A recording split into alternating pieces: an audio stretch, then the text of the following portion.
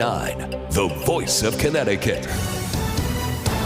Sources say the Justice Department's investigating whether donations to the National Black Lives Matter Foundation were misused by group leadership. The foundation, a separate entity from the Black Lives Matter protest movement, has been criticized for, among other things, spending more than $6 million to buy a house in Los Angeles. Well, it's Halloween for kids and grown-ups. That means lots of candy. And the candy that'll be consumed in the days to come. Dentists say keep that toothbrush handy. For the kids, before they go out trick-or-treating, have them brush their teeth with a toothpaste containing nanohydroxyapatite, as that ingredient can buffer and shield enamel. Then, after eating candy, wait about an hour to brush to avoid hurting your enamel. Also, try and avoid candy that's too sticky, which could loosen fillings, or too hard, which could cause a chipped tooth. Michelle Wright for CBS News, Atlanta. And I'm Steve Kathan, CBS News. WICC 695.9, the voice of Connecticut. Weather update. A wind advisory is in effect through this evening. Partly sunny, windy this afternoon with a high in the mid-50s. Partly cloudy, windy, cold this evening and overnight. Upper 30s to low 40s. Saturday sunny with a high in the mid-50s. I'm meteorologist Paul Piorek on WICC. You're listening to The Download on WICC 695.9, the voice of Connecticut. Now, another in-depth interview with Lisa Wexler. Congressman Jim Himes joins us right now. Hey, Congressman, hello and welcome. Hi. Hi, Lisa. Hi, How you doing? Hi. I'm good. Are you in D.C. today? I just got back from D.C. I was down getting some briefings on these strikes that are happening in the Caribbean. We've been out of session, the House where I work, we've been out of session for coming on 6 weeks now, which is pretty mind-boggling when you think about it. But they're, in virtue of my role on the Intelligence Committee, I had some briefings yesterday on the strikes in the Caribbean. So is it anything you can tell us about from the briefings? What can you tell us? I can tell you a little. I guess I would start with the legality of these strikes. And like everything else in our world, Lisa, this has become partisan. Democrats think it's illegal. Republicans think it's legal. It's worth stepping back and remembering that our Constitution is really clear here, that the Congress gets to declare war. And the Trump administration is making the argument that this isn't a war, that this is a international armed conflict. This is how lawyers make a lot of money. Yeah. But, it's important that Americans think hard about whether they want their president to be able to move a carrier strike group and a dozen other boats and start killing civilians. They may be very bad civilians, but civilians nonetheless, without any consideration by the United States Congress. Secondly, and I won't make this a long speech, I promise, but secondly, 80,000, 90,000 drug overdoses in this country, that's a cataclysm. It's mostly fentanyl. We know that. There's no fentanyl coming out of Venezuela or Colombia. That's cocaine. And so, apart from my worries about the legality of this thing, because I don't think it's legal, I've looked at the official legal opinion that the White House gave to the president and to the Pentagon. It's performative, right? We're blowing up a bunch of boats that are carrying cocaine, not fentanyl. The drug dealers who have seen this before are going to simply move their transit routes to air or to overland, and we're not going to touch the fentanyl, which is the big culprit in killing millions of Americans. So, I have a lot of problems with it, put it that way. The fentanyl thing was specifically discussed by Xi Jinping and Trump and was made part of their tentative agreement the other day. And my understanding, and it's a very cursory understanding, is that China was going to, I'm not sure what they were going to do, scale back their production of fentanyl. Did you read about that? What were they going to do? Well, remember what happens here, and you're on to what really kills Americans here, because it is fentanyl. And the way the fentanyl problem works is that in Mexico, the cartels that used to be focused on cocaine are now making fentanyl. And they're making fentanyl out of industrial chemicals that are common chemicals. People will remember that show Breaking Bad, for folks that watched it. Yes. It's just a chemistry thing. And the chemicals that go into making fentanyl also go into lots of other stuff, industrial processes, making stuff. And so it's pretty hard, right? Because no, the Chinese are not making fentanyl, but they are exporting a huge number of these precursors to Mexico, where the fentanyl gets made. So, yeah, they can do more. They can do more, and I was very glad to hear Xi say that he was going to try to redouble his efforts there.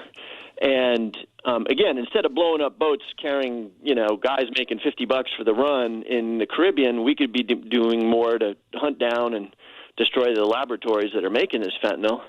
And then finally, and this isn't Hollywood stuff, but the reason this market is there is because there's a massive demand for this stuff in the United States. Tell me about it. And if we could figure out a way, that's right, to reduce the demand, that's right. That would really help. Well, I think we're going in the wrong direction. My personal opinion is that we have sold America on recreational marijuana without doing enough studies on what that means and what the ramifications are. I don't think we're going in the right direction, and we have sports gambling now everywhere that's infecting the integrity of sports, and I think it's gone. It's done. I just think that we are a very loosey-goosey society now with our rationalization of all of our bad habits and temptations, and everything should be legal for everybody. And I just don't think we're going in the right direction, Jim Himes. What can I tell you? I just don't. Yeah, no, I hear that a lot. It's a tough one, right, Lisa, because I really do think it's a tough one, right? As you and I both know, just because marijuana is legal or illegal isn't going to stop people from smoking it or eating it or whatever. Some people, but the legality of it sends a message, particularly to young people, that it's not as bad as cigarettes, that it's not as bad as whatever, and it's wrong. Yeah. It's wrong to think that because it isn't true. Yeah.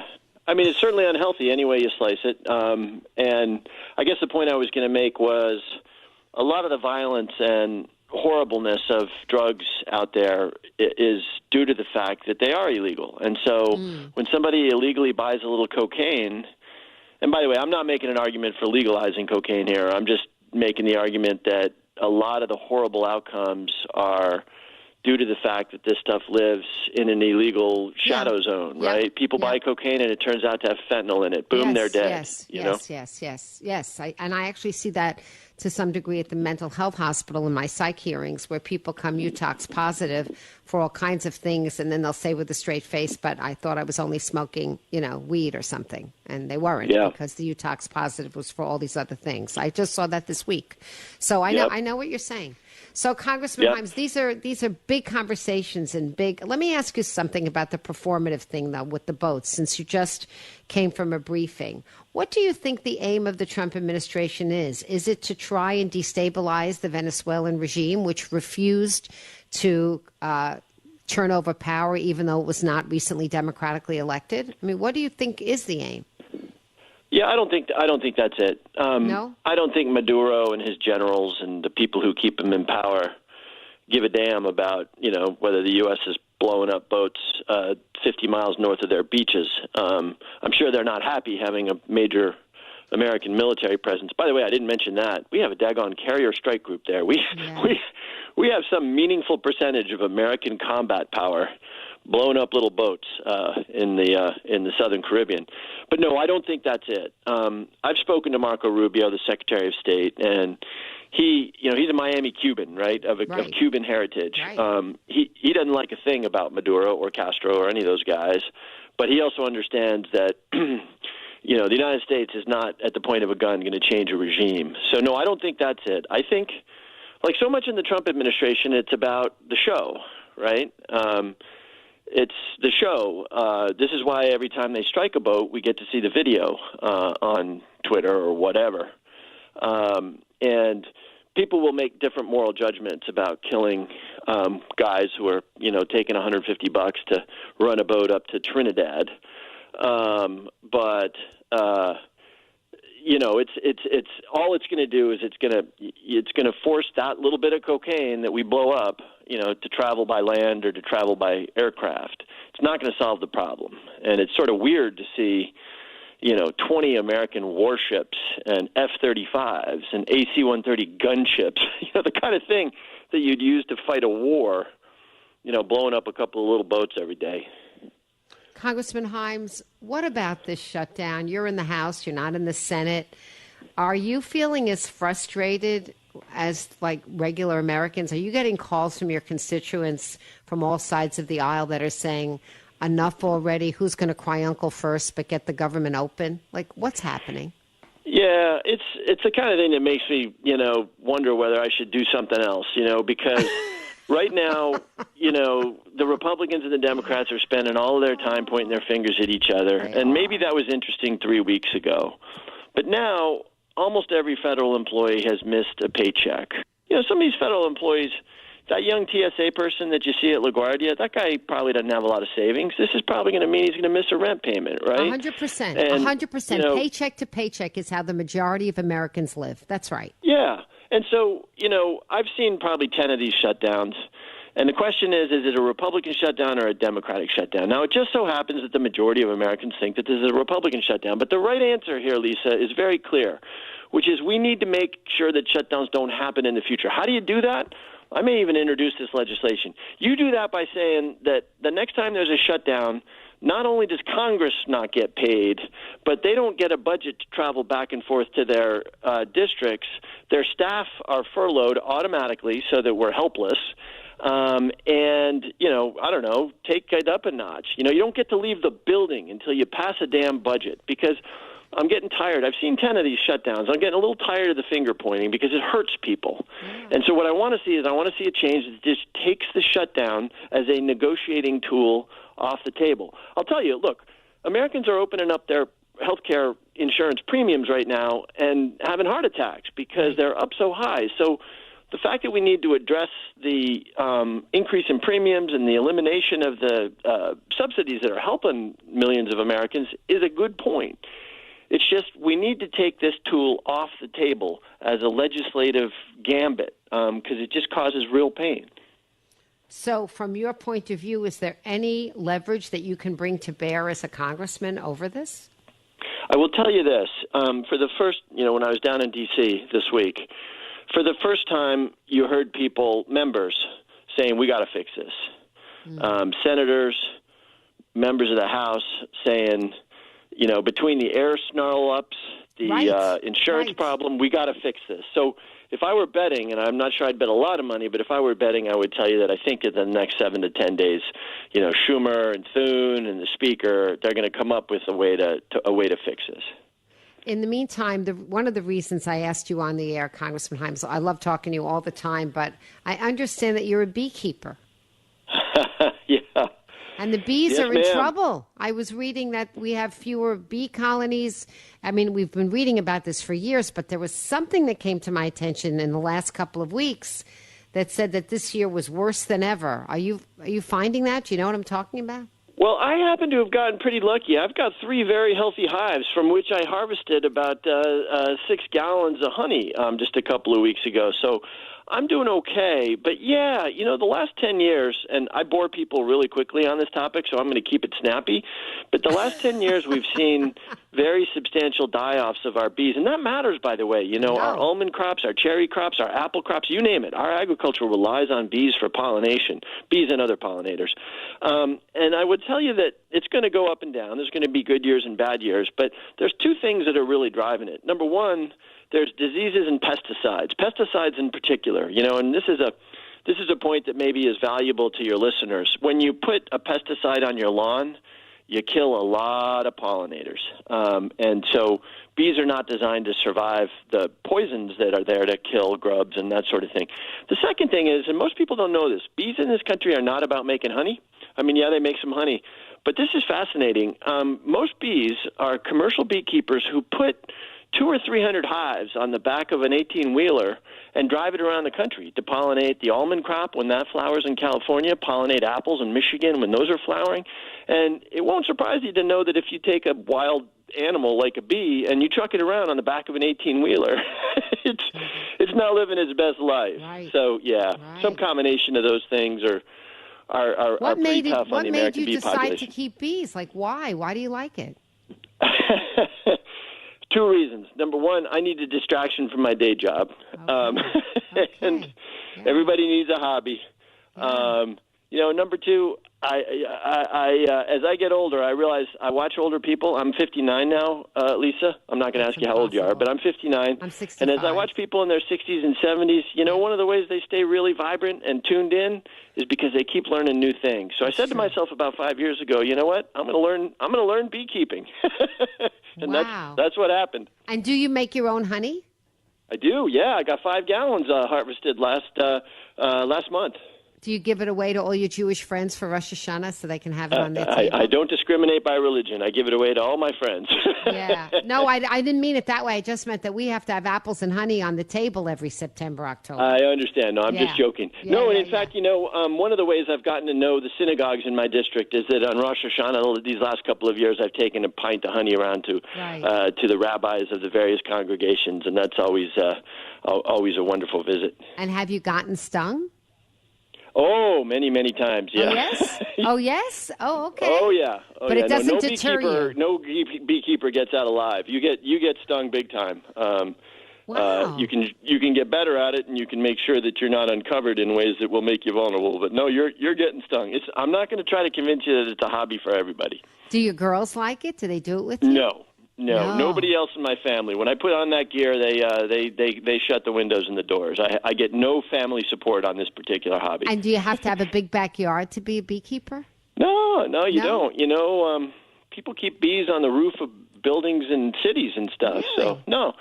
You just need, what you need? You need 10 feet around a hive, because once you're beyond 10 feet, you really don't see the bees. You wouldn't want to put a beehive right up against your neighbor's, back door, right? Wow. So, I think it's very cool to know that about you. It's just a very cool thing. It is. It's fun. Yeah. Again, I think it's not for everybody, but, I don't know if most people agree with me on this, but I think one of the ways we were talking about, marijuana and alcohol and drugs, one of the ways you have a vibrant life without needing to self-medicate is by having interesting things to do that are real, If the alternatives are doom scrolling Twitter, or smoking a joint, there's probably a better way to live. I'm not being judgy about that. I just think that these kinds of hobbies keep us happy.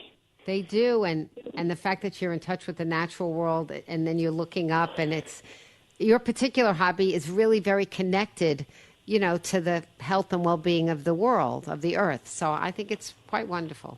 I do. You know what was a neat kind of byproduct, too? After beekeeping for 2 years, I found that whenever I went walking in a meadow or in the woods, I started really noticing the flowers and the pollinators. So, and that was kind of cool. It's the kind of thing that you otherwise might not notice. But when you start thinking about where your bees are getting their pollen and their nectar, you do. Just as you say, you start to appreciate the natural world a little more intensely, maybe. Yeah. It's interesting. I was thinking about the stinging and the venom and the metaphors for the rest of your political life. Oh, my God. Yeah, no, they write themselves, don't they? Oh, my God, they really do. Congressman Himes, wow. Well, have a wonderful weekend. It's Halloween. Enjoy being with the family. And thanks for coming on. And I hope you're right. I hope the shutdown's going to end pretty quickly and people can get paid, and we don't have to worry about the air traffic controllers and the TSA people and all that stuff at the airports. Food stamps, absolutely. Yeah, all of it, yeah. Yep. Thank you so much, Congressman Lisa, thanks for having me. I always love talking with you. Me too. WICC 600 and 95.9, the voice of Connecticut. Weather update. A wind advisory is in effect through this evening. Partly sunny, windy this afternoon with a high in the mid-50s. Partly cloudy, windy, cold this evening and overnight. Upper 30s to low 40s. Saturday sunny with a high in the mid-50s. I'm meteorologist Paul Piorek on WICC. Now, let's take a look back with Norman. Let's hear what happened today in WICC history. It's October 31st, Halloween. On this day in 1926, escape artist Harry Houdini passed away after getting hit in the stomach and having a ruptured appendix.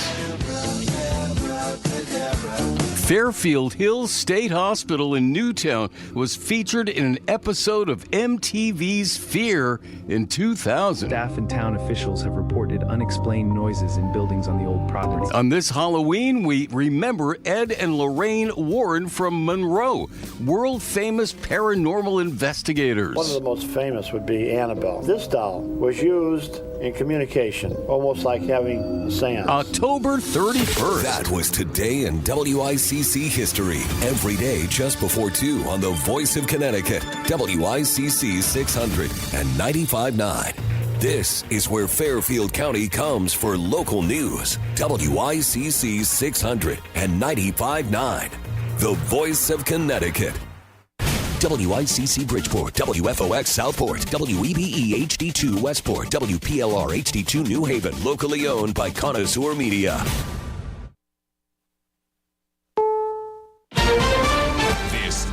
CBS News on the Hour, sponsored by Progressive Insurance. I'm Cammie McCormick. The FBI says it's thwarted a potential terrorist threat in Michigan. 5 people have been arrested, but Anna Schechter reports it isn't clear what they'll be charged with. They had leads. They were working a case over the last several months, and they knew where to be, and that's how this happened. But it is unclear if this was just chatter and if it was actually going to be a real thing in real life. With the government shutdown continuing, President Trump's urging Republicans to do away with the filibuster.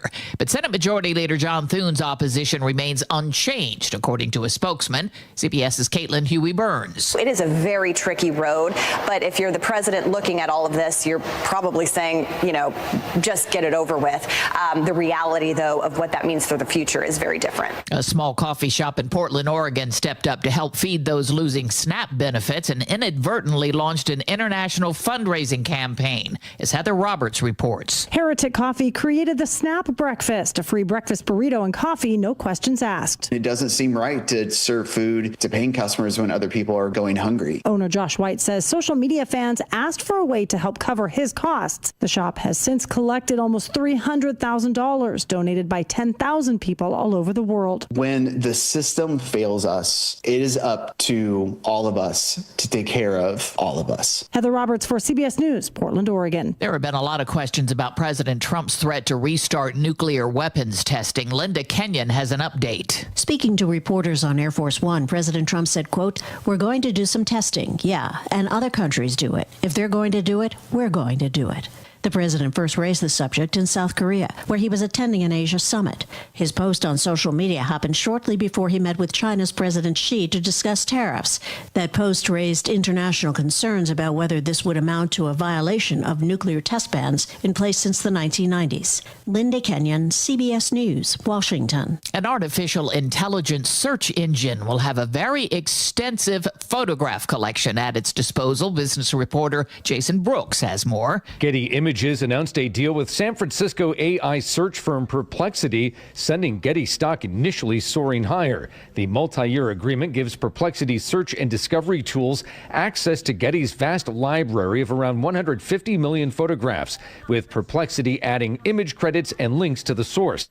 On Wall Street at this hour, stocks are mixed. The Dow is off 42 points. The Nasdaq's higher by 138. This is CBS News.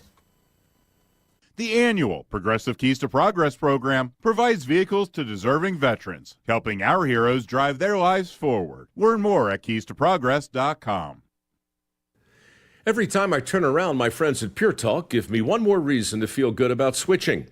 This month, for instance, they're supporting Canines for Warriors, a terrific organization that trains rescue dogs and then pairs them up with combat veterans struggling with PTSD. The result? They're saving lives on both ends of the leash. This is why I switched to Pure Talk. I like being in business with an American wireless company who shares my values.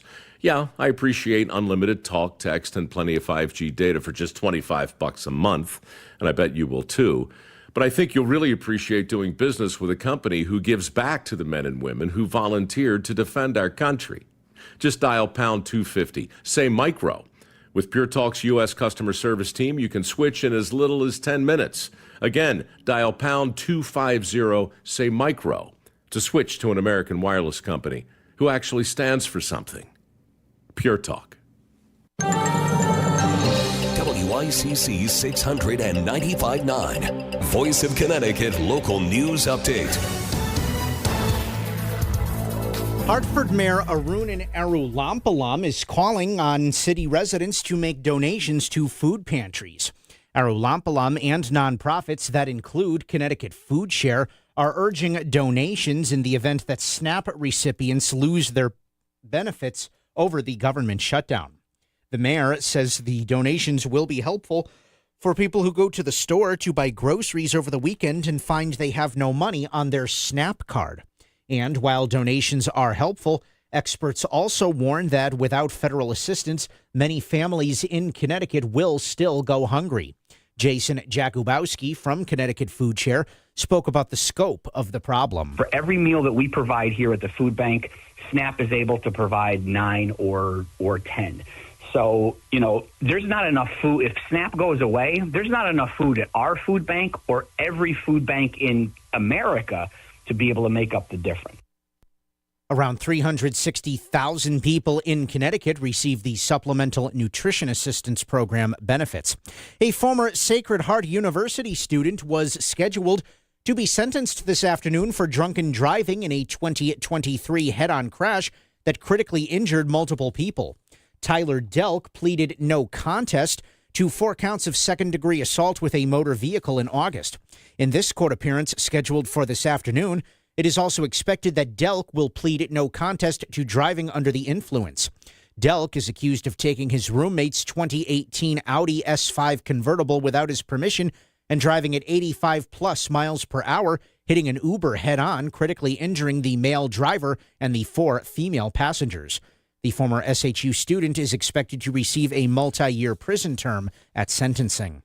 A 26-year-old Danbury woman has been arrested on charges related to a scheme to defraud the online betting platform DraftKings. Prosecutors say Skylar Corte Real was involved in a scam that involved multiple accounts, stolen credit cards, and over $190,000 in fraudulent activity. Corte Real is charged with second-degree larceny, along with first-degree identity theft and computer crimes. She's due in Danbury Superior Court on November 6th. And AAA is reminding drivers and pedestrians to be aware of each other tonight for Halloween. Data shows that it's one of the most dangerous nights of the year for pedestrian versus vehicle incidents. Drivers should ditch distractions, avoid cut-through roads, and of course, drive sober. Pedestrians should know the rules of the road, travel in groups, and wear reflective or bright gear to be easily spotted. I'm Chris Williams with WICC News. WICC Smart MLS Right Now Traffic. 95 southbound congestion delays heavy through Stamford. Overall, the Parkway is your best bet.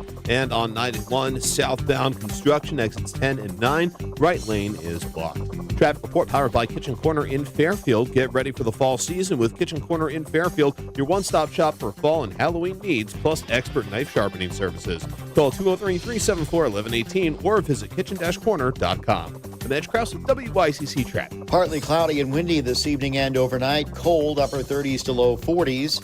Saturday, sunny with a high in the mid-50s.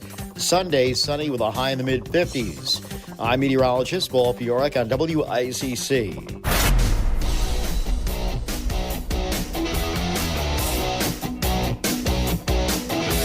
You're listening to Connecticut Today with Paul Piselli on WICC 600 and 95.9, the voice of Connecticut.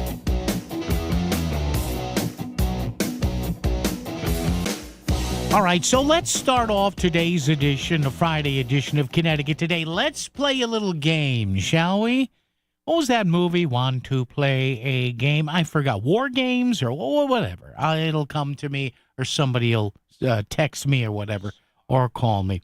203-333-9422. So we're going to play a game to start this edition of the program on a Friday. Thanks for joining us. We're going to play Who Makes More Sense? Now, we're going to compare 2 U.S. Senate members here. One with a short, sweet statement, and the other one with about a minute and change of bullcrap. And you can tell where you can, and this is, people will tell you who they are, right? People who say, I like people who say, cut the crap, let's just get this done. The kind of people that drive me crazy are the people, well, let's look at this from certain angles. No. Stop the cock and bull routine here. We know where you're coming from. So the game to start on Paulie's little edition today, Friday of Connecticut Today, is Who Makes More Sense? The sitting U.S. Senate member who has $12 million in the bank and fancies himself a White House candidate, Chris Murphy. All right. Hey, Chris, I should have asked you to do this. Chris Williams, do we have the studio audience noise? I should have, do we or not? I should have asked you for this previously. Do we have the studio audience noise? Anyway, well, we'll imagine here that there might be some, unless it's easy at hand, No, probably isn't. I'm sorry. I should have mentioned that earlier. Okay. Yeah, the studio audience noise. Yeah, okay. Yeah. So, yeah. All right, so please, let's do it again from the top. Ladies and gentlemen, please welcome Connecticut U.S. Senator Chris Murphy. Great to see you, Senator. How are you? Listen, Chris Murphy has, $12 million in the bank. He's got a new girlfriend. He's growing a beard. And he's one of these guys who does not want to reopen the government and feed people on the weekend. So, folks, sit back in your recliners at home. Sit back in your rockers. And here, and I'm not making this up.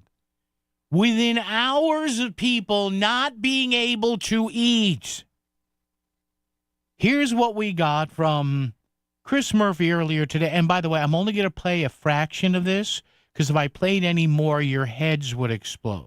So, Senator Murphy, you're first up, sir. You have the floor. Republicans think the American people are dumb. They aren't dumb. They know who's to blame for the shutdown. Here's the latest poll. 53% of Americans say that Republicans and Trump is to blame. Only 37% say Democrats.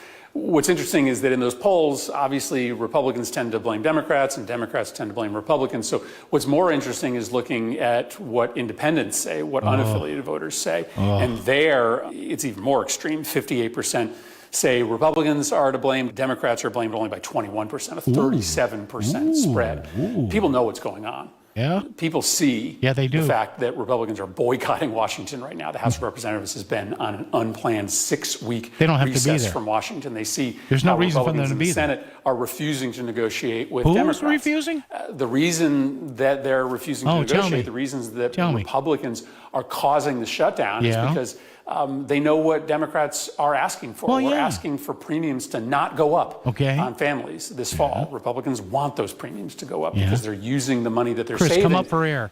To finance their tax cut for billionaires. They don't want to negotiate with Democrats because they know that we're going to ask for provisions in the budget that make it harder for Donald Trump to engage in his censorship campaign, make it harder for him to destroy democratic norms. Here it comes. They know they'd get in trouble with Donald Trump if they stood in the way of his campaign to try to destroy our democracy. Destroy our democracy. There it is. All right. How about a round of applause for Senator Chris Murphy, ladies and gentlemen? Yes.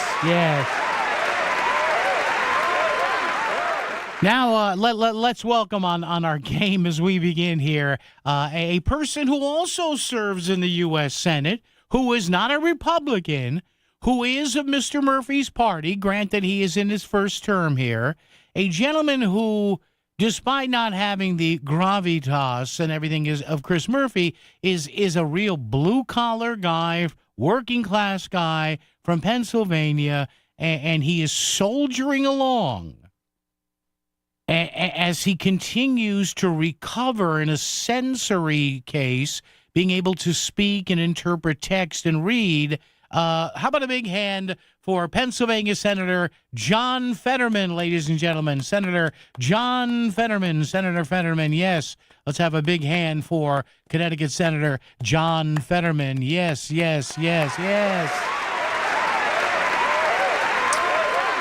Now, we heard Chris Murphy right now. Now, just to let you know, that Murphy pablum was 1 minute and 25 seconds. And he was giving us numbers, and he was showing us how erudite he was. Here in 23 seconds is far more sense than you heard from Chris Murphy in 1 minute and change. Here's 23 seconds of a recovering stroke victim having more sense than Chris Murphy. As a Democrat, I am incredibly, I've been disappointed, and I refuse to have a political gamble that's going to put those kinds of food security for 42 million Americans at risk on this. Now, some people might be afraid of the extreme left, but I am not one. I am not one of those Dems. How about that? A big hand for Pennsylvania Democratic Senator John Fetterman, who in about 1/4 of the time and far less bullcrap basically said, look, I'm a Democrat. I know there are concerns here. I'm not going to be beaten into submission by the far left. He mentions it. He basically says, and by the way, that was from his appearance last night with Chris Cuomo on News Nation. That was making the rounds this morning. And, here's the juxtaposition, folks. Chris Murphy talking about the oligarchs and destroying democracy. And we got a minute. And by the way, that Chris Murphy thing was about 3 minutes. I spared you in the middle. Because if I played that whole Chris Murphy thing, Chris would have had a news story later on of people in Fairfield County jumping off buildings. So that's why I spared you the crazed ramblings of Chris Murphy. But having said that, again, in all seriousness, John Fetterman. As a Democrat, I am incredibly, I've been disappointed, and I refuse to have a political gamble that's going to put those kinds of food security for 42 million Americans at risk on this. Now, some people might be afraid of the extreme left, but I am not one. I am not one of those Dems. He's not afraid of the extreme left, and right there, Senator Fetterman tells you what's going on here. Chris Murphy and Rosa DeLauro and Jim Himes and everybody will give you the ba-ba, and John Fetterman. And you can hear a guy, God bless him, I've had strokes in my family. You can hear he's just about getting back up to speed on speaking and on really telling people what's going on here. And John Fetterman said, no, I'm not going to be intimidated by the left. So I hope in that we had our little game show today to open the show. So I ask you at 203-333-9422, 333-WICC.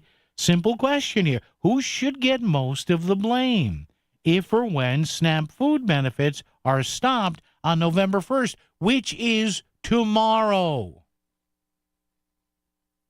Which is tomorrow.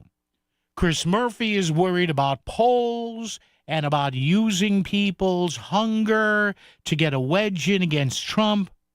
And John Fetterman, an old-line Democrat from Pennsylvania, says, no, I'm not going to be bullied by the lefties in my party. Who do you believe? After hitting snooze 6 times today, you got up, ran out the door, sat in traffic, and by the time you reached the office, the last donut was gone. Now, head over to voiceofct.com and sign up for the City Line Florist Breakfast Brigade. We'll pick up delicious treats from Cakes by Sonia and make our way to any office in Southern Connecticut that needs us. Become the hero of your office with a WICC City Line Florist Breakfast Brigade, so the boss won't mind if you sleep in. Having the right winter tire matters, so take control of the roads this winter with a new set of Bridgestone Blizzak tires from Town Fair Tire. Town Fair has the region's largest inventory of Bridgestone tires, all at the guaranteed lowest prices you'll find anywhere. And with 100 locations, you'll find a Town Fair near you. For the guaranteed lowest price on Bridgestone Blizzak tires and the most free services for life, nobody beats Town Fair Tire. Nobody!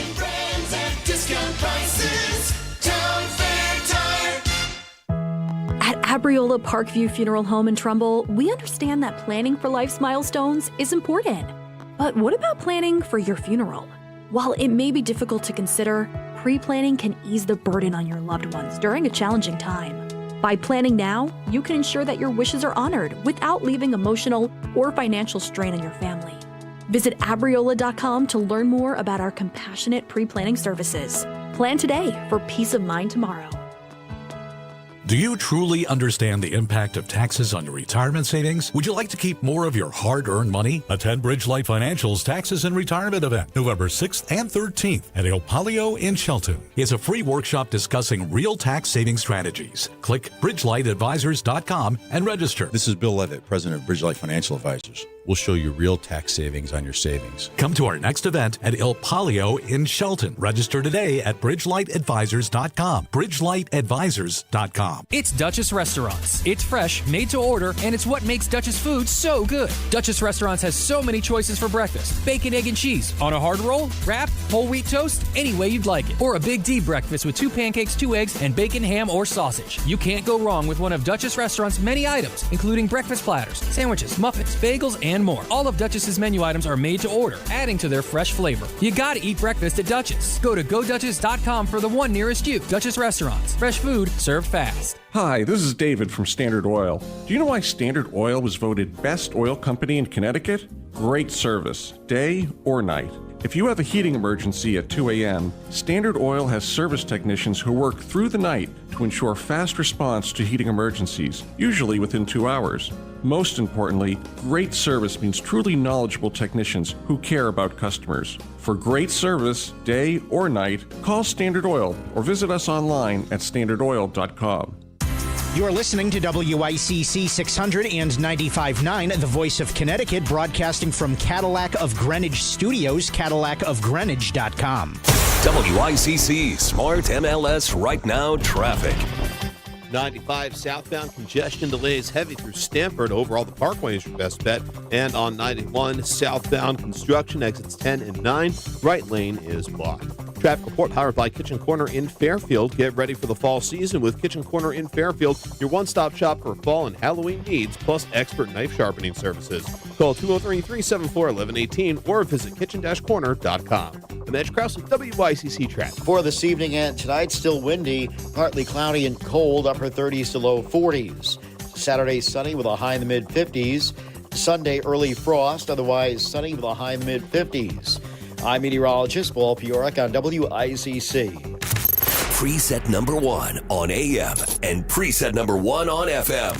Back to Connecticut Today with Paul Pacelli on the voice of Connecticut, WICC 600 and 95.9. They don't want to negotiate with Democrats because they know that we're going to ask for provisions in the budget that make it harder for Donald Trump to engage in his censorship campaign, make it harder for him to destroy democratic norms. And they know they'd get in trouble with Donald Trump if they stood in the way of his campaign to try to destroy our democracy. Yes, there's a battle for the soul of the Democratic Party. That was Chris Murphy. Some people might be afraid of the extreme left, but I am not one. I am not one of those Dems. And that's Democratic Pennsylvania U.S. Senator John Fetterman. So who do you like? Who do you believe here? 203-333-9422, 333-WICC.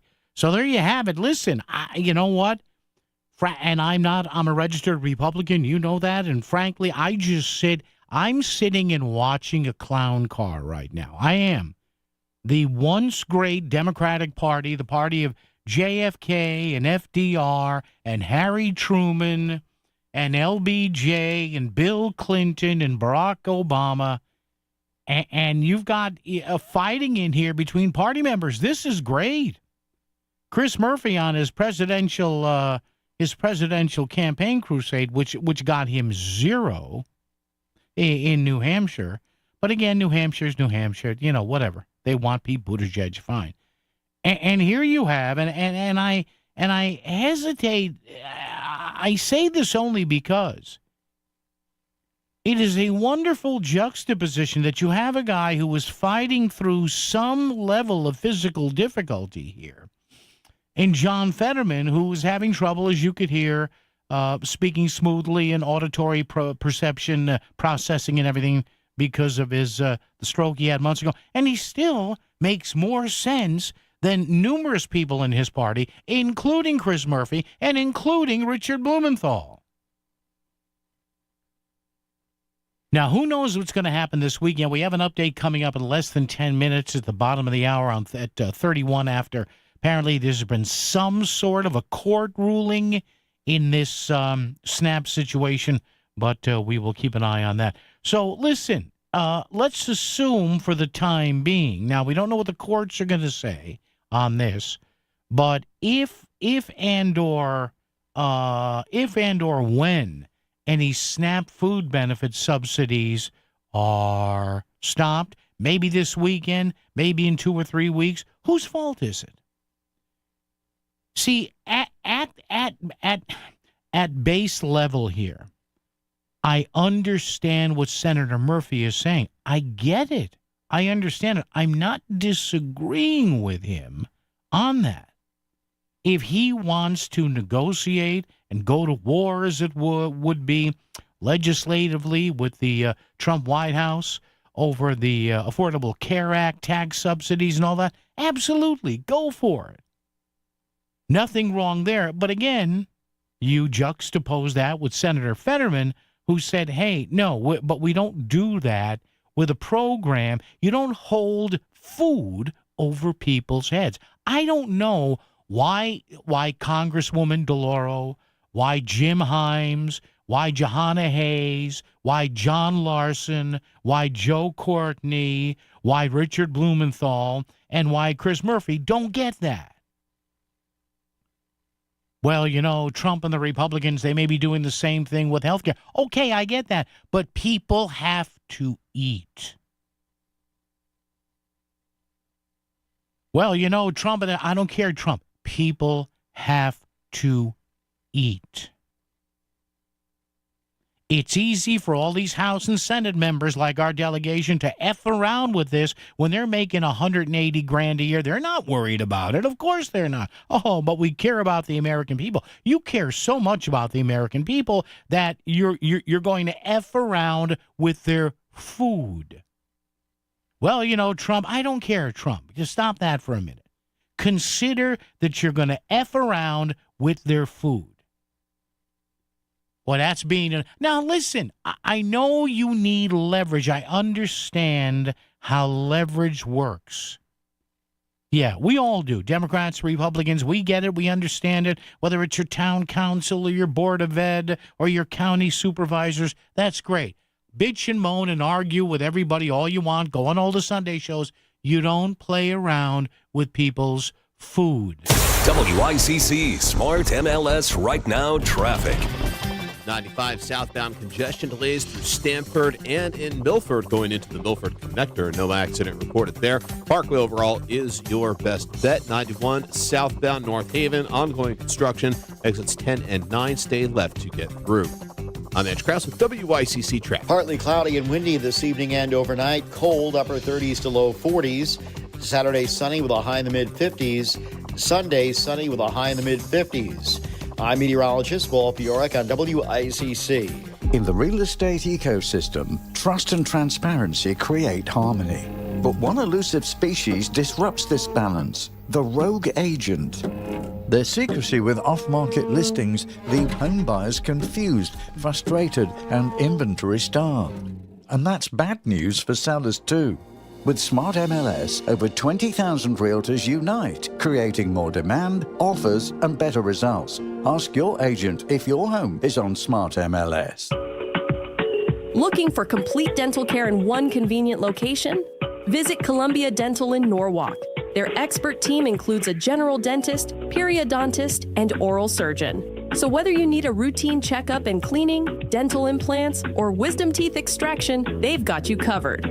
Quality care all under one roof. Call Columbia Dental in Norwalk today at 203-299-0111 or visit columbiadental.com.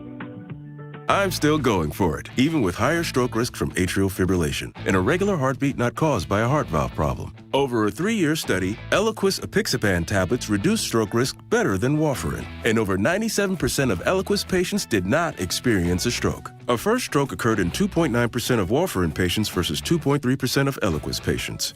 Don't stop prescription Eliquis without asking your doctor. Stroke risk may increase. Eliquis can cause serious and potentially fatal bleeding. Don't take if you have an artificial heart valve, abnormal bleeding, or antiphospholipid syndrome. While taking, you may bruise more easily or bleed longer. A spinal injection increases blood clot risk, which may cause paralysis.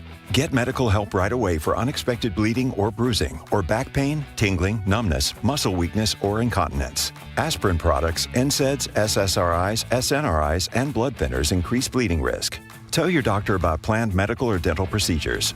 Learn more at Eloquist.com or call 1-855-ELOQUIS. Selling your home is a big decision. You deserve someone who truly listens and picks up the phone when you call. I'm Jonathan Carbeauty with Carbeauty Real Estate, and we make real estate simple. Whether you're ready to sell, just exploring your options, or even want a cash offer on your property, call me directly at 203-980-6886. No pressure, just real results. Sell your home smoothly when you call Carbeauty. Go to CarBeautyRealEstate.com.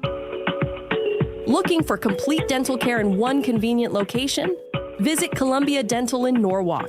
Their expert team includes a general dentist, periodontist, and oral surgeon. So whether you need a routine checkup and cleaning, dental implants, or wisdom teeth extraction, they've got you covered. Quality care all under one roof. Call Columbia Dental in Norwalk today at 203-299-0111 or visit columbiadental.com. Discover the finest flooring in Southern Connecticut at Courtesy Carpet. With over 50 years experience, from intricate area rugs and durable vinyl to elegant stair runners, they have it all. Shop anywhere, but see them before you buy. Visit L&J and their team on Route 111 in Monroe or at courtesycarpet.com. Financing is available, so you can get the floors you love today. Trust the experts in quality flooring, because at Courtesy Carpet, your satisfaction is their courtesy. This is WICC 695.9, the voice of Connecticut. CBS News Brief. 5 people were arrested in Michigan in what the FBI director says was a potential terrorist plot. Gino Vici reports 2 of those arrested were minors. Sources say it was an ISIS-inspired group that was planning a Halloween attack.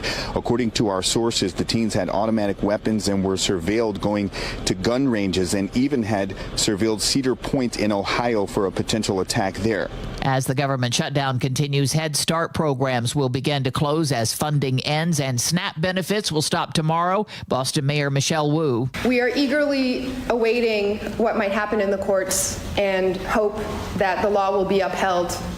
But in the meantime, we are preparing for every scenario. And this just in, a federal judge in Rhode Island today blocked the administration from suspending food assistance during the shutdown and issued a temporary restraining order at the behest of cities and nonprofits. CBS News Brief, I'm Cammie McCormick. WICC 695.9, Voice of Connecticut Local News Update. A former Sacred Heart University student was scheduled to be sentenced this afternoon for drunken driving in a 2023 head-on crash that critically injured multiple people. Tyler Delk pleaded no contest to 4 counts of second-degree assault with a motor vehicle in August. In this court appearance scheduled for this afternoon, it is also expected that Delk will plead no contest to driving under the influence. Delk was accused of taking his roommate's 2018 Audi convertible without his permission and driving at 85-plus miles per hour, hitting an Uber driver head-on, critically injuring the male driver and the 4 female passengers. The former SHU student is expected to receive a multi-year prison term at sentencing. Connecticut cities and towns are calling on their residents to make donations to food pantries. Arulampalam and the Mayor of Hartford and nonprofits that include Connecticut Food Share are urging donations in the event that SNAP recipients lose their benefits over the government shutdown. The donations will be helpful for people who go to the store to buy groceries over the weekend and find they have no money on their SNAP card. And while donations are helpful, experts also warn that without federal assistance, many families in Connecticut will still go hungry. Jason Jakubowski from Connecticut Food Share spoke about the scope of the problem. Every meal that we provide here at the food bank, SNAP is able to provide 9 or 10.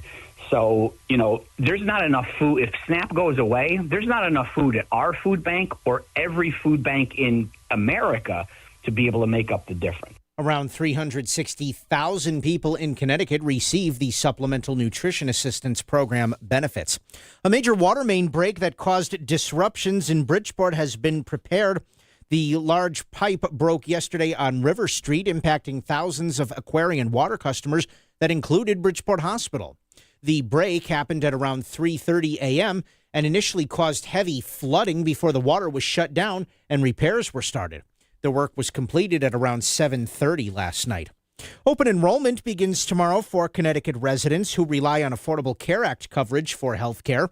Just last weekend, many of those residents received a letter that their rates will be going up by an average of 26%, with some facing rates that have more than doubled. The rate hikes affect anyone using Husky Care or Access Health CT. Governor Ned Lamont has advised residents to wait before enrolling in a new plan. For every meal that I would not do it on November 1st. I think the world will change a lot over the course of the next 30, 60 days.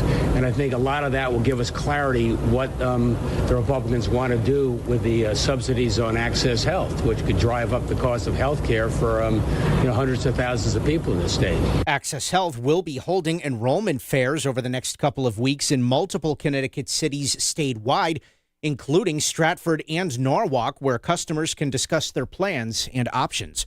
Over 150,000 people in Connecticut use Access Health. And a popular bar in the Devon section of Milford is closing for good after tonight's service. The Hair of the Dog Bar and Grill on Bridgeport Avenue will be closing 1 day short of its 5-year anniversary. Owner Sandra DeRosa says she has decided now is the time to, quote, stop and smell the roses. DeRosa is hoping to see as many people as possible tonight before permanently closing the doors. I'm Chris Williams with WICC News. WICC Smart MLS Right Now traffic.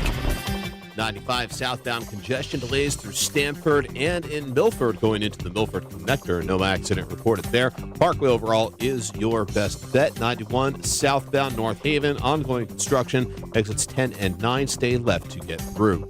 I'm Edge Krause with WICC traffic. For this evening and tonight, still windy, partly cloudy and cold, upper 30s to low 40s. Saturday, sunny with a high in the mid-50s. Sunday, early frost, otherwise sunny with a high in the mid-50s. I'm meteorologist Paul Piorek on WICC. If Greenwich is talking about it, so is Paul. Connecticut Today with Paul Piselli on WICC 600 and 95.9, the voice of Connecticut. All right, as you just heard there, bottom of the hour from CBS News, we have a bit of a legal story here regarding those SNAP benefits that may dry up, may or may not. Looks like they won't completely dry up now, but, and I'll just pick a version of this because this is now popping up all over the place. A judge tells the White House that despite the ongoing government shutdown, SNAP benefits must continue. Now, this is a federal judge in Rhode Island. That judge has blocked the Trump White House from ceasing to pay SNAP benefits during the shutdown.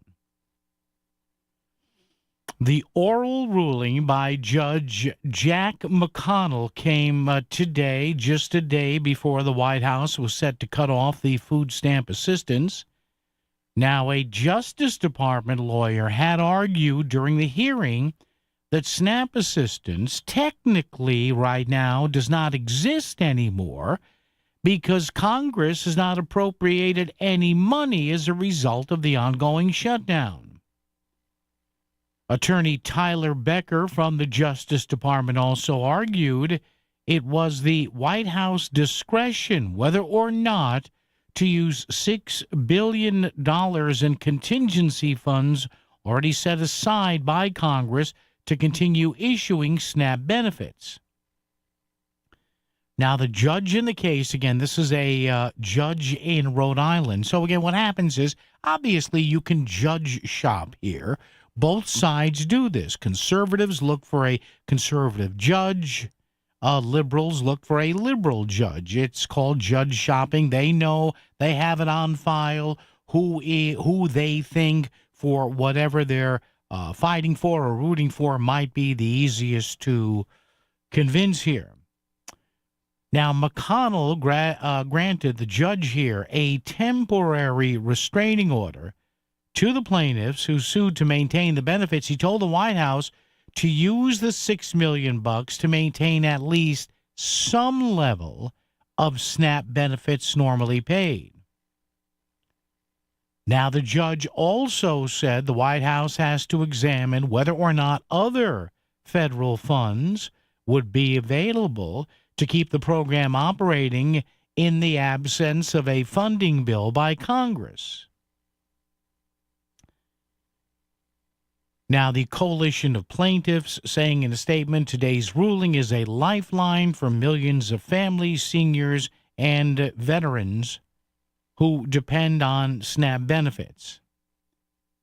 The plaintiffs include a group of cities, charitable and faith-based nonprofit groups, unions, and business organizations as well. So there you go. So now we're waiting to see how this may work again. Now, does this mean somebody just goes to a keyboard here at I think the Agriculture Department does this? I don't know. I'm not sure. These are EBT transfers, I guess. And they're done at there's got to be somebody right now who, if the White House and if Congress, if the Republicans in Congress say, well, okay, go ahead, this judge has spoken, I'm sure who do they call? Do they just call somebody who rolls over to a keyboard or a workstation? All right, let me go do it. I mean, I don't know. Now, this is the second judge that's ruled on that. Now, is the White House, is the Justice Department going to appeal this? Will another level of court, say a more friendly judge, maybe on the conservative side, say, no, that judge overstepped his bounds here? Let me see. This is Judge Jack McConnell. Let me just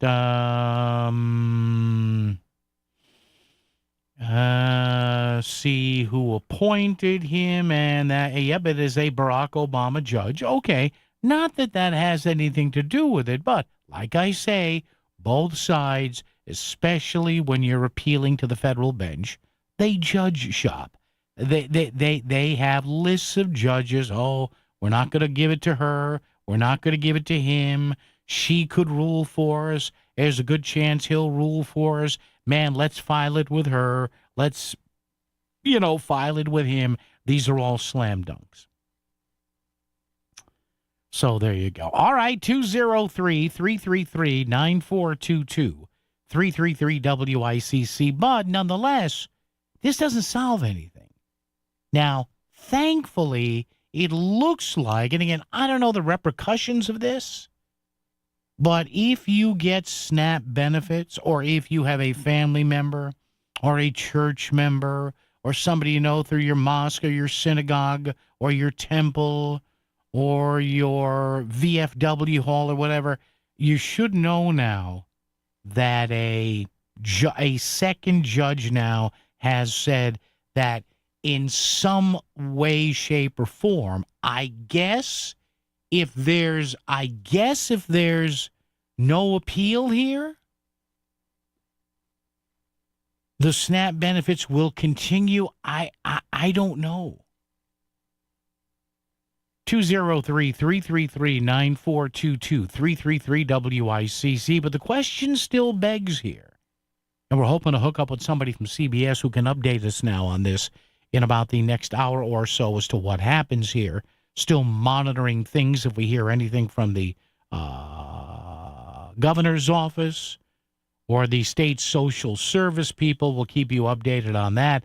Now, again, there are people here in the state, I think on both sides of the aisle, saying, hey, as far as Connecticut's concerned, let's tap into some of the rainy day fund, which I think is, $4.5 billion or something. But again, are we even allowed to do that? I don't know. But you kind of figured something would happen. Now, not that anything has definitely happened either way, but we're getting some indications here. We shall see. We'll take a break momentarily. First, Bill in New Haven starts us off today. Bill, how are you, sir? Well, no food stamps, huh? Well, a judge... UI bill's going up. Yeah, more for UI. Imagine Grandpa tomorrow. No food stamps. Bill, wait a minute, Bill. Who should we vote for, Bill? I thought you were a Republican. Get him out of there. There you go, Bill. Yay! Hey, and 80 is finally turned the heat on this place. Oh, they did. You got heat. Bill's got heat. Yeah, well, yeah. Woohoo! Anyway, I'll keep you updated with the heat. Yes, Just keep please. up. All right, Bill. All right, buddy. Be careful Let's out there, go. Bill. Yeah. No, I mean, I'm locked in. I ain't Halloween. No, watch the Halloween crazies. Thank you, Bill. All right, how about that? Bill in New Haven's got heat. Thank you on Chapel Street. There. Yeah. There you go, Bill. The studio audience very happy that our friend Bill, who keeps an eye on New Haven for us and warns us about all the crazies, Bill has heat. Hey, it's Melissa Sheketoff, host of Melissa in the Morning, here on the Voice of Connecticut. I want to tell you about MADE, a leadership series of events I've been hosting with the Department of Economic and Community Development and the Connecticut Business and Industry Association. MADE is designed to equip Connecticut's industry professionals with connections, resources, and insights to create opportunity in today's business landscape. Join me at Reputation MADE, Thursday, November 6th at UConn Stamford from 11:30 to 3 p.m. Learn from a league of marketing, communications, and advocacy pros like Stu Leonard on how to cut through the chaos, master storytelling and media strategy, and build influence and authentic engagement with your audience. Reputation MADE, November 6th at UConn Stamford. Learn how to make your business stand out. Reserve your spot and get more information at ConnecticutMade.com. Join me on November 6th at UConn Stamford and get MADE. ConnecticutMade.com. Do you have 3 ex-wives and your current trophy wife wants a life insurance policy 3 times the size of the policies you had to purchase for your previous mistakes? If so, you need to call Big Lou at Term Provider, 800-859-3220. Big Lou is intimately familiar with your problems, and if you're 50 to 60 years old and in reasonably good health, a $1 million policy should only cost about $100 to $200 per month. Big Lou may have a solution for your previous policies as well. You may even save enough money to lighten the load on your new $1 million policy. Remember, call Big Lou. He's like you, except he's only on number 2. Call Term Provider at 800-859-3220. That's 800-859-3220 for $1 million in term life insurance that you can live with. Call Big Lou at 800-859-3220. 800-859-3220. WICC Smart MLS Right Now Traffic. 95 southbound congestion delays through Stamford and in Milford going into the Milford connector. No accident reported there. Parkway overall is your best bet. 91 southbound North Haven, ongoing construction. Exits 10 and 9 stay left to get through. I'm Edge Krause with WICC Traffic. Partly cloudy and windy this evening and overnight. Cold, upper 30s to low 40s. Saturday, sunny with a high in the mid-50s. Sunday, sunny with a high in the mid-50s. I'm meteorologist Paul Fiorik on WICC. Listen to Connecticut Today with Paul Pacelli while you work at voiceofct.com to your bookmarks. The voice of Connecticut, WICC 600 and 95.9.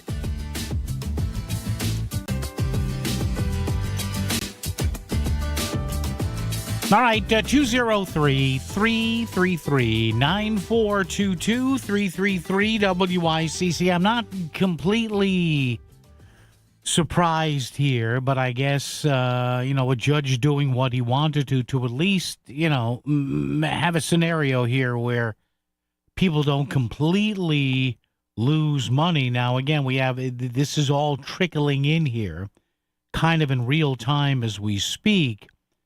This version from the Hill, a judge has ordered the White House to pay SNAP benefits with emergency funds. Now, that's that $6 billion money set aside that is only to, as both of my legal eagles said here earlier in the week, Thane Rosenbaum from CBS and Mike O'Neill from the Landmark Legal Foundation, that act that they cite there is only supposed to be used for disasters or emergencies, but as we predicted yesterday, the judge said apparently go ahead and use it. It's roughly $5.25 billion it's not enough to cover the whole month. So the whole month, or a complete month of SNAP costs, the month of November would cost $9 billion. This is $5.25 billion that was set aside for emergencies.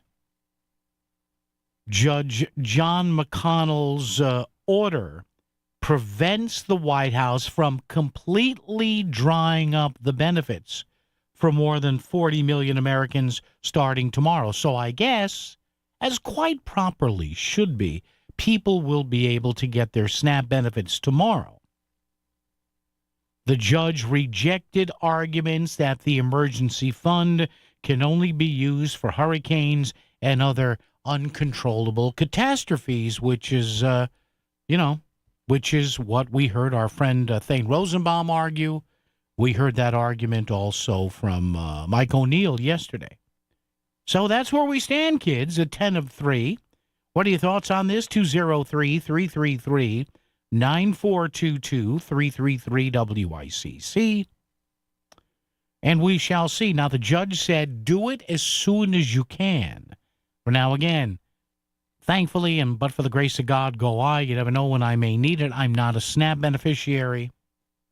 So I don't know if there's enough time between tomorrow and midnight, whether now and 12:01 a.m. Tomorrow morning, which would be Saturday morning. I don't know.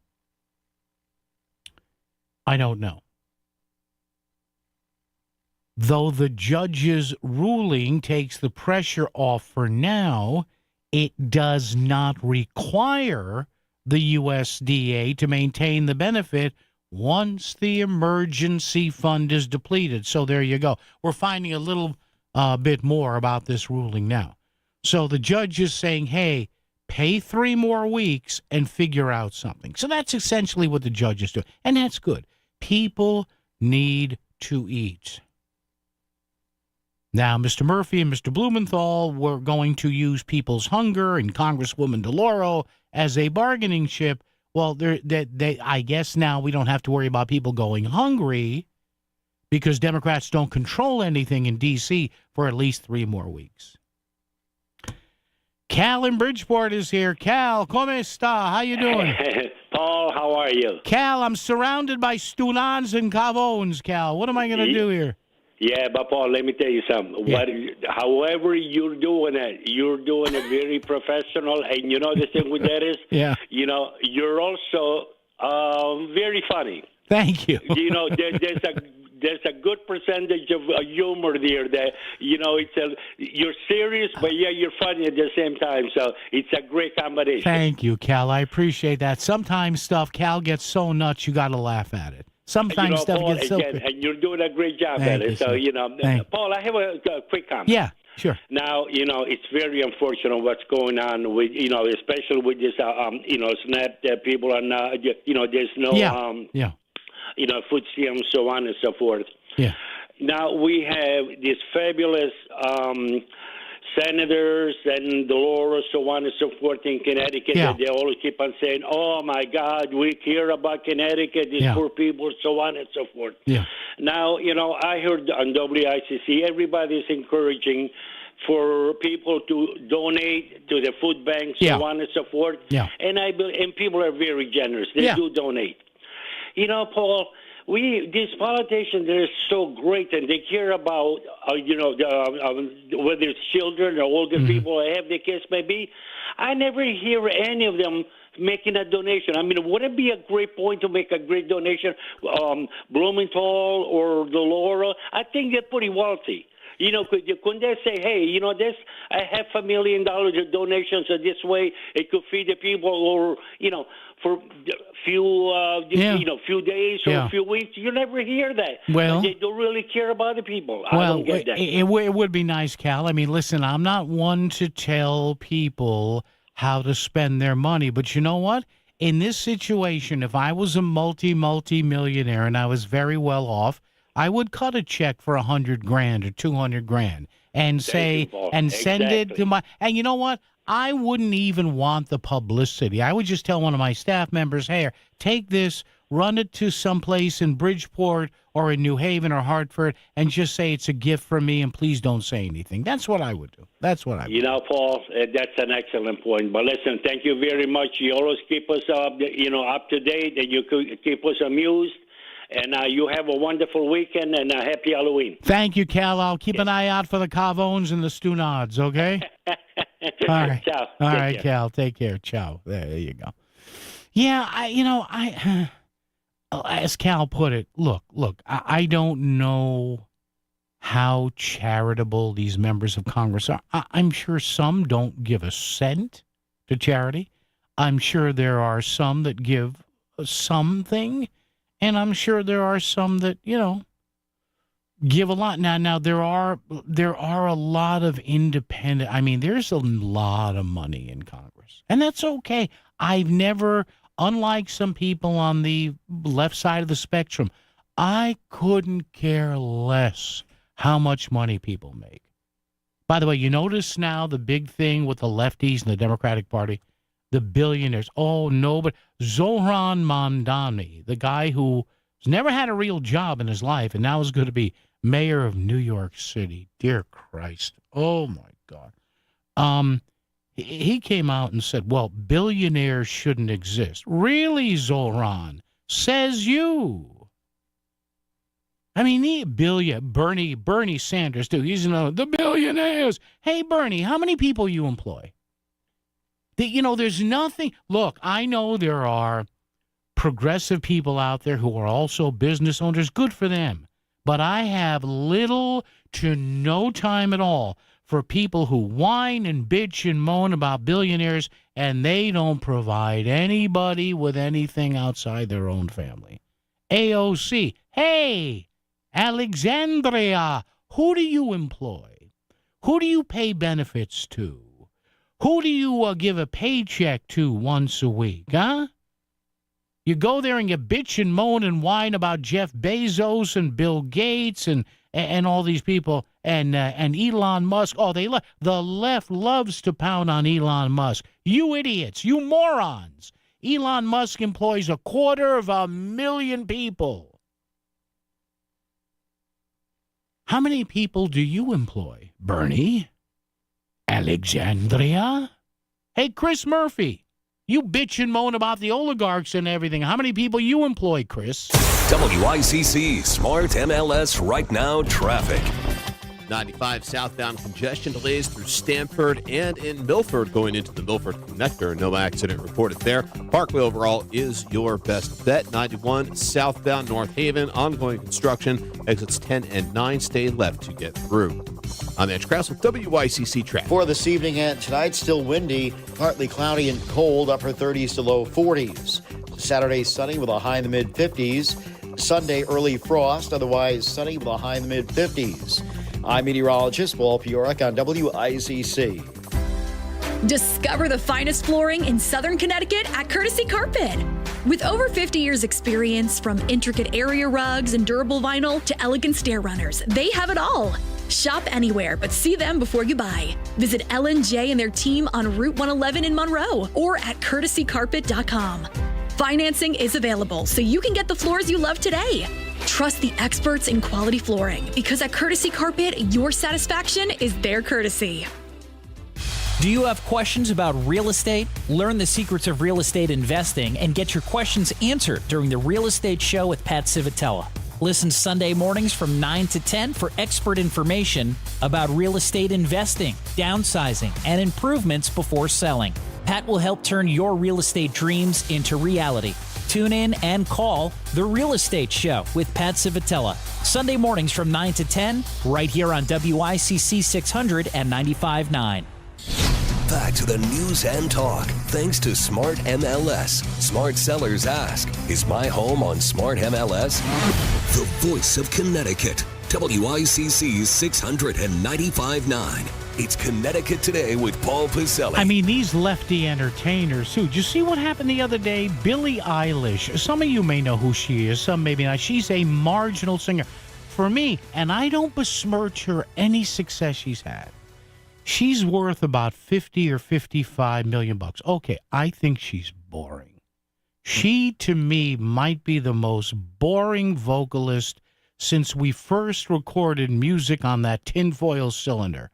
Oh, my God. Hey, what do you think of Billie Eilish? Oh, what? Sorry. She receives an Innovator Award the other day and dares billionaires to give away their money. Hey, Billie, go shove it. I love these multimillionaires telling billionaires because they're guilty to give away their money. WICC Bridgeport, WFOX Southport, WEBE HD2 Westport, WPLR HD2 New Haven, locally owned by Connoisseur Media. This is CBS News on the Hour, sponsored by Progressive Insurance. I'm Cammie McCormick. A federal judge has just ordered the Trump administration to pay for SNAP food assistance during the government shutdown. Christopher Cruz reports. A federal judge in Rhode Island said the program, which costs about $8 billion a month to fund nationally, has to be continued using at least a $5 billion contingency fund, and asked for an update on progress by Monday. A judge in Massachusetts also gave the administration until Monday to say whether it would partially pay for the benefits for November with contingency money or fund them fully with $23 billion in additional funds that almost half the states say can be used. Alice Stefanik is with the New Jersey Food Bank and says they usually would be preparing for Thanksgiving now, but instead it's a surge in need from SNAP beneficiaries. The funding definitely helps. You know, emotionally we're ready. Food-wise, we're going to have as much food as we can for households that we're trying to serve, but we need all the help that we can get. Christian Benavides at Orlando's airport reports air traffic controllers and others still working without paychecks. Several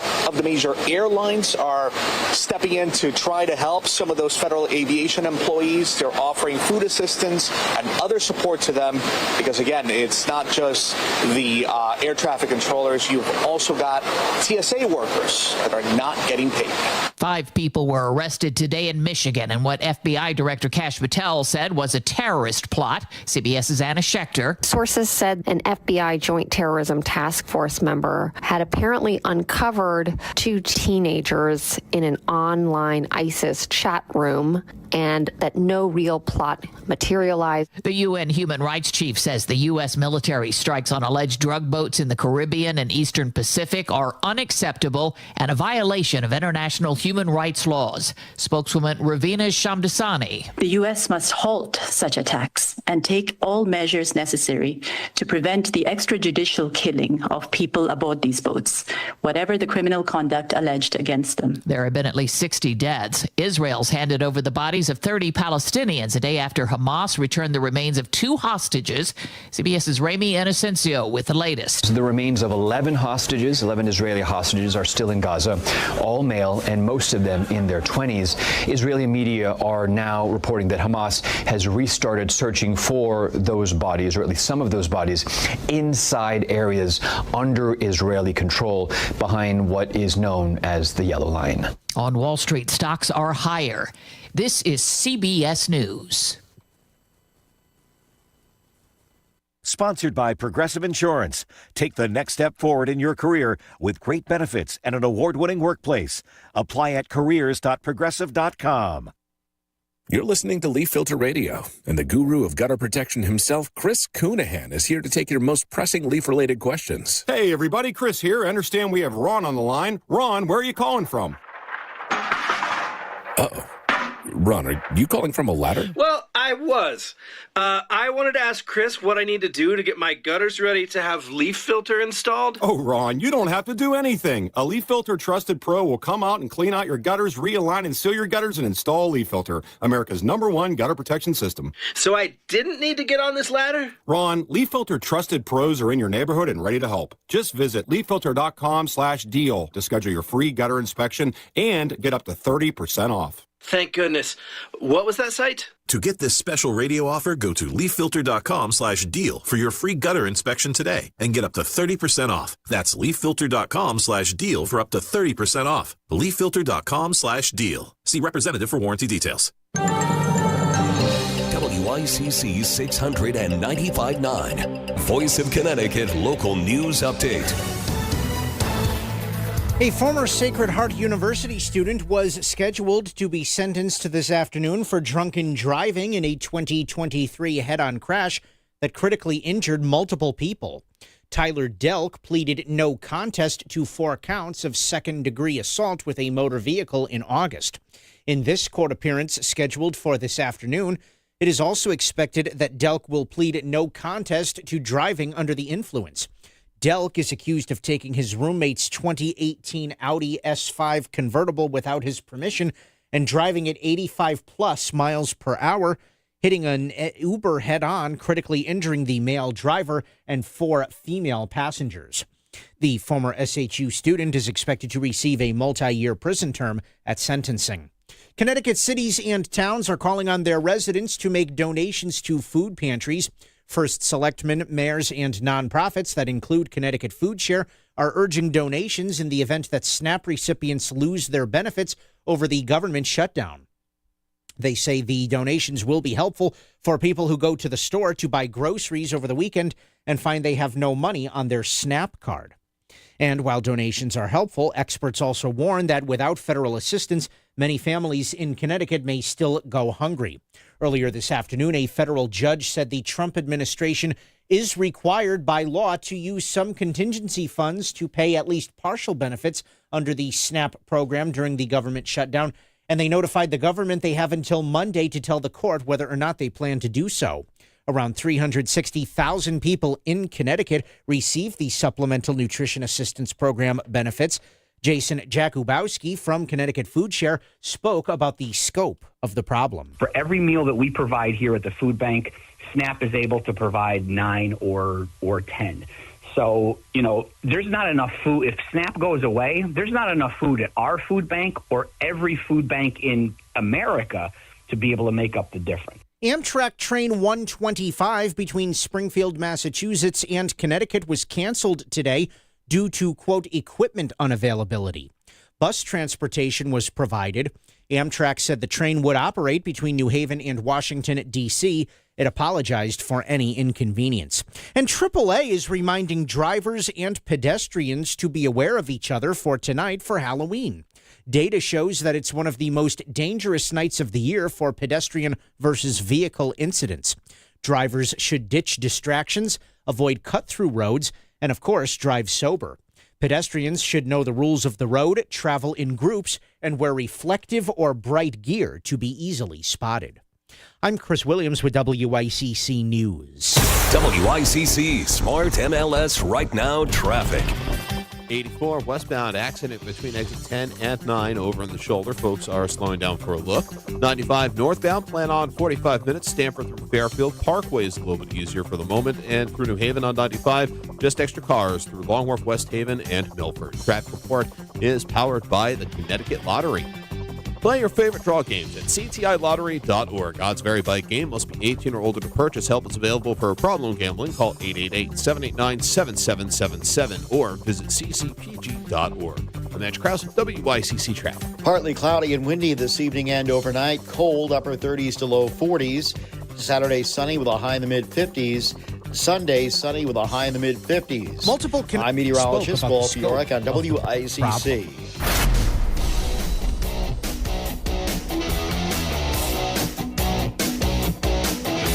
You're listening to Connecticut Today with Paul Piselli on WICC 600 and 95.9, the voice of Connecticut. So thankfully, a federal judge in where's this, in Massachusetts, has saved people from the idiocy and the lunacy of Chris Murphy and Richard Blumenthal and the other nonsensical Democrats in the Senate, telling the administration, hey, you've got to at least release $5.25 billion worth of SNAP benefits that should cover for 3 weeks.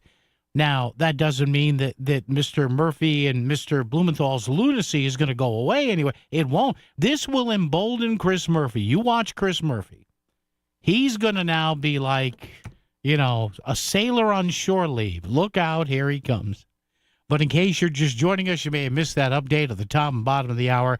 A federal judge now, 2 judges now, there's no guarantee the White House is going to do this. They could just appeal this, but maybe now the White House will look at the Republican base and say, hey, a couple of judges have said this. Now, what they will do is, and if I was a PR or a media professional advising them, you spin this. It's all a spin cycle. So what you say is, well, obviously these two federal judges have seen the intransigence of Senate Democratic leader Chuck Schumer staying in the way of people eating, so they have ordered us to release these funds, and we will abide by the judges' ruling or the rulings from these judges, and we have 3 more weeks to work this out. And by the way, this doesn't cure the other people not getting paid here. Right? And that soundbite I played before from John Fetterman, he said this is the left wing of the Democratic Party screaming at everybody else.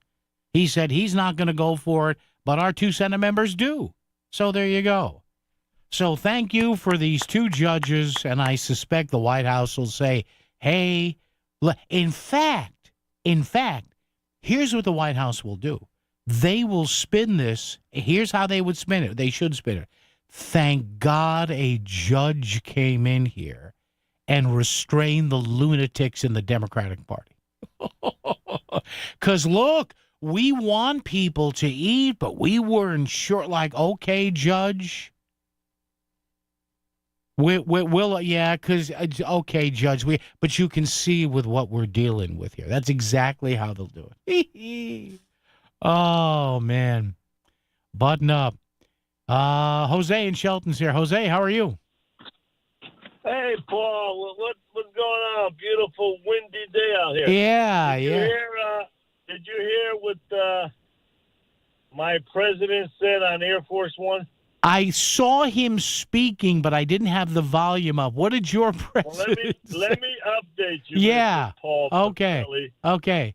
He said that the Republicans, all they have to do is get rid of that dumb filibuster rule and open the government now. Yeah, he's in favor. I was saying 2 months ago. Yeah, but Jose, here's the problem. And Jose, thank you for the call. Appreciate it. That's enough for today. Here's the problem. If you get and yes, Jose is right. Mr. Trump wants to get rid of the filibuster. You can't do that. Because in this case, the minority, which is the Democrats here, no. You can't steamroll the minority. You can't. I know Donald Trump is a big guy of getting rid of the filibuster, which you could. All you do is change the rule. There are a lot of Republicans who say get rid of the filibuster. No. That's where I part ways. No. You cannot have the Senate be a simple majority. You can't. Because that's mob rule. You just can't. Because the next time the Republicans are in the minority in the Senate, and it will happen, maybe sooner than later, are they going to be happy? Are they going to be sitting there smiling, knowing that they can't filibuster anything? Absolutely not. Jose, a brief but topical call. Thank you so very, very much. This fall, make your daily radio destination WICC. Your weekdays start with Melissa in the morning. Then it's the Lisa Wexler Show. The Download with John Kamal and Chris Williams. And Connecticut Today with Paul Pacelli. Local news updates every hour, along with Fairfield County traffic and weather from meteorologist Paul Pioric. Plus, more local news and live talk on weekends, too. We are WICC 695.9, the voice of Connecticut. Legends of Fear, now open for our 29th year of haunting. Ride our haunted hayride or walk the Hallow Trail and visit Melonhead Revenge. Enjoy up to 90 minutes of terror at our farm. Real farm, real woods, real fear. Legends of Fear is the best in outdoor haunting. Buy your tickets now at legendsoffear.com, a nationally ranked top haunt. Bring your family for an exciting night of outdoor adventure. Visit legendsoffear.com. That's legendsoffear.com. This is the sound of captivity. This is the sound of rescue. And this is the sound of freedom. Give Armenia's captive bears a second chance by supporting International Animal Rescue. Call 508-826-1083 or search The Great Bear Rescue to learn more. Selling your home is a big decision. You deserve someone who truly listens and picks up the phone when you call. I'm Jonathan Carbeauty with Carbeauty Real Estate, and we make real estate simple. Whether you're ready to sell, just exploring your options, or even want a cash offer on your property, call me directly at 203-980-6886.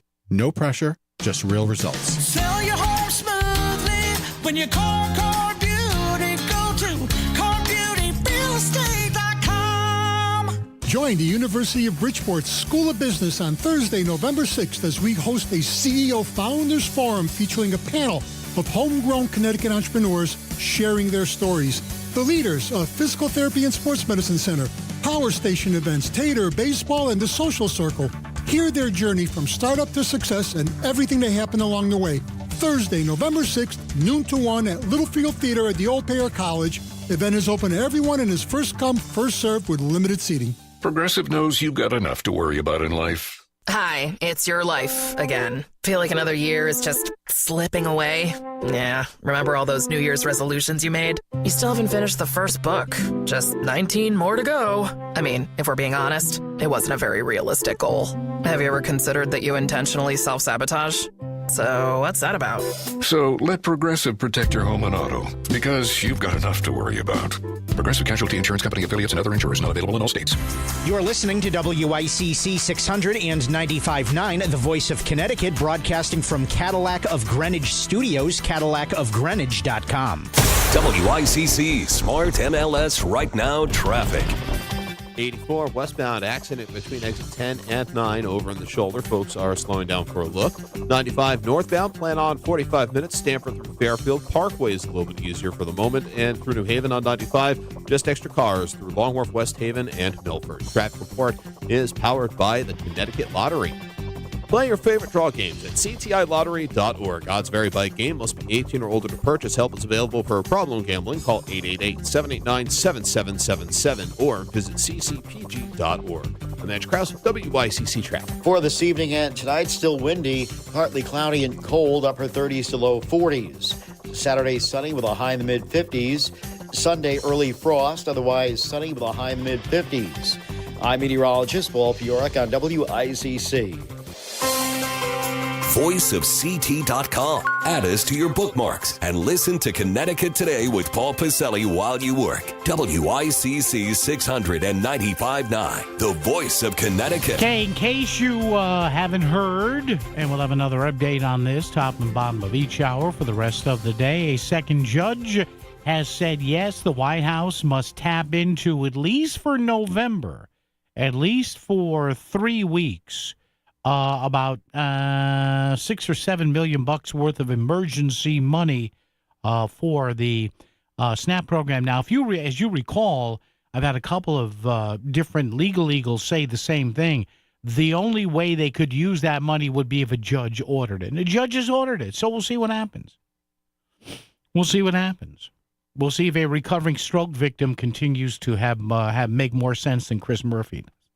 We'll see. 203-333-9422, 333 WICC. Now, that doesn't solve the pay of other public servants, federal workers, including air traffic controllers, and all that. But listen, they look, the Democratic Party, they need a win. They're getting steamrolled right now on just about every venue here, and we'll see what happens. Right? So in some ways, I'm not surprised what has happened. If I was Chuck Schumer, I would have told AOC to go pound sand. You want a primary? Come on. And by the way, speaking of saying things, I did get a very nice correction here. Thank you for doing this. Because when I mess up words, I should be correct that I said earlier that I did not grudge Billie Eilish of her due. I said besmirch, actually. Should have been begrudge. That is true. I mashed that up. So thank you for the person texting me in. texting in to me. Should have been begrudge instead of besmirch. Besmirch, I know, is putting in an ill pronouncement on somebody. Begrudge is saying, hey, you can't have anything. So there you go. But she should still shut up. I don't understand and I get stuff on my social media, stuff from all different sites. And the fanatic, I don't even know what word to use, the fanatical fascination with billionaires. I mean, you know, the anti-Semite who's about to get elected mayor of New York has this, well, there shouldn't be billionaires. Says who? It just shows you the simpletons they are when it comes to understanding math and the economy. I mean, I'm sure there are a lot of people, not everybody, but there are a lot of people who think billionaires have $1 billion in cash. They don't. I mean, you know that, I know that. If you're deemed to be a billionaire, it's your stock options, it's your physical plant that you own, it's the net worth of a company, what Wall Street calls the total market cap. But they see billionaires. Who cares? And yeah, Mamdani has said we shouldn't have billionaires. Really, pal? It's a guy who's never had a real job in his life. And he's going to be the mayor of New York City. Oh, my God. But part of me is hoping he does get elected now. Because one or two things is going to happen. He's either going to be successful, and I'll be sitting here in 2 or 3 years going, you know what? The guy really made me shut my mouth. He's good.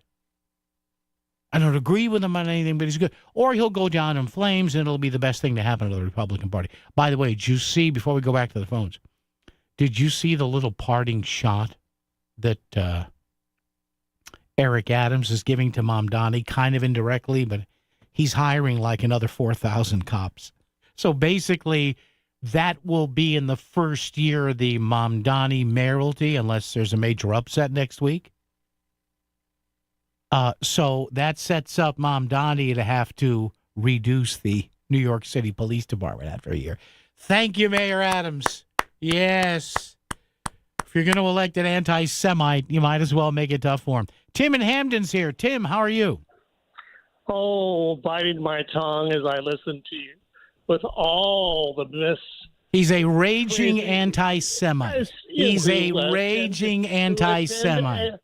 Don't speak over me, please. I'll do whatever the hell I want. It's my show. Get out of here. Get out of here. You don't speak over me. Get out of here. Don't speak over me. You're lucky I still let you on this program.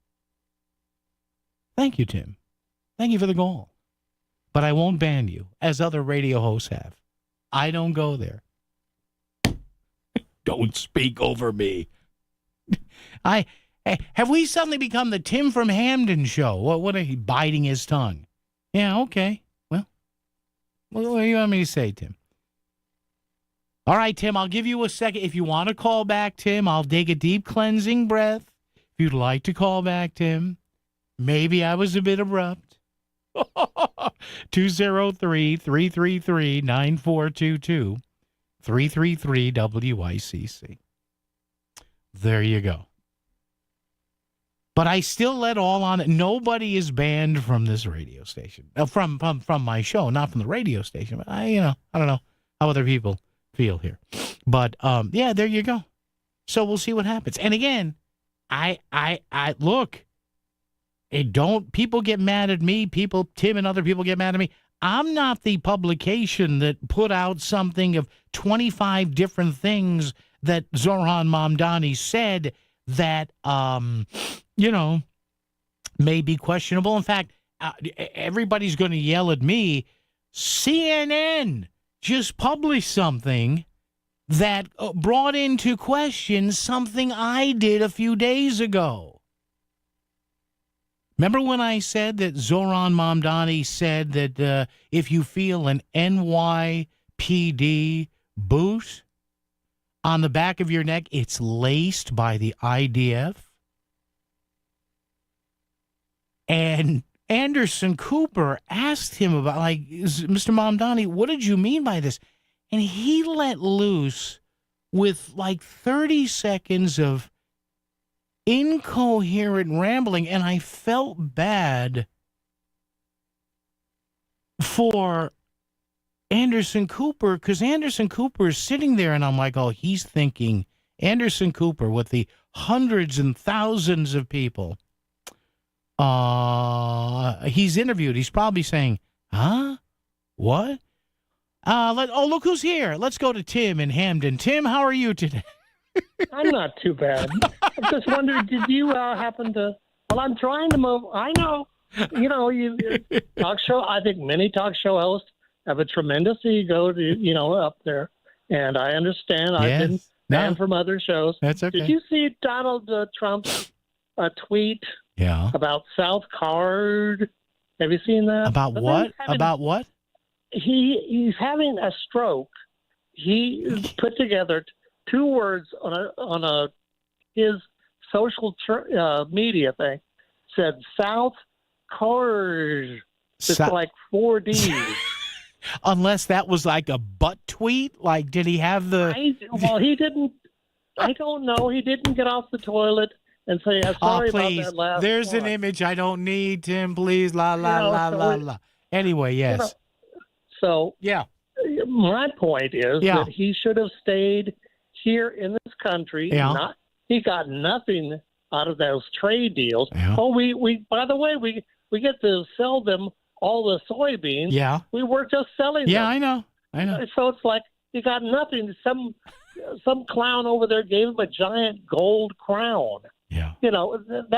We should have stayed here, dealt with people who are have no money, deal with the Democrats, lock themselves in a room, and be the tough negotiator that he, was supposed to be. Yeah. And get away and be the leader.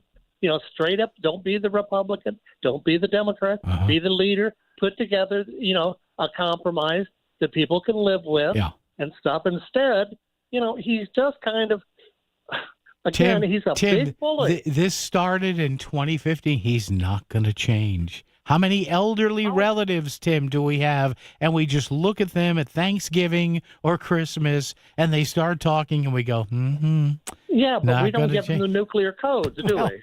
Well, but we don't let him dictate policy. Well, this is a man, by the way. Yeah. I'm not one of those socialists who hates billionaires, but when we have good for you, I'm glad. That sit there and like Trump.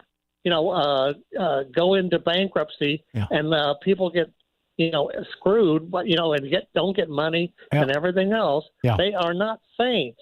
They are people who are listen. And Tim, I do have to hit a report here from CBS. So there you go. Boy, I love Tim from Hamden. I hope he calls all in. No, just kidding here. For those of you wondering, why did you yell at Tim, Paul? 2 words. Bob Grant. WICC Smart MLS Right Now Traffic. 84 westbound accident between exit 10 and 9 over in the shoulder. Folks are slowing down for a look. 95 northbound, plan on 45 minutes. Stanford through Fairfield. Parkway is a little bit easier for the moment. And through New Haven on 95, just extra cars through Long Wharf, West Haven, and Milford. Traffic report is powered by the Connecticut Lottery. Play your favorite draw games at ctilottery.org. Odds vary by game. Must be 18 or older to purchase. Help is available for problem gambling. Call 888-789-7777 or visit ccpg.org. I'm Matt Krause with WICC Traffic. Partly cloudy and windy this evening and overnight. Cold, upper 30s to low 40s. Saturday, sunny with a high in the mid-50s. Sunday, sunny with a high in the mid-50s. I'm meteorologist Paul Fiorek on WICC. Sono Collision, Fairfield County's best for top-quality collision repairs. We deliver unmatched precision and care to restore your vehicle. Trust us for excellence. Visit sonocollision.com or call 203-939-9955. Hi, this is David from Standard Oil. Do you know why Standard Oil was voted best oil company in Connecticut? Great service, day or night. If you have a heating emergency at 2 a.m., Standard Oil has service technicians who work through the night to ensure fast response to heating emergencies, usually within 2 hours. Most importantly, great service means truly knowledgeable technicians who care about customers. For great service, day or night, call Standard Oil or visit us online at standardoil.com. Get ready to tackle your hunger with Duchess Restaurants, where fresh food meets football. Catch the NFL games of the week every Sunday on the Voice of Connecticut. Duchess Restaurants. Fresh food served fast, because even your appetite deserves a touchdown. I'm Ed Evans, CEO of Consumer Cellular. Ever wonder why the big wireless companies want you on an unlimited plan? It's because they need you to help cover the cost of the 20-somethings who are using a lot of data every month. Fact is, according to the latest research studies, most people 50 and up, like me, only use 12 gigs or less each month. Don't get bamboozled by big wireless. At Consumer Cellular, pick what suits your needs. Whether it's 1 gig, 5, 10, or unlimited, the point is, pay for exactly what you need and nothing more. We use the same towers as the big guys, but since we don't own and maintain them, we can pass the savings on to you. Our plans start at just $20 a month, and you'll get the best customer service in the business. I want to invite you to join the millions of people who choose something better than big wireless. Because if you're not using all that data, you're probably getting used. Call 1-888-FREEDOM or visit consumercellular.com/facts. Plans include $5 credit for auto pay and e-billing. See site for additional facts. Want to know how business gets made in Connecticut? Check out the Made podcast at voiceofct.com. It's the official companion to the Made Leadership Series. Want to stay ahead of the curve and learn from top minds? Check out Connecticut-made.com and get made. You're listening to WICC. This is where Fairfield County comes for local news. WICC 600 and 95.9, the voice of Connecticut. This is WICC 600 and 95.9, the voice of Connecticut. CBS News special report. 2 federal judges have weighed in on SNAP benefits and whether they can be stopped because of the government shutdown. The Trump administration argued the funds couldn't be used. Legal analyst Lori Levinson. A federal judge in Rhode Island has disagreed and ordered that the funds that might be available actually be used to continue the SNAP program, even during the government shutdown. CBS's Christopher Cruz. It isn't immediately clear how quickly the debit cards that beneficiaries are given to buy groceries can be electronically reloaded. That process often takes 1 to 2 weeks. Another federal court in Massachusetts handed a victory to 24 states which had sued, but the judge gave the administration until Monday to explain how it would do it. SNAP recipients can only wait. I'm living on one check, so it's hard. It's not easy. I'm raising 3 girls. CBS News special report. I'm Cammie McCormick. WICC 695.9, Voice of Connecticut local news update. A former Sacred Heart University student was scheduled to be sentenced this afternoon for drunken driving in a 2023 head-on crash that critically injured multiple people. Tyler Delk pleaded no contest to 4 counts of second-degree assault with a motor vehicle in August. In this court appearance scheduled for this afternoon, he is also expected to plead no contest to driving under the influence.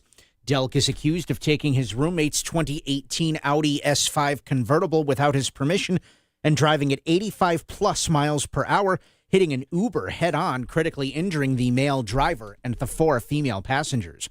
The former SHU student is expected to receive a multi-year prison term at sentencing. Multiple Connecticut cities and towns are calling on their residents to make donations to food pantries. Nonprofits and First Selectmen and mayors that include Connecticut Food Share are urging donations in the event that SNAP recipients lose their benefits over the government shutdown. They say the donations will be helpful for people who go to the store to buy groceries over the weekend and find they have no money on their SNAP card. And while donations are helpful, experts also warn that without federal assistance, many families in Connecticut will still go hungry. Earlier this afternoon, a federal judge ruled that the Trump administration is required to use contingency funds by law to pay at least partial benefits under the Supplemental Nutrition Assistance Program during the government shutdown, and gave the government until Monday to tell the court whether it plans to do so. Jason Jakubowski from Connecticut Food Share spoke about the scope of the problem. For every meal that we provide here at the food bank, SNAP is able to provide 9 or 10. So, there's not enough food. If SNAP goes away, there's not enough food at our food bank or every food bank in America to be able to make up the difference. Around 360,000 people in Connecticut receive the Supplemental Nutrition Assistance Program benefits. Former state budget official Costa Diamantis wants to question the federal jurors who convicted him of corruption. Diamantis wants to ask jurors about whether they improperly discussed the case or watched outside coverage of the trial. Diamantis was convicted of all 21 charges of bribery, extortion, conspiracy, and lying to investigators he faced in federal court this month. His attorney, Norm Pattis, spoke with WFSB Channel 3 about his potential sentence following the verdict. Mr. Diamantis is facing a catastrophic sentence. He'll be lucky to get out of this with less than 10 to 12 years. The motion seeks a hearing that could lead to a request for a new trial for Diamantis. Amtrak Train 125 between Springfield, Massachusetts and Connecticut was canceled today due to, quote, equipment unavailability. Bus transportation was provided.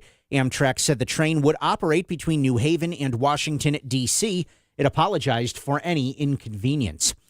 The heavy rains yesterday and last night caused significant flooding in Stamford. City officials say over 30 roads were impacted in Stamford, with multiple vehicles becoming stuck in rising waters. There were no injuries reported in the city. The storm also caused thousands of power outages across Connecticut, with the highest concentration being in Fairfield County. 2 140-foot barges washed up onto Woodmont Beach in Milford Thursday. The barges were moored in the Long Island Sound around 5 miles offshore when they apparently came loose and drifted to shore. There were no injuries or fuel leaks reported from the barges, and it does not appear that they caused any damage. The barges are a type that are used to transport dirt, rocks, and other debris. Plans were being formed last night to salvage the barges. A 26-year-old Danbury woman has been arrested on charges related to a scheme to defraud the online betting platform DraftKings. Prosecutors say Skylar Corte Real was involved in a scam that involved multiple accounts, stolen credit cards, and over $190,000 in fraudulent activity. Corte Real is charged with second-degree larceny, along with first-degree identity theft and computer crimes. She's due in Danbury Superior Court on November 6th. Open enrollment begins tomorrow for Connecticut residents who rely on Affordable Care Act coverage for health care. Just last weekend, many of those residents received a letter that their rates will be going up by an average of 26%, with some facing rates that have more than doubled. The rate hikes affect anyone using Husky Care or Access Health CT. Governor Ned Lamont has advised residents to wait before enrolling in a new plan. I would not do it on November 1st. I think the world will change a lot over the course of the next 30, 60 days. And I think a lot of that will give us clarity what the Republicans want to do with the subsidies on Access Health, which could drive up the cost of health care for hundreds of thousands of people in the state. Access Health will be holding enrollment fairs over the next couple of weeks in multiple Connecticut cities statewide, including Stratford and Norwalk, where customers can discuss their plans and options. Over 150,000 people in Connecticut use Access Health. And a popular bar in the Devon section of Milford is closing for good after tonight's service. The Hair of the Dog Bar and Grill on Bridgeport Avenue will be closing 1 day short of its 5-year anniversary. Owner Sandra DeRosa says she has decided now is the time to, quote, stop and smell the roses. DeRosa is hoping to see as many people as possible tonight before permanently closing the doors. I'm Chris Williams with WICC News. WICC Smart MLS Right Now Traffic. 95 northbound an hour, Greenwich through Fairfield. Parkway northbound heavy congestion off Route 7 going into No Man's Land in Fairfield. Route 8 north and southbound, you're on the brakes in both directions going into the Commodore Hole Bridge. Through New Haven on 95, busy through Long Wharf, West Haven, and Milford, and on 84 westbound. Accident reported between exits 9 and 8. I'm Andrew Krause with WICC Traffic. For this evening and tonight, still windy, partly cloudy and cold, upper 30s to low 40s. Saturday, sunny with a high in the mid-50s. Sunday, early frost, otherwise sunny with a high in the mid-50s. I'm meteorologist Paul Fioric on WICC. If Shelton is talking about it, so is Paul. Connecticut Today with Paul Piselli on WICC 600 and 95.9, the voice of Connecticut. All right, as you may have heard there, bottom of the hour from CBS and Chris. Another federal court ruling earlier today. This one saying, hey, the White House has to maybe, perhaps, although it's a competing ruling with the other court, I guess the White House may have to relent here and release some SNAP food benefits. I mean, who knows what's going to happen? But again, the White House reacting to, and we're waiting for a formal reaction from the White House because, again, we're focusing so much on this because, and the numbers vary, but we hear something like 300,000 to 400,000 people in Connecticut get some sort of food assistance through SNAP. Now, understand something. That doesn't mean SNAP is paying every cent of every morsel that they eat here, right? But there are levels of assistance here. And yes, even in states like Connecticut where you have extreme wealth, you also have some extreme poverty. So that's why people say, here, SNAP and food stamps and everything and benefits. Oh, how many people in Connecticut? It's 300,000 to 400,000 people. It's nothing to sneeze at. It's nothing to just fluff off. And again, look, my anger in this whole thing is I don't care what either side wants or whatever point they want to make. Just don't hold food over some people's heads. For God's sake. Can we not hold food over people's heads? Well, you know, if the White House would do this and if Chris Murphy would do this, and Lord knows I've been critical, but come on, man. Sometimes you got to look like the bigger person. Got to say, hey, you know what? We're not in any way friends of this administration, but we want people to eat. And then what you do, you market yourself. Because you know what?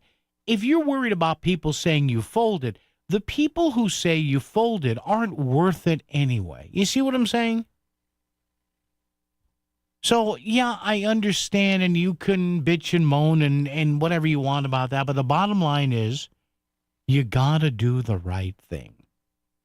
And I will tell you right now that if I was a Democratic member of Congress, I'm being completely upfront with you, or a Republican member of Congress and say, hey, you can't fold on this one, I would say no.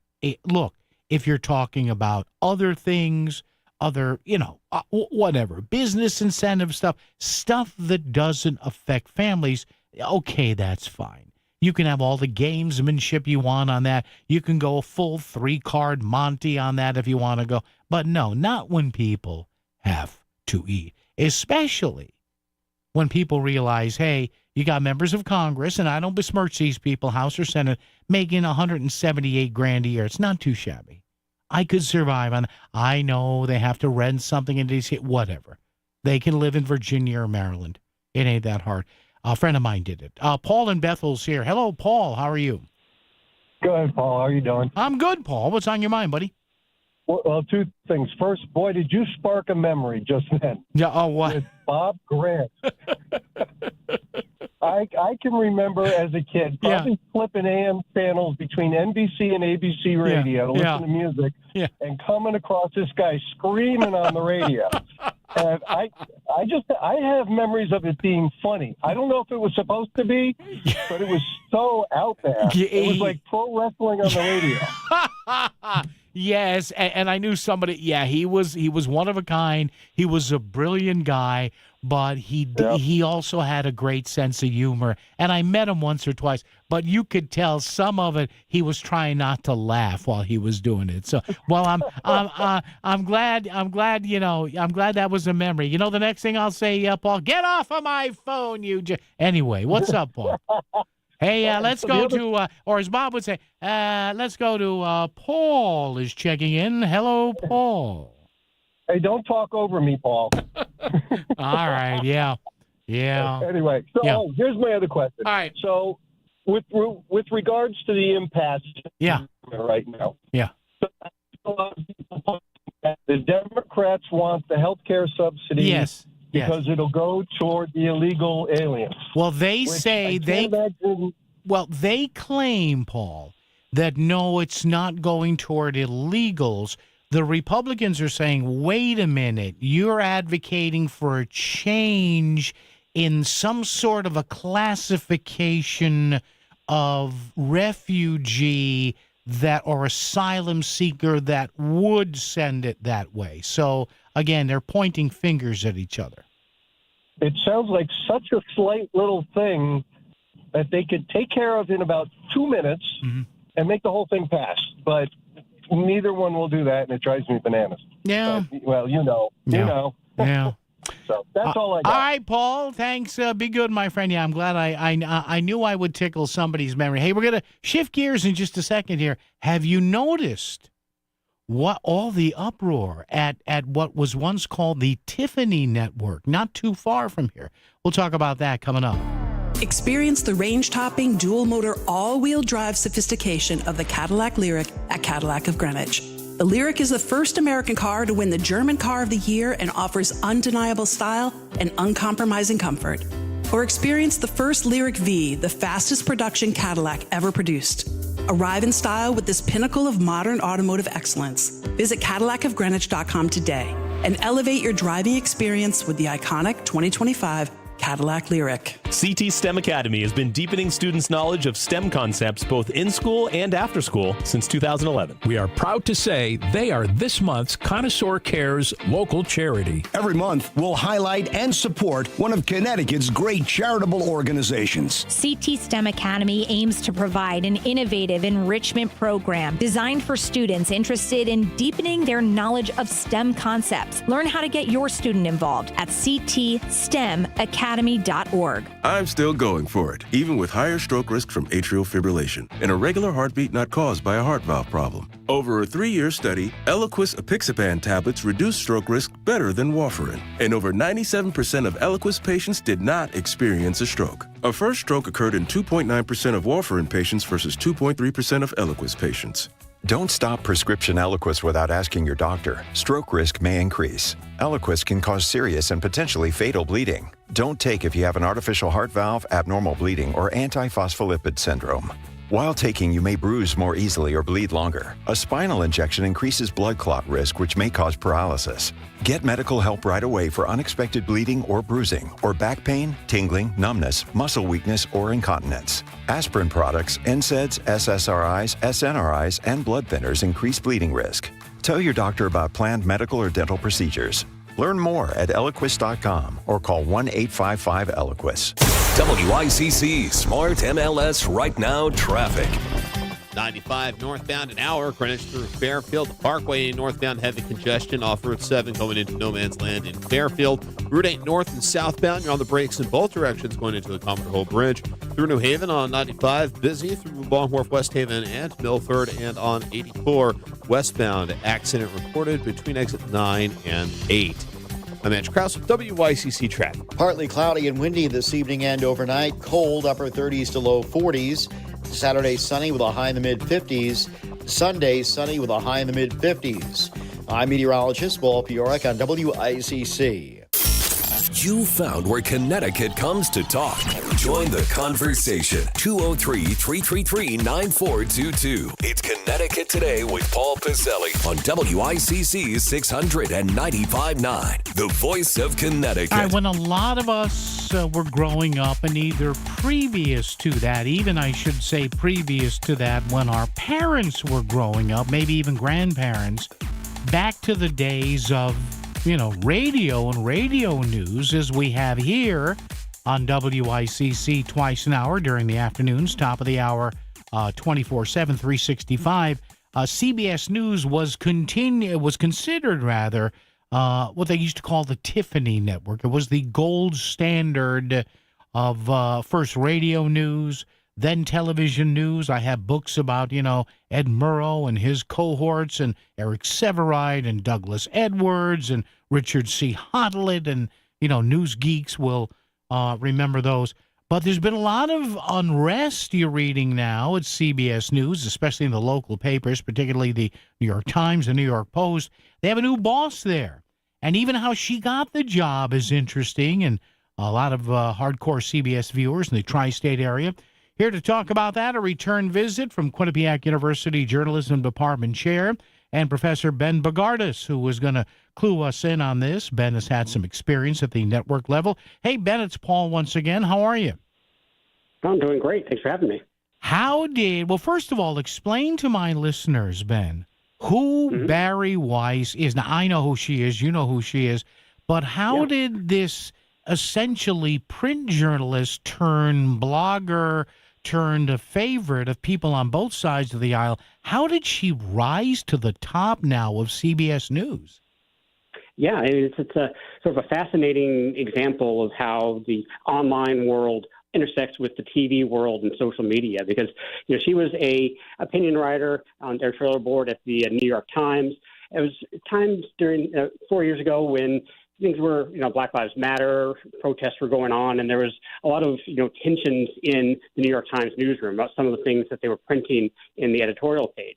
And it got to the point where she quit. She thought that the sort of more moderate views, the more conservative views were being censored. And she considers herself more of a liberal, but she says that she wanted a more variety, wide opinions in the New York Times editorial page. And so when she left, she started a sort of a Substack site, subscription-based website, the Free Press, where she would bring in writers of differing opinions, and that became very popular, especially among conservatives who saw her as sort of someone who could sort of reach out to them and give them credibility, give them a sense that they are being listened to by the mainstream press. And then when she became the site that bought CBS, Skydance, decided to buy her site and buy CBS and combine the two. And they decided to make her the sort of the boss in the newsrooms, give her marching orders to sort of turn the network around in the sense of, many people complained it had been too liberal or it had been too elitist. So she was brought in to sort of change it, make it something that it has a wider appeal to a larger demographic.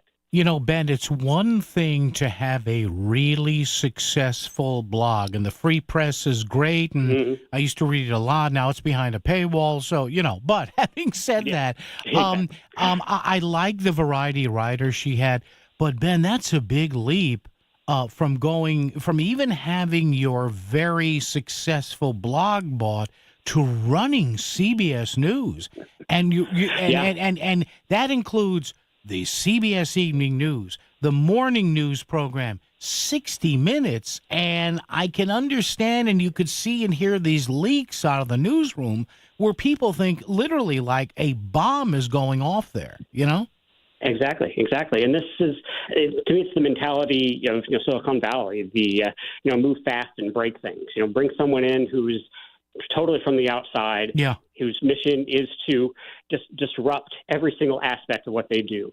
So the new owners are saying that CBS has just become too complacent. It's too slow. It's too old. So we want someone to come in from the outside who does not have a TV background, but instead has this mission to shake up the newsroom. And she's going department by department, telling them basically, what you have been doing is not going to fly anymore. We need to change directions. We need to do it now. What is the reason, though, Ben? And I haven't seen the nightly numbers recently, CBS, ABC with David Muir, and the NBC Nightly News. Now, I know a lot of people who might not be the news junkies you and I are, say, well, everybody watches cable news now. Nobody watches the broadcast and nightly news. And I tell them, well, no, they still, Ben, on any given night, ABC, CBS, NBC, and even, I guess we could say PBS as well, even the over-the-air networks traditionally, they still get millions of viewers every night. Yeah, absolutely. So, there still is an audience. They would not be on the air if they didn't make money doing it. They aren't doing it as a charity. So this is really, CBS, the new owners saying, that's worked, but we don't think that the ratings are suddenly going to improve if we keep doing what we're doing. CBS, they changed their format earlier this year. They brought in 2 new anchors, and that hasn't been the success that they hoped it's been. Ratings have, still been sluggish. CBS is, generally in second or third place in the rating. So they're really looking for something new, a new direction. And, just bringing in the same old, according to the new owners, that's just not going to cut it anymore. Yeah, and Ben, it is really all packaging, isn't it? Because I know different networks have investigative units and they do enterprise pieces, but, one of the first things my J teachers up at BU told us, and I still tell young kids today when I'm invited to speak, hey, the newscast, the networks, you don't create news, you report it. So outside of, an investigative unit or an I-team sort of thing, you've got 3 or 4 networks basically figuring out how do we present this differently, and I guess that's Barry Weiss's task now. Having not been from broadcasting, how do I view this and package this to make us do better? Exactly. And she's also, the reason she was brought in is because she could speak to a more conservative audience that CBS has really struggled with basically forever. So I think they're hoping that when she's looking at all of the different products they put out, the different ways they produce their shows, there's been stories that she went to 60 Minutes and she basically told them, you're doing too many soft features. I want more hard investigative stories. Okay. So she is really going, department by department, apparently, and, looking at how they tell the news and saying, how can we do this better, and how can we reach the audience, which has traditionally been alienated by some of our coverage? Yeah, and finally, Ben, you made me laugh because they kind of, even when Walter Cronkite was considered America's newsman, you look back at old sitcoms like, All in the Family, and you had Archie complaining about, how Walter Cronkite was some sort of pinko lefty. So, it's kind of always been there, hasn't it? Yeah, exactly. And I think that's why, the new owners, Skydance, when they came in, they particularly picked CBS because they thought they had a lot to work with there and they could make, big changes and hopefully get big returns on that. Obviously, that's still to be seen, but I think they chose CBS for a reason. All right, we shall see. Great stuff. Quinnipiac University Journalism Department Chair, Professor Ben Bogardus. Hey, Ben, good to have you on, and we'll chat down the road as this whole thing develops. Thank you, sir. Absolutely, you're welcome. All right, thanks. So there you go. So yeah, the woman who runs CBS News now has no experience in television news. She is a self-proclaimed traditional liberal who says that there aren't enough conservative views entertained on the nightly news. She had a blog she started after she left the New York Times. It became wildly successful. Skydance bought it for $180 million. And, oh, by the way, do you want to run CBS News? Wow. Barry Weiss is her name. Good for her. I read a lot of her stuff. She's a great writer. Whether you agree with her slant on stuff, I love reading people who are maybe great. I may not agree with them. But anybody who can write, that's the core. Not necessarily what I do here. What I do here is just me foaming at the mouth, rambling for 4 hours. But the best journalists, whether it's radio, TV, or print, are the best people at putting thoughts together with words. Traffic and weather together right here on WICC. WICC Smart MLS Right Now Traffic. 95 northbound an hour, Greenwich through Fairfield. The Parkway northbound heavy congestion off Route 7 going into No Man's Land in Fairfield. Route 8 north and southbound, you're on the brakes in both directions going into the Common Hole Bridge. Through New Haven on 95, busy through Long Wharf, West Haven, and Milford. And on 84 westbound, accident reported between exit 9 and 8.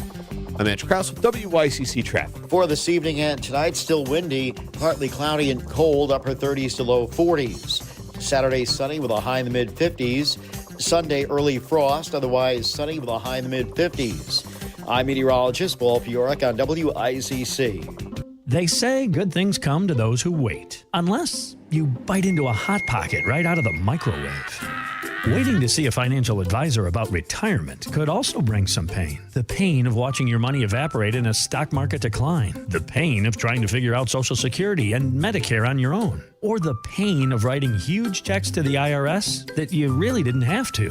At First Financial Planners, we believe the more you know, the better decisions we can make. We offer a complimentary retirement assessment. Find out where you are, how you're doing, and if there's a way to improve your retirement outcome. Don't wait. Call David Gagnon at First Financial Planners today. 203-872-0009. That's 203-872-0009 and set up a complimentary retirement assessment. Some things you just shouldn't put off. Ms. Gillespie, we have the results of your pregnancy test. Yeah. Thanks. Investment advisory services offered through Retirement Wealth Advisors, a registered investment advisor. By contacting us, you may be provided with information about insurance, including annuities. Licensed in Connecticut. Back to the news and talk, thanks to Smart MLS. Smart sellers ask, is my home on Smart MLS?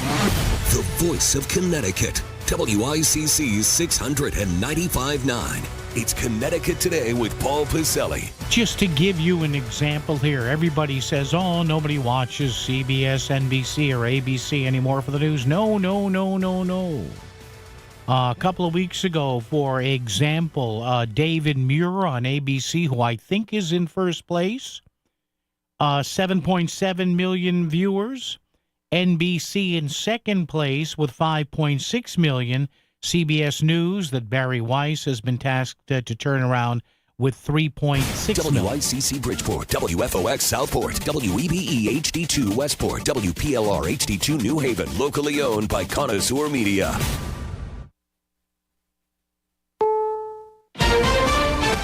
Is CBS News on the Hour, sponsored by Progressive Insurance. I'm Cammie McCormick. With the Saturday deadline looming, 2 federal judges have weighed in on SNAP benefits continuing during the government shutdown. Christopher Cruz reports. A judge in Rhode Island ordered the government to use a $5 billion contingency fund to at least partially pay benefits. A judge in Massachusetts gave the administration until Monday to say whether it would use the contingency money or fully pay the benefits using a separate $23 billion fund that almost half of the states say can be used. It isn't immediately clear how quickly the debit cards that beneficiaries are given to buy groceries can be electronically reloaded. That process often takes 1 to 2 weeks. Governors want the funds released immediately, but are preparing if they're not. Legal analyst Jessica Levinson. We know these rulings will be appealed, so what we need to look at in the next hours is whether these temporary restraining orders, or in one case, almost granting the temporary restraining order, whether or not they're paused while the cases are appealed. Mike DeWald reports from the San Francisco Bay Area, where nearly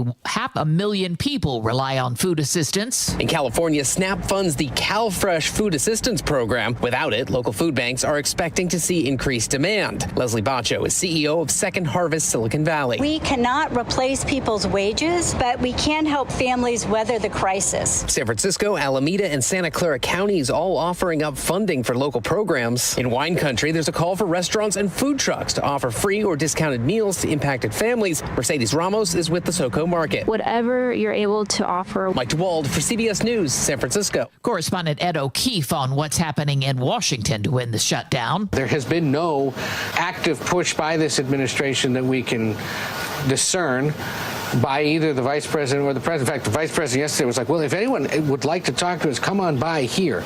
The vice president has an office at the Capitol. He could go up there and find them. And there's been no sign that they have been doing that, trying to reach a potential group of moderates that would be willing to go with Republicans and try to make this happen. FBI Director Kash Patel said today a potential terrorist attack was thwarted in Michigan. 5 young people arrested. CBS's Anna Schechter. It was a member of the Joint Terrorism Task Force that was actually in that chat room that identified this chatter about a potential plot to be carried out this weekend, but it is still unclear if that was really going to materialize or not. The FBI decided that it was worrisome enough that they need to step in this morning. On Wall Street at the closing bell, stocks finished higher. The Dow was up by 40 points. This is CBS News.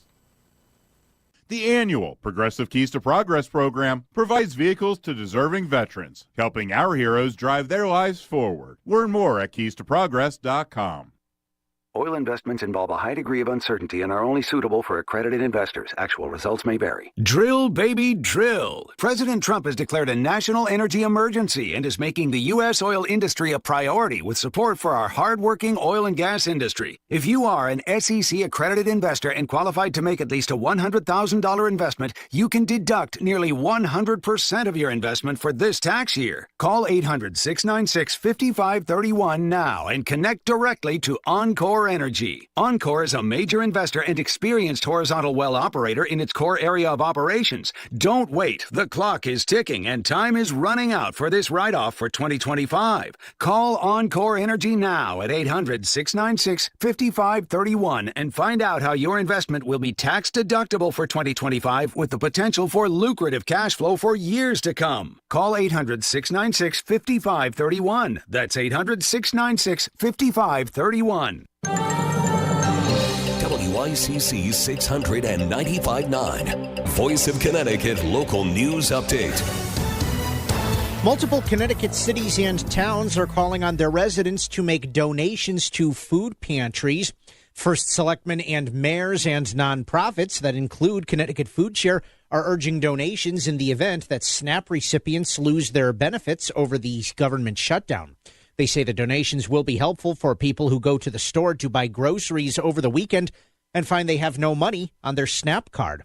And while donations are helpful, experts also warn that without federal assistance, many families in Connecticut will still go hungry. Earlier this afternoon, a federal judge said the Trump administration must, by law, use contingency funds to pay at least partial benefits under the Supplemental Nutrition Assistance Program during the government shutdown. And it also gave the government until Monday to tell the court whether it plans to do so.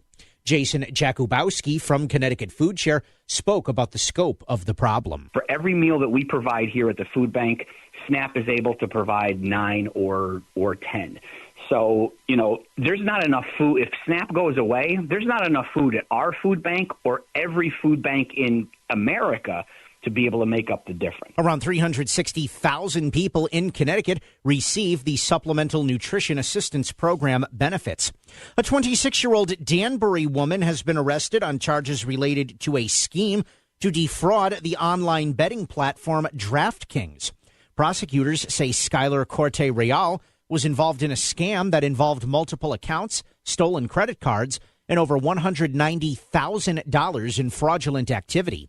Corte Real is charged with second-degree larceny, along with first-degree identity theft and computer crimes. She's due in Danbury Superior Court on November 6th. And AAA is reminding drivers and pedestrians to be aware of each other tonight for Halloween. Data shows that it's one of the most dangerous nights of the year for pedestrian versus vehicle incidents. Drivers should ditch distractions, avoid cut-through roads, and, of course, drive sober. Pedestrians should know the rules of the road, travel in groups, and wear reflective or bright gear to be easily spotted. I'm Chris Williams with WICC News. WICC Smart MLS Right Now Traffic. 95 northbound an hour from Greenwich through Fairfield. The lower Merritt is the way to go. New Haven 95 north and southbound near busy through Long Wharf, West Haven, and Milford. Wilbur Cross northbound. Plenty of company. Route 34 up to the tunnel. And Route 8 north and southbound Shannon going into the Commodore Hill Bridge. Traffic report is powered by Brown Roofing, Fairfield County's premier roofing replacement, repair, and gutter contractor. Contact Brown Roofing today at brownroofing600.com. Brown won't let you down. I'm Andrew Krause with WICC Traffic. Partly cloudy and windy this evening and overnight. Cold, upper 30s to low 40s. Saturday, sunny with a high in the mid-50s. Sunday, sunny with a high in the mid-50s. I'm meteorologist Paul Piorek on WICC.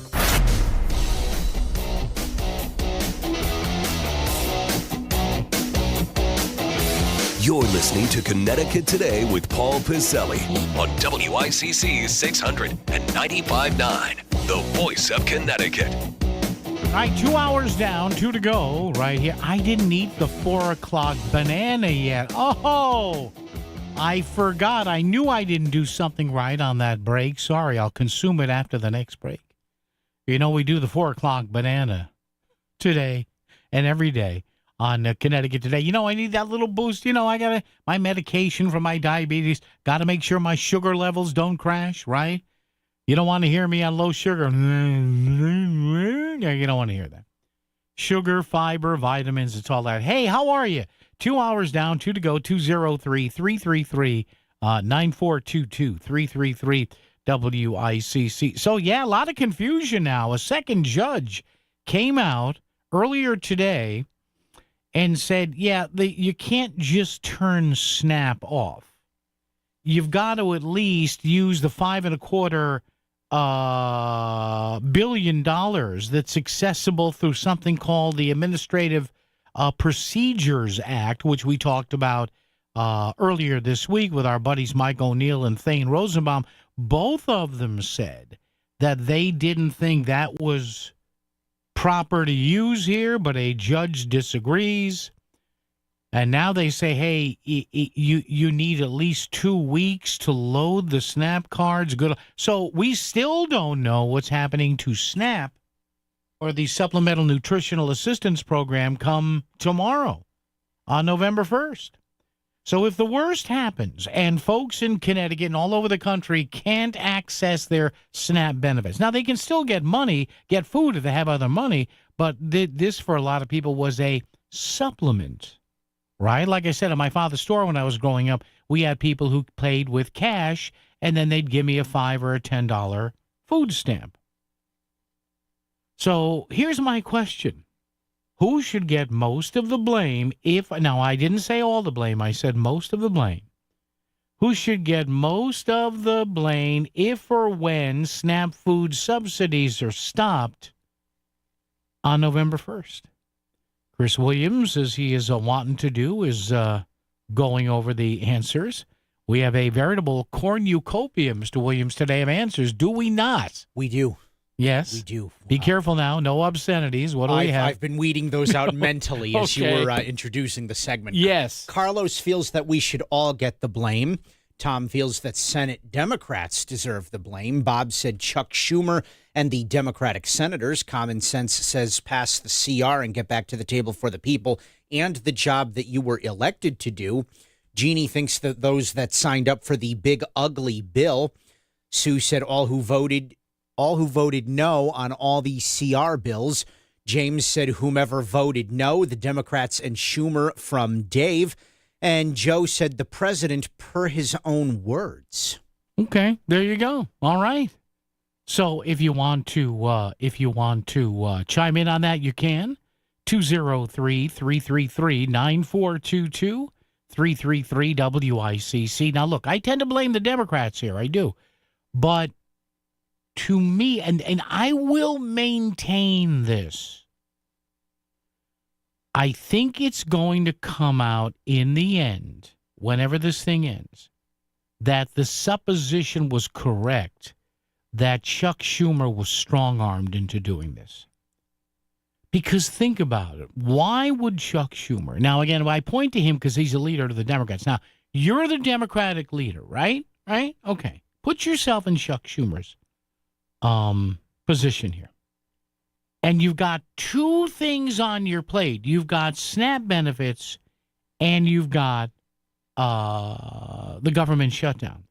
Why would you want to wrestle with both of these at once? In other words, they're trying to say, and I do believe they are sincere here, when they're saying, hey, we have to have some leverage regarding these Medicaid cuts, and sometimes they're not really cuts, they're slowdowns in increases, got to be careful there, and these Affordable Care Act subsidies. Okay, I understand they're concerned about those. And John Fetterman said this. He goes, yeah, we have to go to bat for that. But if you're Chuck Schumer and you've got to herd all the cats, as it were, in your caucus, why would you want to deal with two things at once? In other words, if you're Schumer, why wouldn't you want to say, all right, let's get the government open, so make sure SNAP, and then you can, because remember, this is not a final budget bill. It's only an extension. So get the extension out of the way and say, hold a big news conference and say, now that we've got the extension out of the way, we have got to get these subsidies for the Affordable Care Act passed. See, to me, by not doing that and by holding SNAP hostage, you create a second distraction, which is not going to help you. I know Chris Murphy yammers about the, I know he's out there yammering about the poll numbers or whatever. But remember, you've got network news correspondents now basically asking Democrats, and I played this earlier this week, hey, why aren't you opening the government? I mean, you've got Kristen Welker on NBC yelling in full throat, yelling at the Treasury Secretary.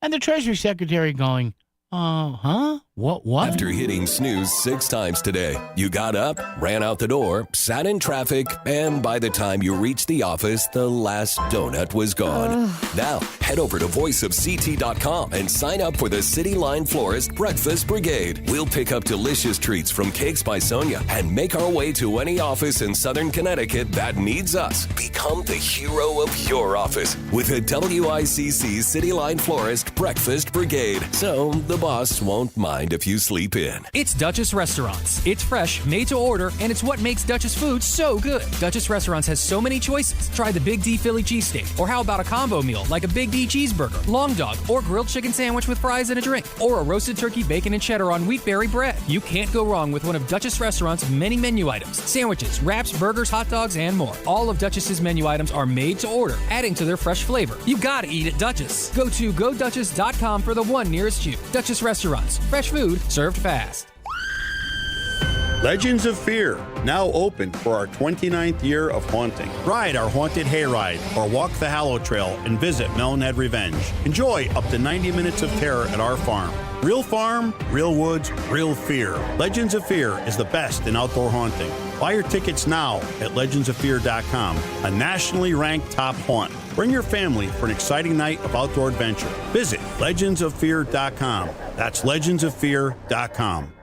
You're listening to WICC 600 and 95.9, the voice of Connecticut, broadcasting from Cadillac of Greenwich Studios, CadillacofGreenwich.com. Do you truly understand the impact of taxes on your retirement savings? Would you like to keep more of your hard-earned money? Attend Bridgelight Financial's Taxes and Retirement event, November 6th and 13th at El Palio in Shelton. It's a free workshop discussing real tax saving strategies. Click BridgelightAdvisors.com and register. This is Bill Levitt, president of Bridgelight Financial Advisors. We'll show you real tax savings on your savings. Come to our next event at El Palio in Shelton. Register today at BridgelightAdvisors.com. BridgelightAdvisors.com.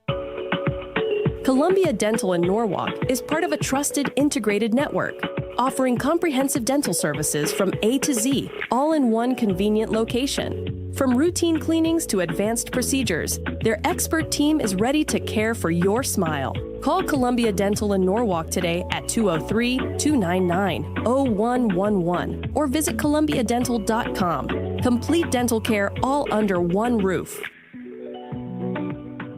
Hi, this is David from Standard Oil. If you use propane to heat your home, now is the right time to sign up for automatic delivery and our award-winning service. We deliver propane for heating your home, propane for your cooktop, propane for your pool heater, and propane for your generator. We can even install a new propane fireplace in time for the holiday festivities. Most importantly, our technicians work 24/7 to provide you with the absolute best service possible. So for all your heating oil, air conditioning, and propane needs, call Standard Oil today or visit us online at standardoil.com. Hi, I'm Lee Gainham, that garden guy from Gainham's Garden Center and Florist in Fairfield. Do you have questions about your garden? Tune into that garden guy Sunday mornings at 8 for an hour of lively talk about your favorite pastime. We'll have weekly do's and don'ts and gardening tips of the week for our specific area, and we'll take your phone calls so we can offer solutions to problems you may be having in your lawn and garden right now. Call in and talk with me, that garden guy, Sunday mornings at 8 on WICC 600 and 95.9. WICC Smart MLS Right Now traffic. 95 northbound an hour from Greenwich through Fairfield. The lower Merritt is the way to go. New Haven 95 north and southbound near busy through Long Wharf, West Haven, and Milford. Wilbur Cross northbound, plenty of company. Route 34 up to the tunnel, and Route 8 north and southbound Shannon going into the Commodore Hall Bridge. Traffic report is powered by Brown Roofing. Fairfield County's premier roof and replacement repair and gutter contractor. Contact Brown Roofing today at brownroofing600.com. Brown won't let you down. I'm Andrew Krause with WICC Traffic. For this evening and tonight, still windy, partly cloudy and cold, upper 30s to low 40s. Saturday, sunny with a high in the mid-50s. Sunday, early frost, otherwise sunny with a high in the mid-50s. I'm meteorologist Paul Piorek on WICC.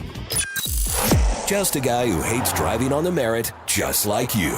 Connecticut Today with Paul Piselli, WICC 695.9, the voice of Connecticut.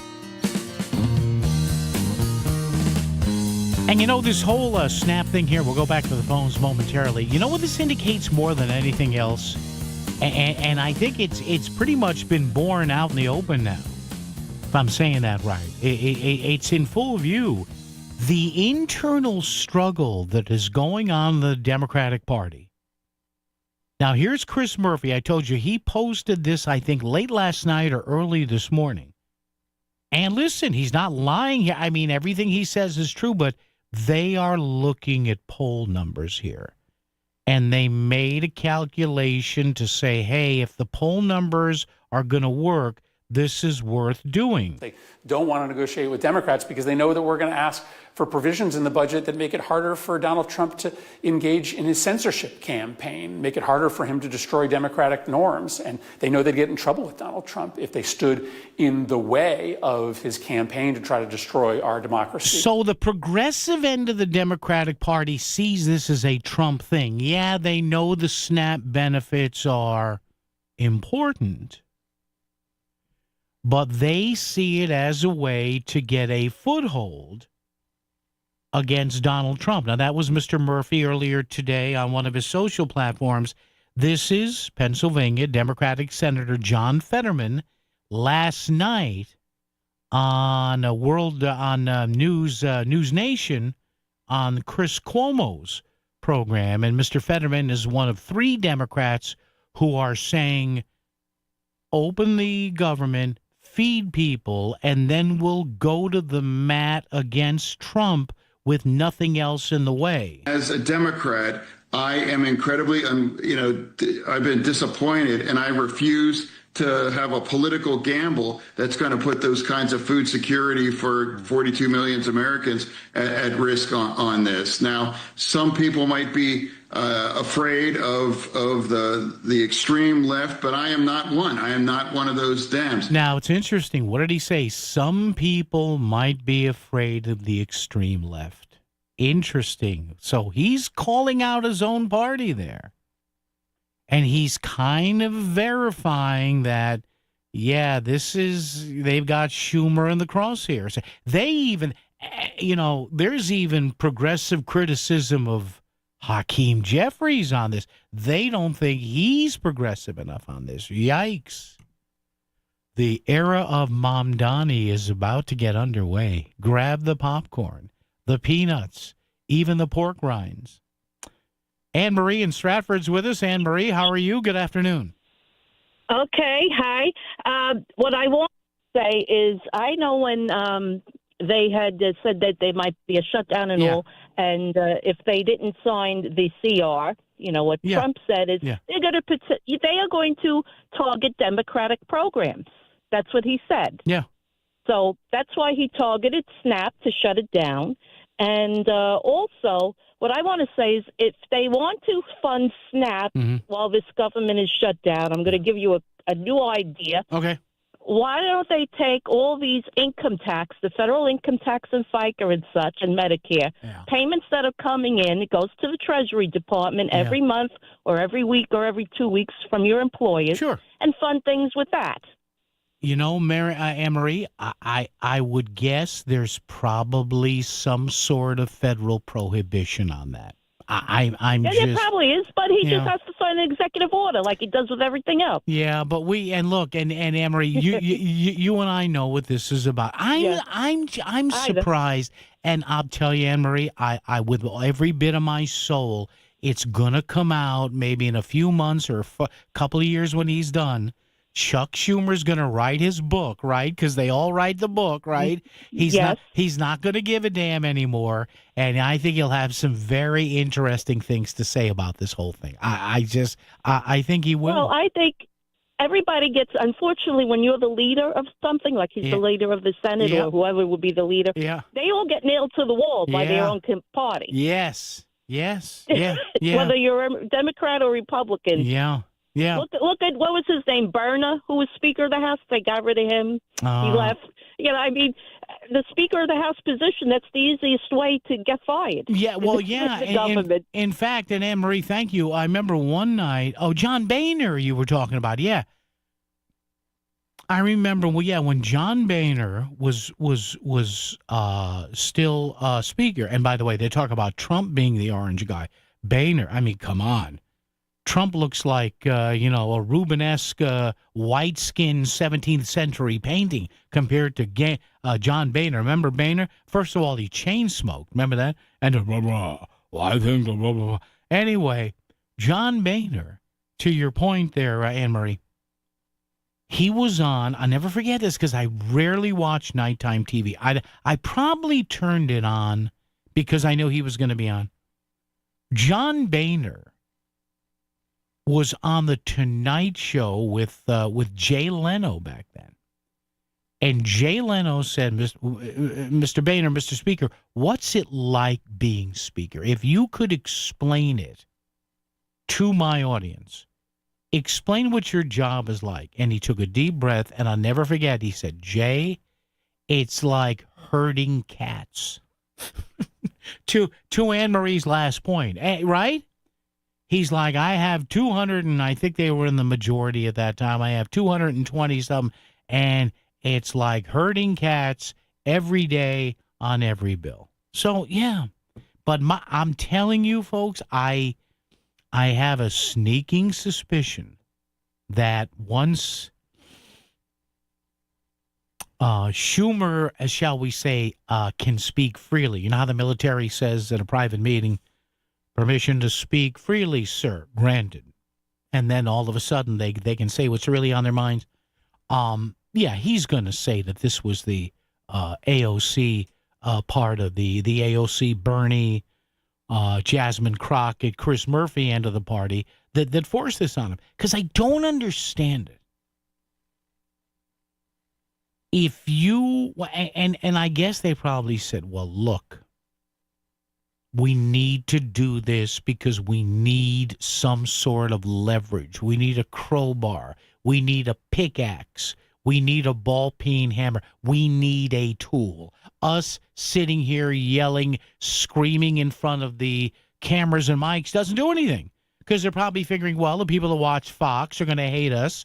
The people that watch MSNBC are going to love us. And the people that watch CNN, we're going to split down the middle. Meant some heads, like my people like to say. See, this is why if I'm Schumer, I'm like, look, let's open the government. Let's get people paid. And we have a clean slate here. We have the entire stage. We're not boxed in by the SNAP thing. But the more progressives in the party are saying, hey, Mr. Minority Leader, the SNAP thing will get us the eyes and the ears. And from a coverage point of view, I mean, yeah. You know, to that point, they're probably right. But if, in fact, and there's no guarantee now these SNAP cards are going to work this weekend or maybe even Monday or Tuesday, despite what we heard from the court today, who do you blame more on this? That's our question of the day. You can call me, ring me up, or talk or text, 203-333-9422, 333-WICC. Talk or text. You blame the White House, you blame Republicans, you blame Democrats, or is it a smidgen of both? WICC Smart MLS Right Now Traffic. 95 northbound an hour from Greenwich through Fairfield. The lower Merritt is the way to go. New Haven 95 north and southbound near busy through Long Wharf, West Haven, and Milford. 12 across northbound. Plenty of company. Route 34 up to the tunnel. And Route 8 north and southbound Shannon going into the Commodore Hill Bridge. Traffic report is powered by Brown Roofing, Fairfield County's premier roofing replacement repair and gutter contractor. Contact Brown Roofing today at brownroofing600.com. ground won't let you down. I'm Andrew Krause with WICC traffic. Partly cloudy and windy this evening and overnight. Cold, upper 30s to low 40s. Saturday, sunny with a high in the mid-50s. Sunday, sunny with a high in the mid-50s. I'm meteorologist Paul Fioric on WICC. Hi, this is Rich Smith, candidate for mayor of Milford. For more than a decade, Mayor Ben Blake and I worked hard to keep your taxes low while delivering city services you could count on. But Mayor Genatasio has raised your taxes over 9% these past 2 years, double the rate of inflation.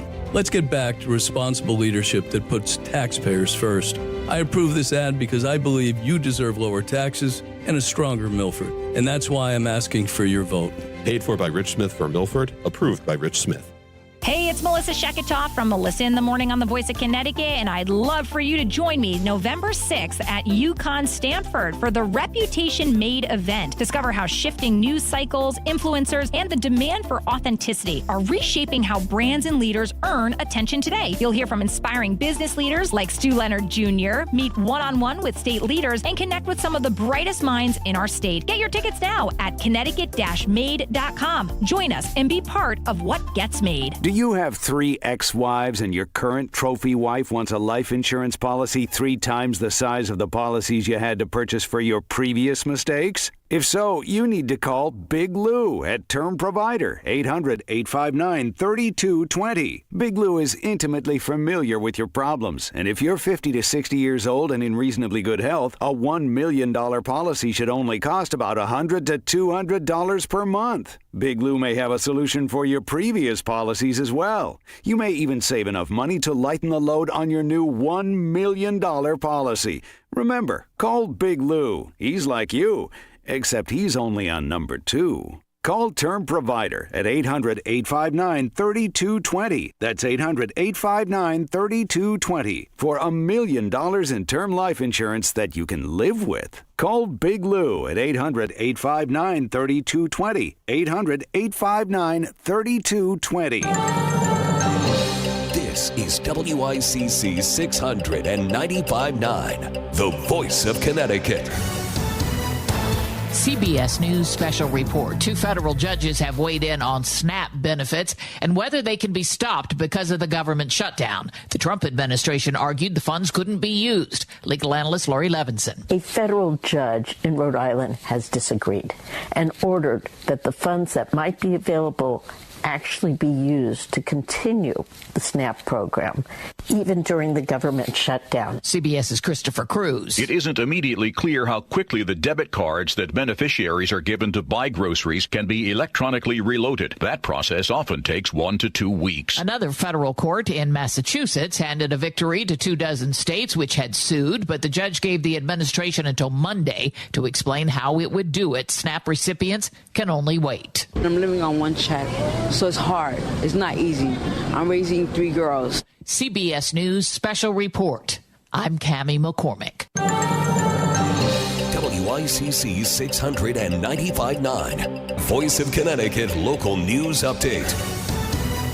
A former Sacred Heart University student was scheduled to be sentenced this afternoon for drunken driving in a 2023 head-on crash that critically injured multiple people. Tyler Delk pleaded no contest to 4 counts of second-degree assault with a motor vehicle in August. In this court appearance scheduled for this afternoon, it is also expected that Delk will plead no contest to driving under the influence.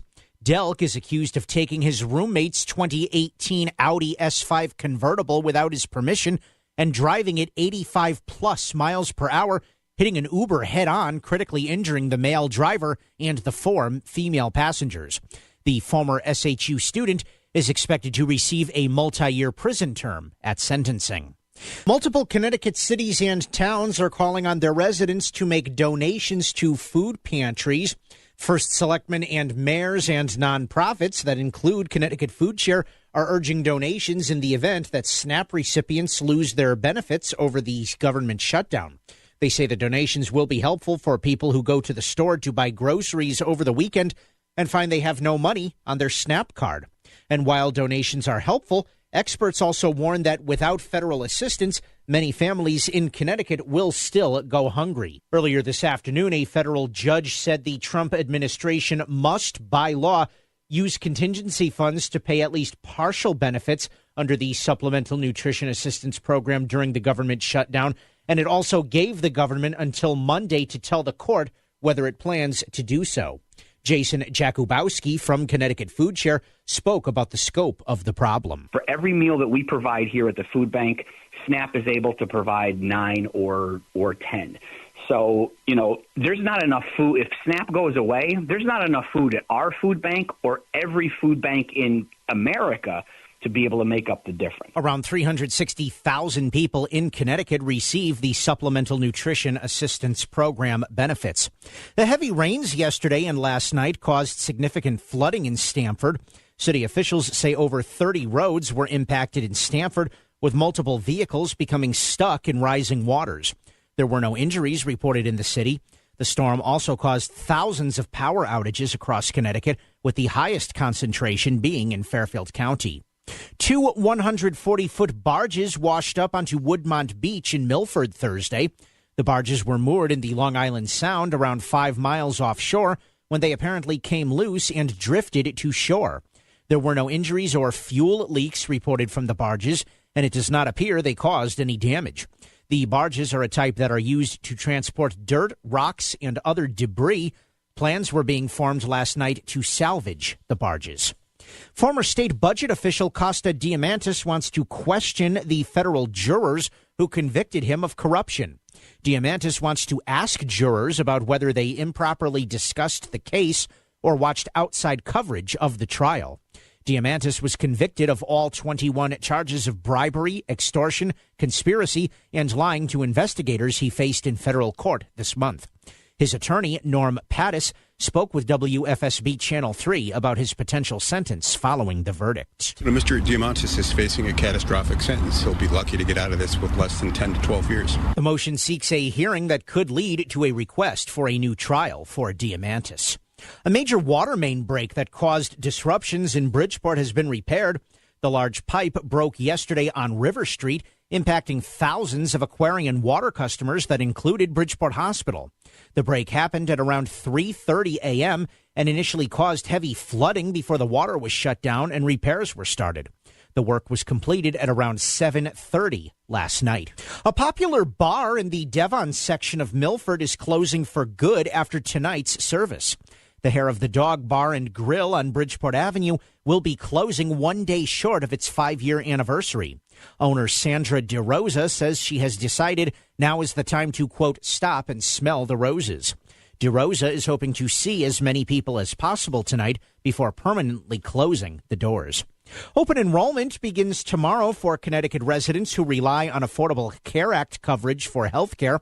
Just last weekend, many of those residents received a letter that their rates will be going up by an average of 26%, with some facing rates that may have more than doubled. The rate hikes affect anyone using Husky Care or Access Health CT. Governor Ned Lamont has advised residents to wait before enrolling in a new plan. I would not do it on November 1st. I think the world will change a lot over the course of the next 30, 60 days. And I think a lot of that will give us clarity what the Republicans want to do with the subsidies on Access Health, which could drive up the cost of health care for hundreds of thousands of people in the state. Access Health will be holding enrollment fairs over the next couple of weeks in multiple Connecticut cities statewide, including Stratford and Norwalk, where customers can discuss their plans and options. Over 150,000 people in Connecticut use Access Health. An Amtrak train 125 between Springfield, Massachusetts and Connecticut was canceled today due to, quote, equipment unavailability. Bus transportation was provided. Amtrak said the train would operate between New Haven and Washington, D.C. It apologized for any inconvenience. I'm Chris Williams with WICC News. WICC Smart MLS Right Now Traffic. 95 northbound, just under an hour from Stamford through Fairfield. Definitely some breaks along the way through. The lower Merritt Parkway is your best friend this afternoon. Out of New Haven, 95 south, jamming through Long Wharf, Route 8, north and southbound, heavy congestion going into the Commonerville Bridge. The same on the Wilbur Cross, north and southbound, going into the West Rock Tunnel. I'm Edge Krause with WICC Traffic. For this evening and tonight, still windy, partly cloudy and cold, upper 30s to low 40s. Saturday, sunny with a high in the mid-50s. Sunday, early frost, otherwise sunny with a high in the mid-50s. I'm meteorologist Paul Piorek on WICC. Ask Alexa to play WICC. Playing WICC. Back to Connecticut Today with Paul Pacelli on WICC 600 and 95.9. The voice of Connecticut. Hey, and guess what? There's a brand new look at the competitiveness of Connecticut's tax structure. And no surprise that once again another year goes by with another measure, and we suck. We suck. It's not even close.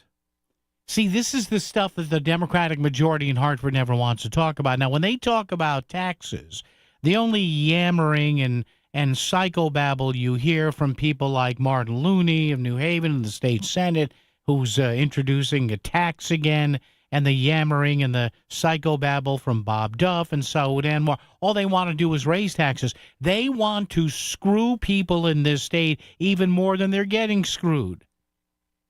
Numerous rounds, numerous days of getting screwed.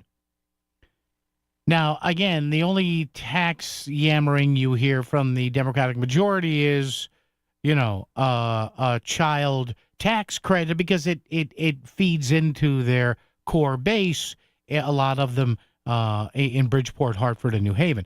But actually lowering taxes en masse, you never hear that. So the tax foundation, they're just a bunch of right-wingers. They don't want to pay taxes. Well, guess what? A lot of people don't want to pay taxes. A lot of people, guess what, boys and girls, want to pay as little tax as possible. That's why we have accountants. Well, you should. I have a friend of mine, love my friend to death, but, I proudly pay my taxes. Okay, whatever. So here's the latest, and by the way, I'll give a little breakdown here. The 10 best states as far as taxes are concerned. Number 1 to number 10, 1 to 10 on down, Wyoming, South Dakota, New Hampshire, Alaska, Florida, Montana, Texas, Tennessee, Idaho, and Indiana. The 10 lowest ranked states, New York, number 1, New Jersey, California, Connecticut, there we are at number 47, we suck. Maryland, Washington, Minnesota, Massachusetts, Vermont, and Hawaii. Have you do you notice any political affiliations in those states, huh? New York, New Jersey, California, Connecticut, Maryland, Washington State, Minnesota, Massachusetts, Vermont, and Hawaii. There's a shock, huh? Blue states. So the overall tax rank, 1 to 50. Connecticut is the 5th worst overall state in the country for taxes. New York's the worst, followed by New Jersey, the District of Columbia, California, and Connecticut. I wonder why. Majority party, anyone? Hello? All right, corporate taxes. Now, this is what businesses look at. In other words, hey, do we want to locate or relocate or expand in Connecticut? Now, Connecticut doesn't do poorly here. We're number 30. Not bad, kind of near the middle of the pack. The best state for corporate taxes, again, South Dakota. The worst state, Delaware, which is odd because they have all those financial houses there. But, yeah. Connecticut, middle of the pack, they're on number 30. Individual income tax. Connecticut comes out as the second, third, fourth, fifth, 6th worst in the country. We're at number 46 for individual income tax. New York is the worst. Now, there are a lot of states that don't have an income tax. And, Florida doesn't. New Hampshire doesn't. Texas doesn't. So there you go. Nevada's got a low income tax, I think. Sales tax, number 1, of course, New Hampshire, no sales tax. Connecticut sales tax, again, not too bad. as far as Connecticut goes with the sales tax rank.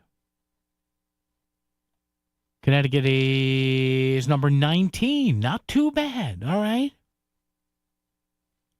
And again, it's a balancing act because a lot of states use the sales tax to compensate for, other taxes they can lower. And now, property taxes. Property taxes. Guess where Connecticut ranks for good or bad with property taxes? I'll give you a few minutes to think it out. What do you think?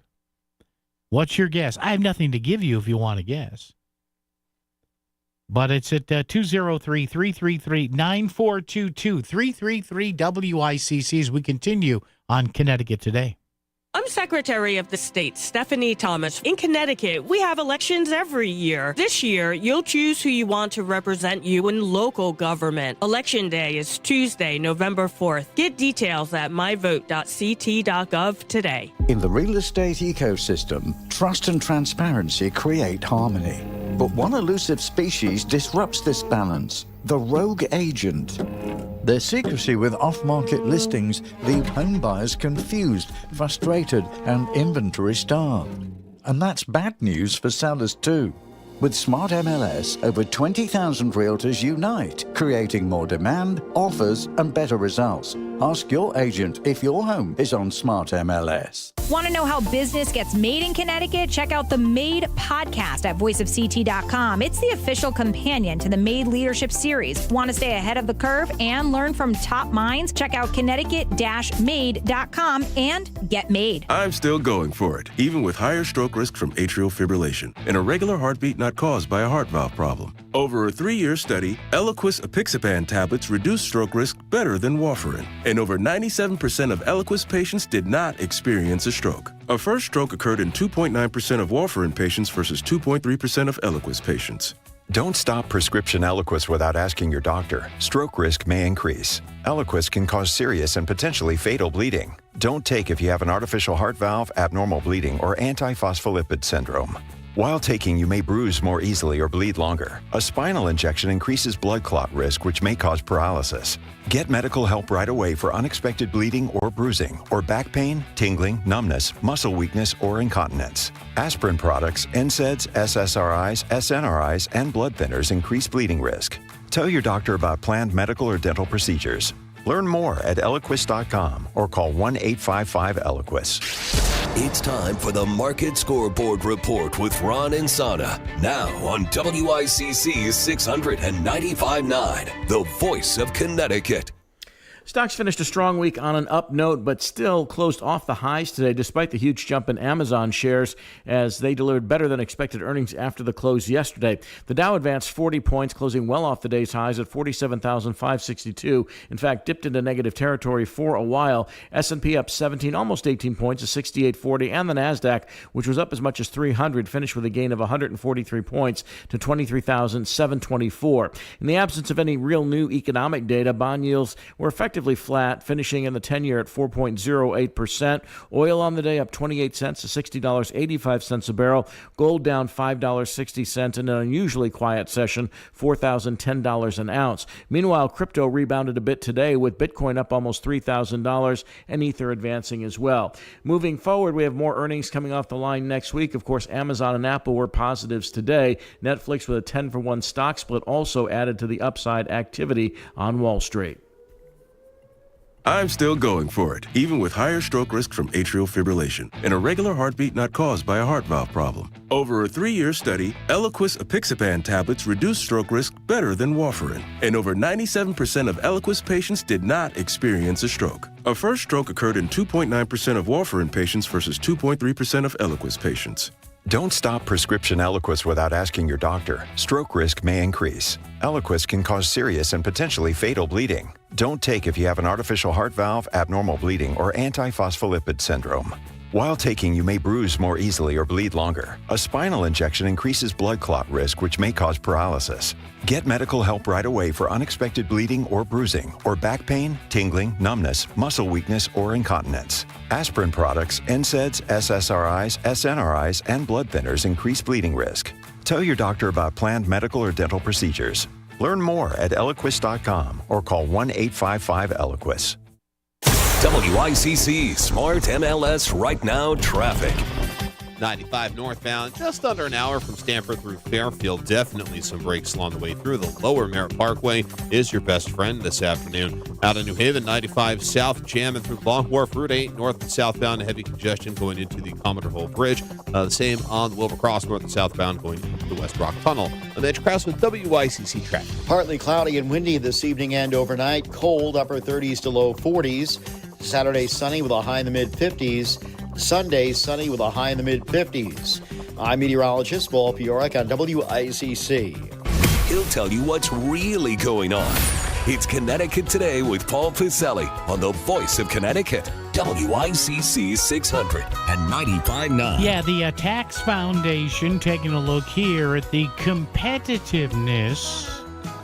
It's a tough word for the 4 o'clock hour. The competitiveness of all states tax-wise. And in certain areas, sales tax, business tax, and boy, Connecticut gets hammered. We are in the bottom 10. Actually, we are number 46 as far as overall tax friendliness is. And it's not good. But again, we never do really well in here, and we don't do really well in property taxes either. In fact, overall property tax burden, we are the second worst in the country as far as property taxes go. And I know it's a delicate balance. Well, it's not just that easy. You just can't lower them. No, I get it. I understand that. But the only state worse than Connecticut out of 50 states, 1 through 50, is Vermont. Vermont's property tax burden is the worst. I guess, by the way, they figure it per capita, whatever. In the country. Vermont is the worst. Connecticut the second worst, ranking number 49. Followed by Massachusetts, the District of Columbia, New York, Nebraska, Maine, New Hampshire, Rhode Island, and Jersey. It's tough, I know.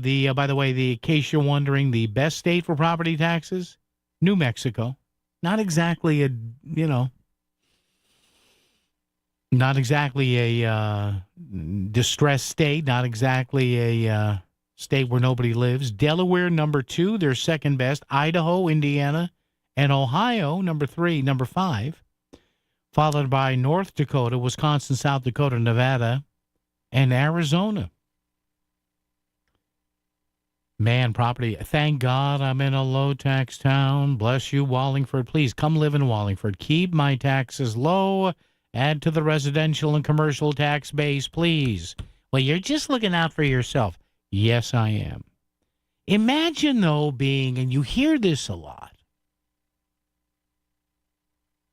imagine being an older homeowner or a senior. I'm almost there. But imagine being a senior, and you hear this all the time, and I hear this a lot from people in New Jersey, Long Island, too, some parts in New York where the tax burden is amazingly high. Not amazing that it's good, but how about, as they say, being trapped in your home? Meaning, you could sell it, you could make a nice profit, a nice bit of equity on your home, and, retire on that, maybe, or at least invest enough of it and supplement that with your Social Security or whatever.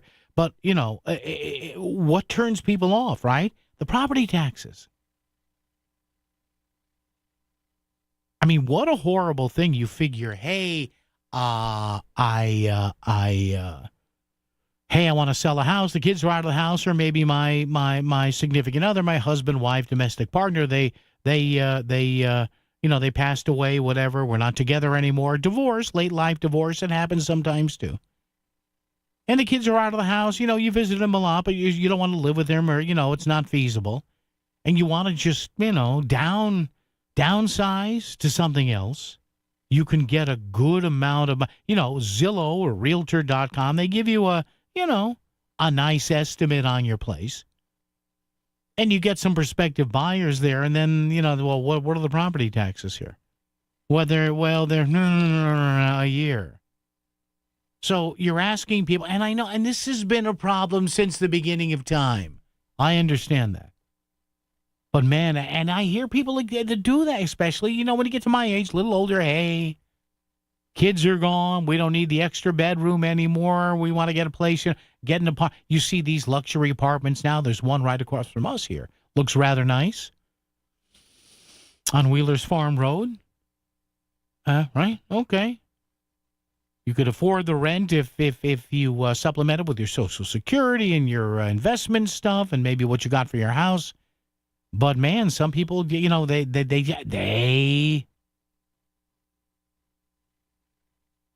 can't sell a house because of taxes. And one more category here, the unemployment insurance rank. Now, again, this is something that businesses will look at. Connecticut's not horrible here. We're number 39. So there are 11 states worse than us. And those states, by the way,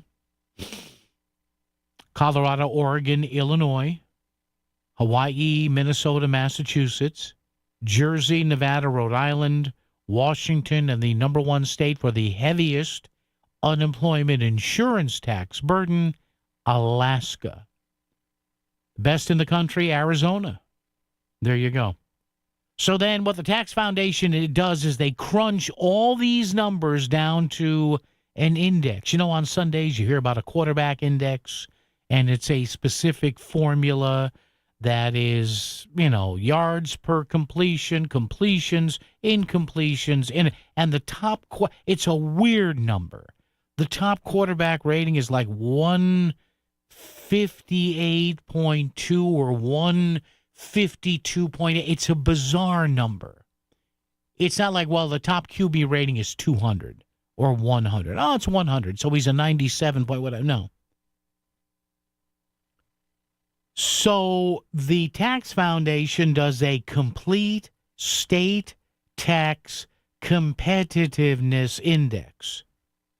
They crunch all the numbers. And the worst state in the country for taxes overall, the worst tax burden, New York. Connecticut's number 5.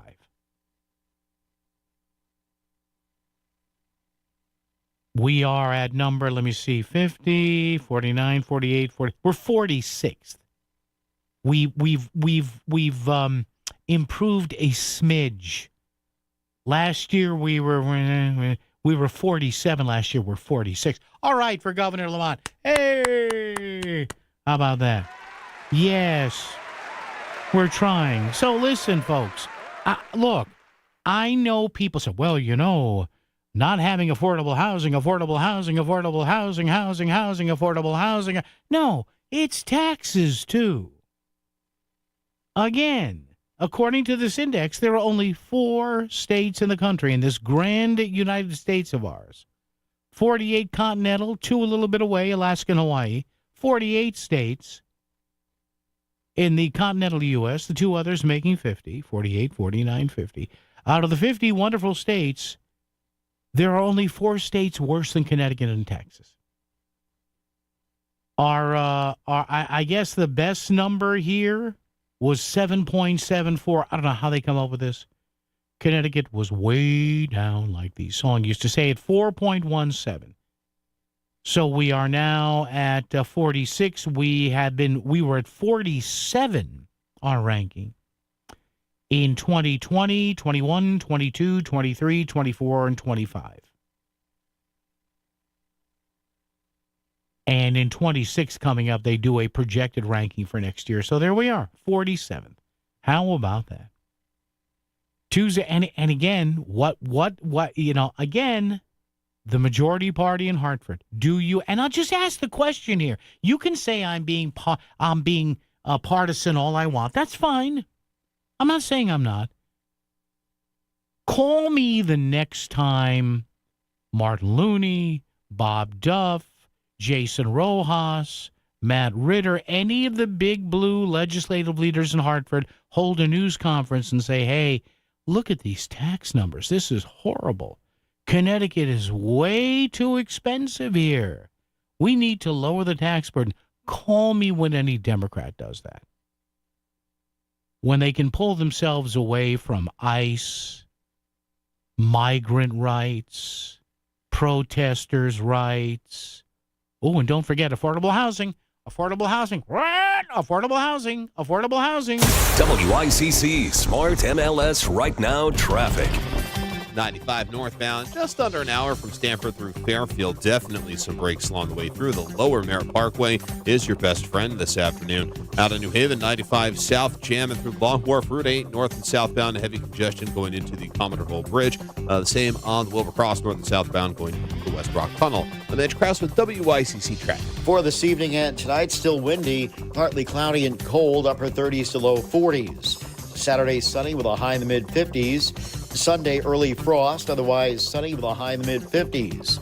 I'm meteorologist Paul Piorek on WICC. Most people want to spend their retirement years at home, but most seniors are not equipped to do it. In fact, according to AARP, 82% of adults ages 50 and up want to remain in their current homes as they age, but only about 10% of U.S. homes are considered aging ready. Hey, Melissa Sheketoff here, and I'm so grateful. My grandmother lived with us for more than 20 years, and as she got older, my parents equipped their home in Fairfield to accommodate her needs, and they got in-home care, like Connecticut In-Home Assistance. I believe in-home care made my grandmother's final years comfortable, joyful, and actually made her feel more independent. It also helped my parents to have peace of mind that someone could get her to her appointments, make sure she didn't fall, and allow them to have a loving relationship with her instead of one filled with tension and resentment. Don't wait until it's too late to make your home ready for an aging parent. Get the help you need to keep your loved one at home safe and sound. Check out Connecticut In-Home Assistance at cthomecare.com. And right now, you can even download their free ebook online. Again, cthomecare.com. Yes, Melissa, yes, we will. Don't forget the award-winning, you know what you love it, the Melissa in the Morning program, Monday through Friday, 5 till 10, right here on WICC. 10 to noon, Lisa Wexler, noon to 2, the download with Chris and John. And then, as long as my parking space is still there and my key card still works, it's you and me together, 2 to 6, Monday through Friday, right here. You know where, on WICC. WICC Bridgeport, WFOX Southport, WEBE HD2 Westport, WPLR HD2 New Haven, locally owned by Connoisseur Media. This is CBS News on the Hour, sponsored by Progressive Insurance. I'm Cammie McCormick. 2 federal judges have ruled the Trump administration must continue to fund the SNAP food aid program. The rulings come just a day before the payments were to be halted. Democratic state officials had filed suit. Pennsylvania's Governor Josh Shapiro. It's going to take about 10 days for them to be able to get those dollars flowing to SNAP recipients again.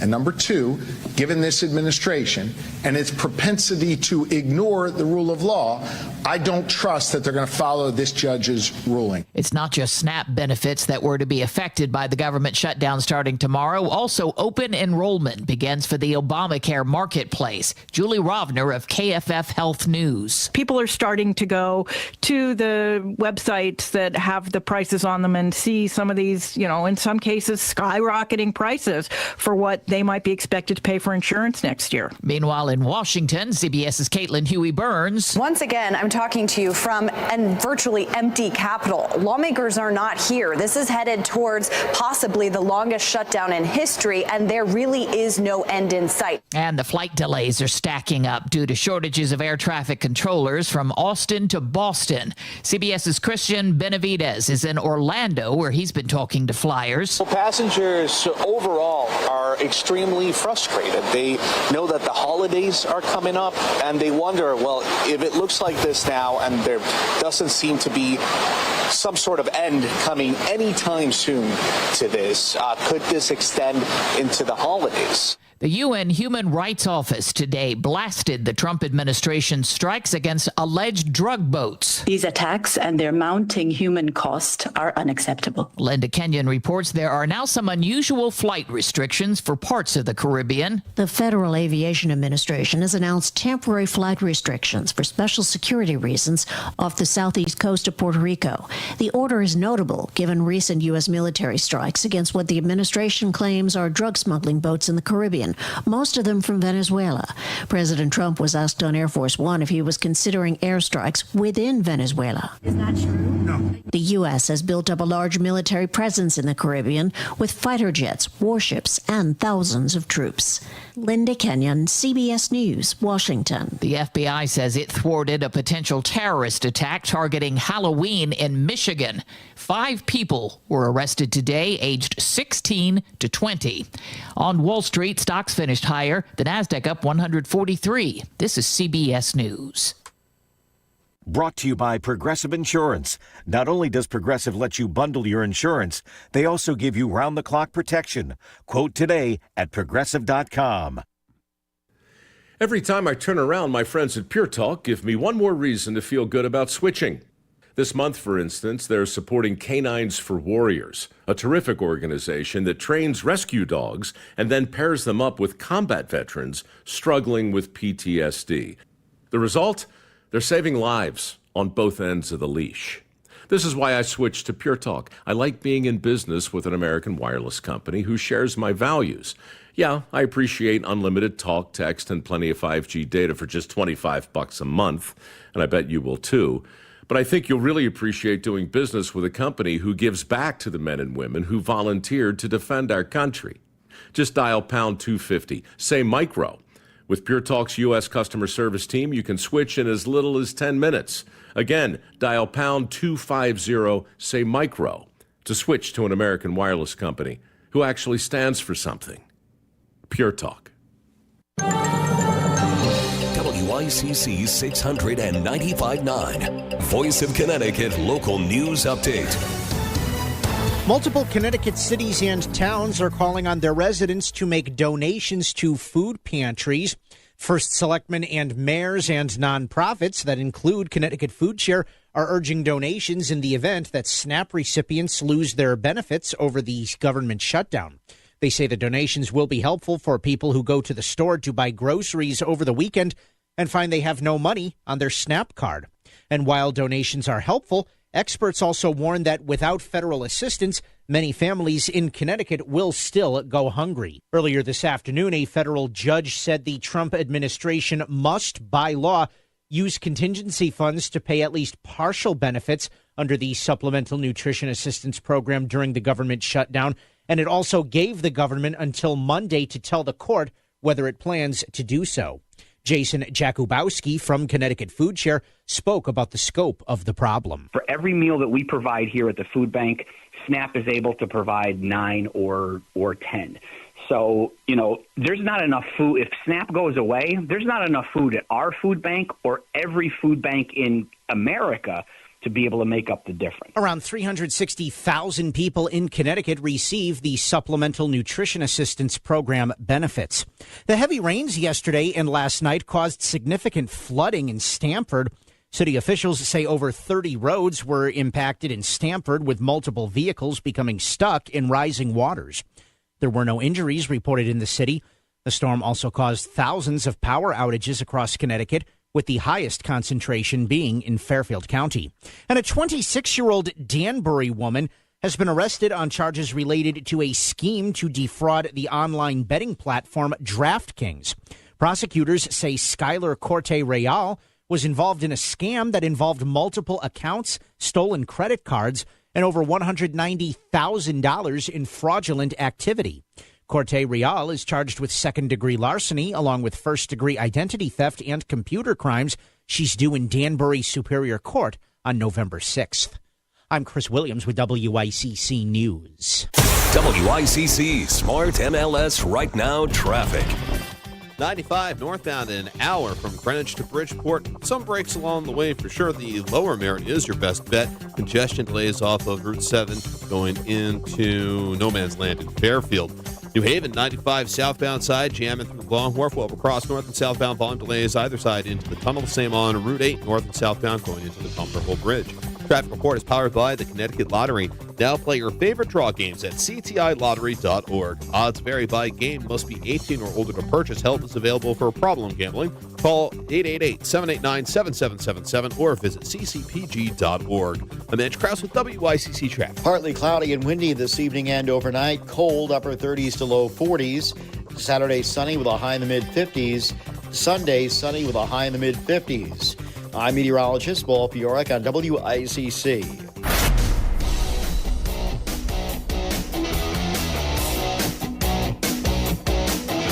You're listening to Connecticut Today with Paul Piselli on WICC 600 and 95.9, the voice of Connecticut. Thank you. We appreciate it. 3 hours down, 1 to go. Number as always, talk or text 203-333-9422, 333 WICC. That's talk or text. So again, you can use your talk to text function if you don't want to come on the radio and actually talk and have somebody hear your voice and go, I know who that is.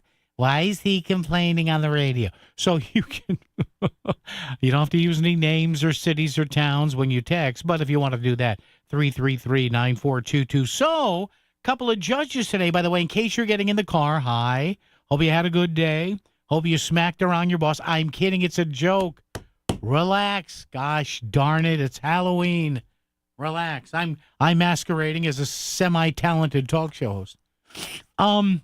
Two federal judges today, according to CBS, said the White House has to tap into contingency funds to make payments for SNAP during the ongoing government shutdown. Now, again, the shutdown is still going on. So our congressional delegation in the Senate, Mr. Blumenthal and Mr. Murphy, I guess if another vote comes up next week, they will continue to vote against opening up the government. But at least now, a judge has said, or at least one of the judges said, hey, you got to use about $5.25 million of standby money to fund SNAP. Now, we had two legal eagles on this week, Mike O'Neill from the Conservative Landmark Legal Foundation and our pal Thane Rosenbaum from CBS News. They both pretty much predicted this, that it would come down to this emergency fund here that they both told me was pretty much untouchable under the Administrative Protective Act, but I guess they can. Depends what the judges said. So two federal judges today said the administration must tap into funds to make some payments on SNAP. Now, there's two different cases here. In a case brought by a coalition of states in federal court in Massachusetts, dried lips, Judge Indira Talwani ruled that the government is required by law to tap into that money to make at least partial payments. So they're talking about, I guess, this $5.25 million from the Administrative Procedures Act.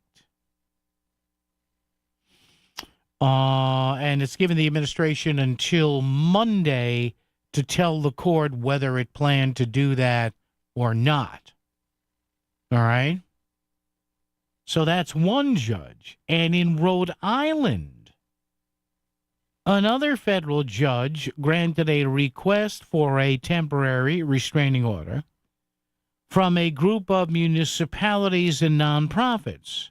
They sued to block the imminent funding freeze, according to attorneys for Democracy Forward, yada, yada, yada, blah, blah, blah. Here's the bottom line. I don't want your eyes to glaze over here and everything. Here's the bottom line.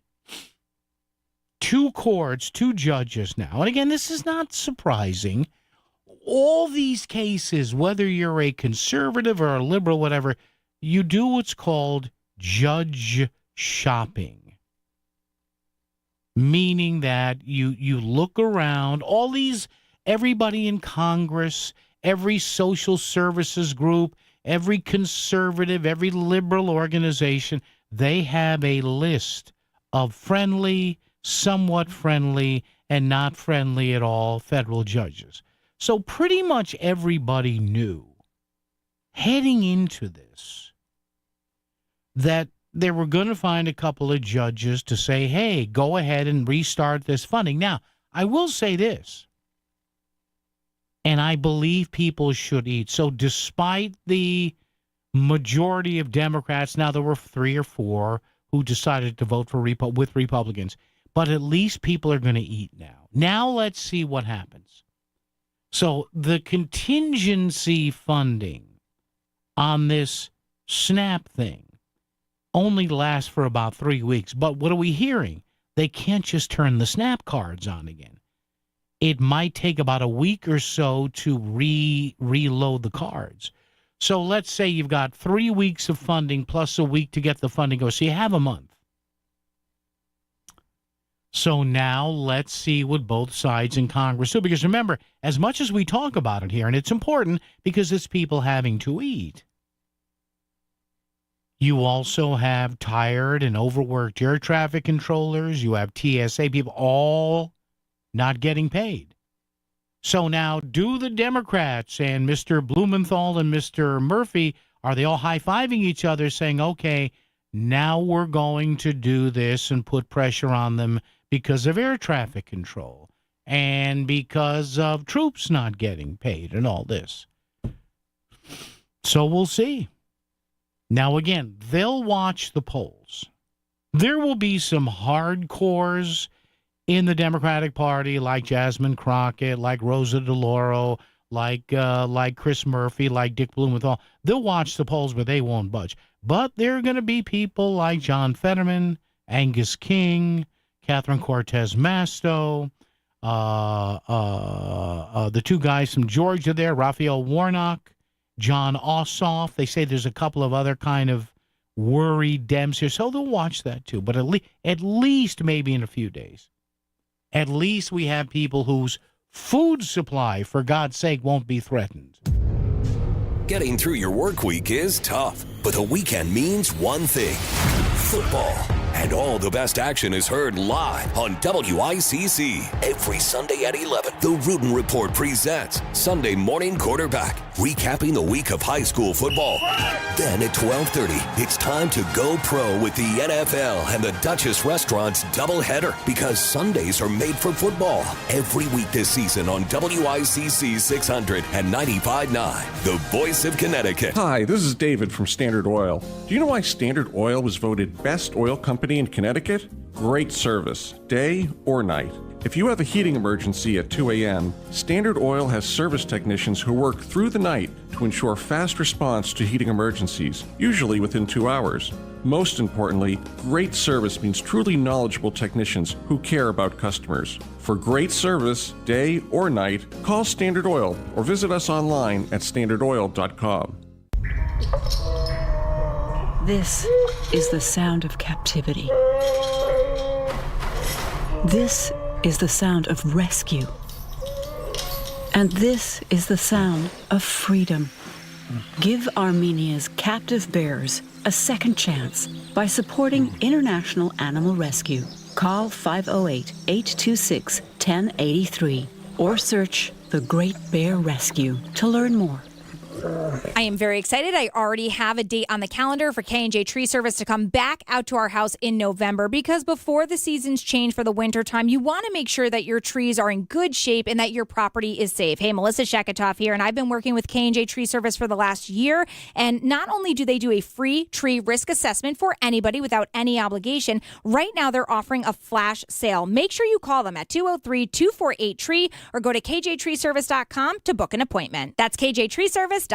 Just about every day, we hear unsettling news about the economy and global events, things that affect our lives here at home. It's natural to feel uncertain, but when it comes to securing your family's future, there is something you can do. Here is attorney Christine Tenor. Do you ever feel like your medical or financial decisions are out of your hands? In times like these, most of us would answer yes. The good news? There are legal tools designed to protect you, ensuring that only the people you trust can manage your affairs, should you become unable to do so. Life can change quickly. It's never too early to put a plan in place that reflects your wishes, whether it's a power of attorney, medical advance directives, a last will and testament, or a trust, tailored to your needs. Every person's situation is different. It's important to create an individualized plan before it's needed. We all deserve peace of mind. The Fairfield Law Offices of Eliofson and Tenor. On the internet, ConnecticutElderLaw.com. Call 203-336-2566. That's 203-336-2566.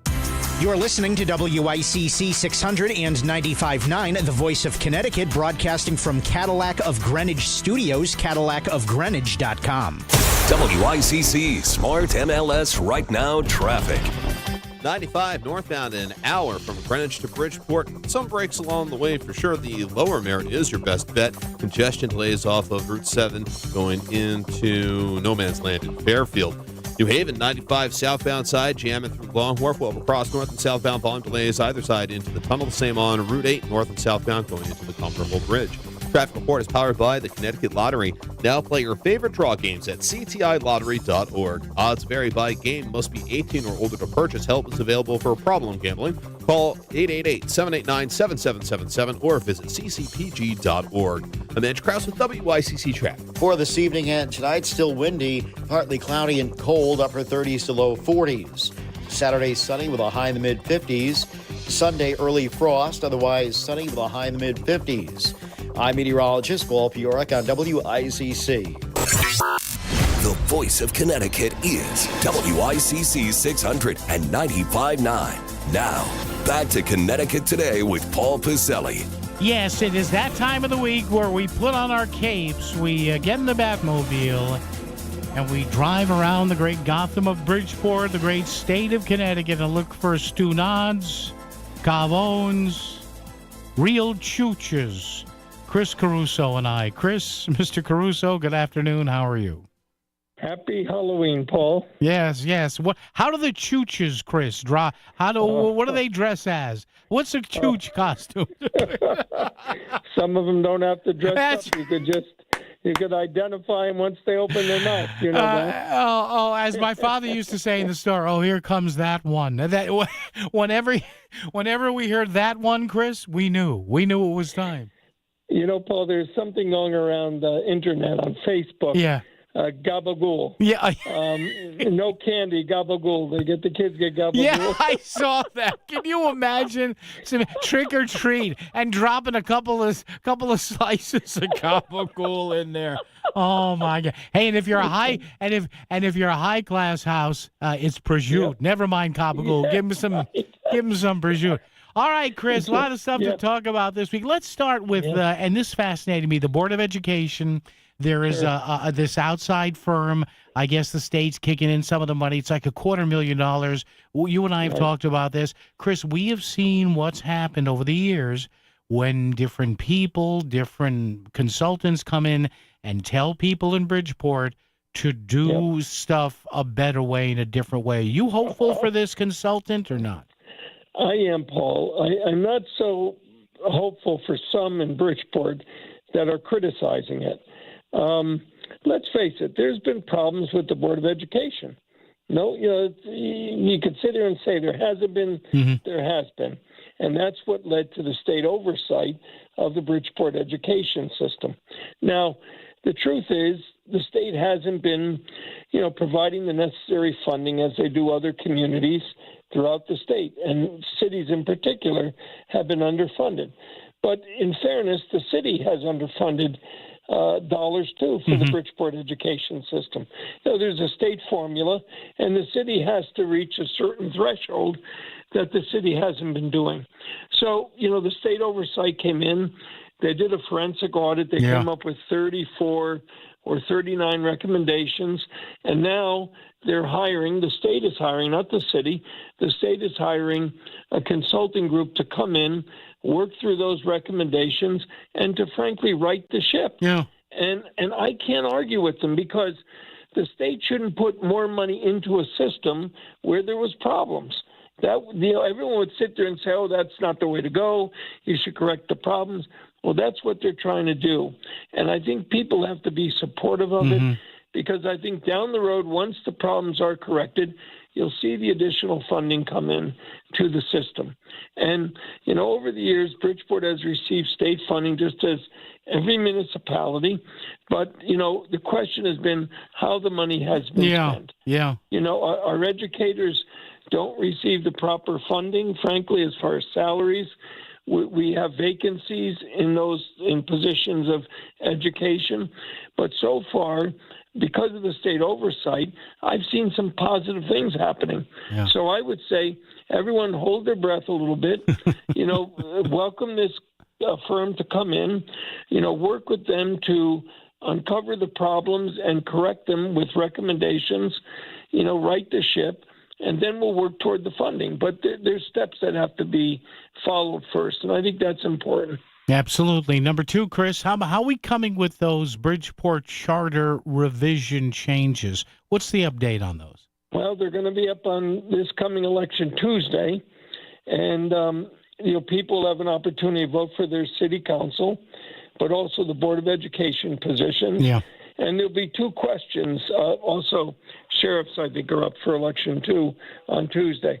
And there'll be two questions. The first question talks about the overall charter and the changes that are being recommended. For example, civil service, city council powers, ethics commission. Yeah. I would support it. The only caveat that I would raise, that if it is passed, the ethics commission, the public and the commissioners need to be vigilant over the role of the city attorney's office in the deliberations. Because, as I've said before, the city attorney represents every aspect of city government. And so there's a question of potential conflict.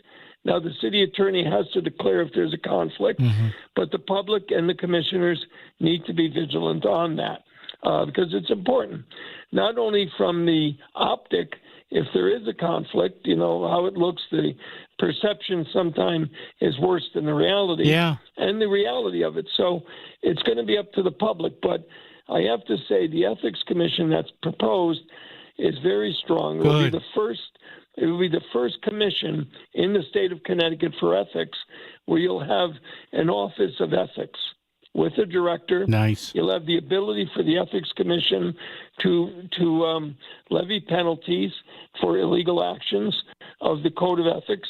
So there's a lot of safeguards that I think are positive, and I'd hate to see that thrown out. But at the same time, the public can't be spectators. They've got to be involved. Yeah. The commissioners have to be to make sure it runs the way it should be. So I would go with that one. There's a second question, which would abolish the positions of town clerk and city clerk and make them appointed. I oppose that one. Yeah, me too. And the reason I oppose it, as you chip away from elected positions, you slowly start chipping away at democracy and the voters' rights to participate in elections. So for question number one, I support that. Question number two, I don't support it. So for what that's worth, you can go online and find out more information. But I think overall it's good for question one. We're making changes. Question two, let's keep the city clerk and town clerk position in place. Absolutely. And Chris, in about the minute we have left, that kind of weaves into finally, again, those city and town clerks are inextricably linked to, of course, absentee ballots here. And we see another level of investigation into Mr. Castillo here, who's up for re-election. So, again, those two questions, Chris, I'm like, these are tied in here. Let's not, we already have these investigations going. And I know the investigations, I guess, Chris, are far from over. No, that's right. And, with Mr. Castillo, they found out that he never, I guess he was employee for the city of Bridgeport under the HUD program, housing. And he never turned in his badge when he left that position. So now the feds are involved looking at this of a federal violation of law. So, it's getting deeper and deeper, not only from state statutes that have been potentially violated, there are allegations, they have to be proven in court, but also now federal law that's been violated too, or allegedly. Yeah. So in both cases, it's only getting deeper and deeper, and it's really sad for the city of Bridgeport. But, everything happens for a reason. Yeah. We've come to a point now. We've got a clean house. As I said, people that are in violation need to be punished. It's just exactly what you've seen with Diamantis, the deputy director. Yep. And happy to say, that's the law I put in about revocation of Good pensions. for you. Yep. And that will come now where his pension could be revoked. And that's under the law. The Attorney General of the state, would enter a pleading into the courts to have the pension removed. But I've always believed that if you're a public servant, an employee of the city, the state, what have you, and you rip off the taxpayers, you defraud the government and the people, you've got to pay. It's just, for years, people would do this and they keep all their pension. Well, hey, there's a consequence. My mother always told me there was a consequence, and I was more afraid of my mother than I was the cops, to be honest with you. Great But stuff. there's always a consequence. You're right, Chris. There has to be, or nobody changes. Chris Caruso. Chris, thank you. Great stuff as always. Okay. Have a great weekend, and we'll check back with you next week. Thank you, Chris. Okay. Appreciate it. Yeah, I mean, folks, now I know people have said, well, what if the wife or the kids didn't... about, the pensions. Well, this is why you have courts, and this is why, in these cases, you have judges. WICC Smart MLS Right Now traffic. 95 northbound an hour from Greenwich to Bridgeport. Some breaks along the way for sure. The lower Marion is your best bet. Congestion delays off of Route 7 going into No Man's Land in Fairfield. New Haven, 95 southbound side, jamming through Long Wharf. Well, across north and southbound volume delays either side into the tunnel. The same on Route 8, north and southbound going into the Comparable Bridge. Traffic report is powered by the Connecticut Lottery. Now play your favorite draw games at ctilottery.org. Odds vary by game. Must be 18 or older to purchase. Help is available for problem gambling. Call 888-789-7777 or visit ccpg.org. I'm Mitch Krause with WICC Traffic. Partly cloudy and windy this evening and overnight. Cold, upper 30s to low 40s. Saturday, sunny with a high in the mid-50s. Sunday, sunny with a high in the mid-50s. I'm meteorologist Paul Fiorek on WICC. In our effort to give dissemination of notice to nonprofit agencies, Connoisseur Media invites these agencies to request notification of job openings. To register your nonprofit agency for notifications of job openings at all Connoisseur Media stations in Connecticut, call us at 203-783-8200. Ask for Tristan Holler, and be sure to give us your name, address, phone number, and a contact person at the agency. If you're on our notification list and have changes or updates, call us at 203-783-8200. Ask for Tristan Haller. Connoisseur Media is an equal opportunity employer. Recently, 1 in 4 people surveyed by Bankrate.com say they're literally losing sleep because of worries that they might not have saved enough to retire. Pretty much adds up because the number one fear of planning for retirement is running out of money. So if you're ready to get serious about planning for your future, you could start by listening to Mastering Your Wealth with host David Gagnon of First Financial Planners. Tune in Saturday mornings at 8 right here on WICC 600. Also get more details online at masteringyourwealthradio.com.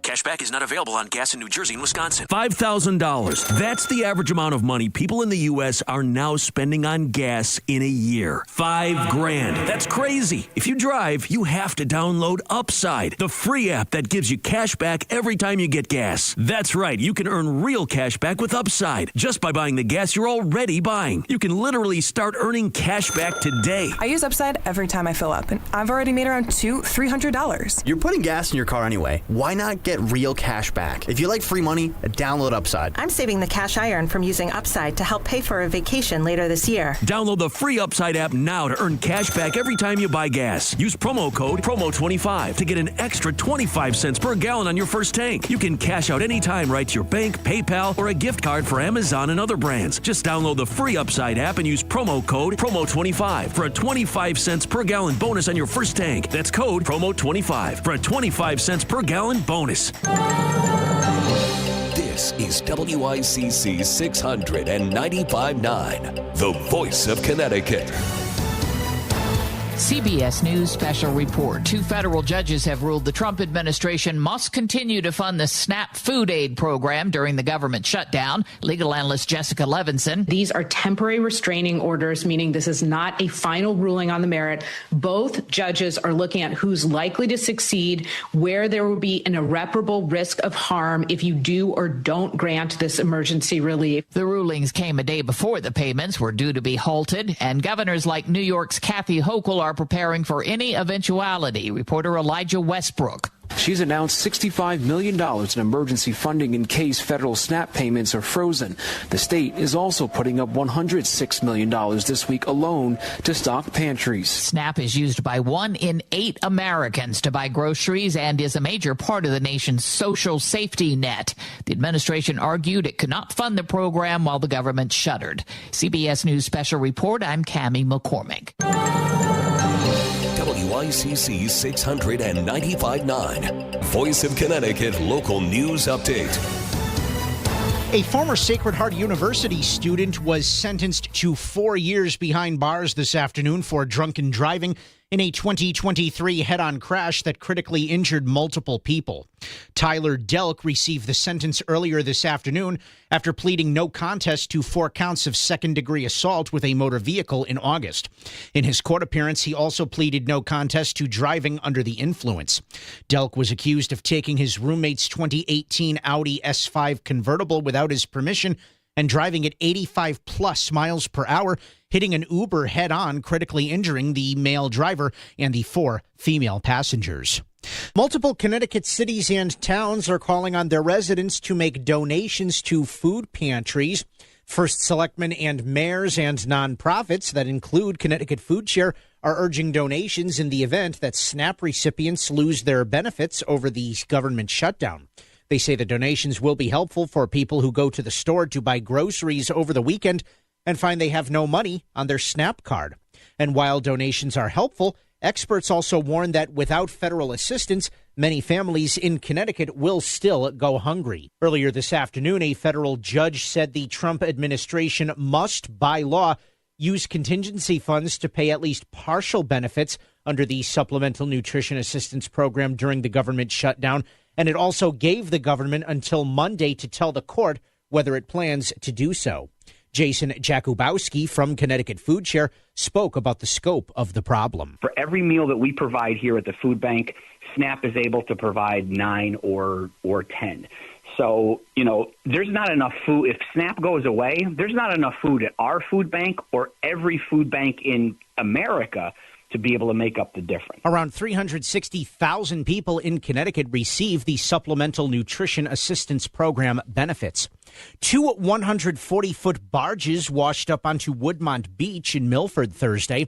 The barges were moored in the Long Island Sound around 5 miles offshore when they apparently came loose and drifted to shore. There were no injuries or fuel leaks reported from the barges, and it does not appear they caused any damage. The barges are a type that are used to transport dirt, rocks, and other debris. Plans were being formed last night to salvage the barges. A major water main break that caused disruptions in Bridgeport has been repaired. The large pipe broke yesterday on River Street, impacting thousands of Aquarian water customers that included Bridgeport Hospital. The break happened at around 3:30 a.m. and initially caused heavy flooding before the water was shut down and repairs were started. The work was completed at around 7:30 last night. Former state budget official Costa Diamantis wants to question the federal jurors who convicted him of corruption. Diamantis wants to ask jurors about whether they improperly discussed the case or watched outside coverage of the trial. Diamantis was convicted of all 21 charges of bribery, extortion, conspiracy, and lying to investigators he faced in federal court this month. His attorney, Norm Pattis, spoke with WFSB Channel 3 about his potential sentence following the verdict. Mr. Diamantis is facing a catastrophic sentence. He'll be lucky to get out of this with less than 10 to 12 years. The motion seeks a hearing that could lead to a request for a new trial for Diamantis. Open enrollment begins tomorrow for Connecticut residents who rely on Affordable Care Act coverage for health care. Just last weekend, many of those residents received a letter that their rates will be going up by an average of 26%, with some facing rates that have more than doubled. The rate hikes affect anyone using Husky Care or Access Health CT. Governor Ned Lamont has advised residents to wait before enrolling in a new plan. I would not do it on November 1st. I think the world will change a lot over the course of the next 30, 60 days. And I think a lot of that will give us clarity what the Republicans want to do with the subsidies on Access Health, which could drive up the cost of health care for hundreds of thousands of people in this state. Yeah, we're back Access Health will be holding enrollment fairs over the next couple of weeks in multiple Connecticut cities statewide, including Stratford and Norwalk, where customers can discuss their plans and options. Over 150,000 people in Connecticut use Access Health. A popular bar in the Devon section of Milford is closing for good after tonight's service. The Hair of the Dog Bar and Grill on Bridgeport Avenue will be closing one day short of its 5-year anniversary. Owner Sandra DeRosa says she has decided now is the time to, quote, stop and smell the roses. DeRosa is hoping to see as many people as possible tonight before permanently closing the doors. Amtrak Train 125 between Springfield, Massachusetts and Connecticut was canceled today due to, quote, equipment unavailability. Bus transportation was provided.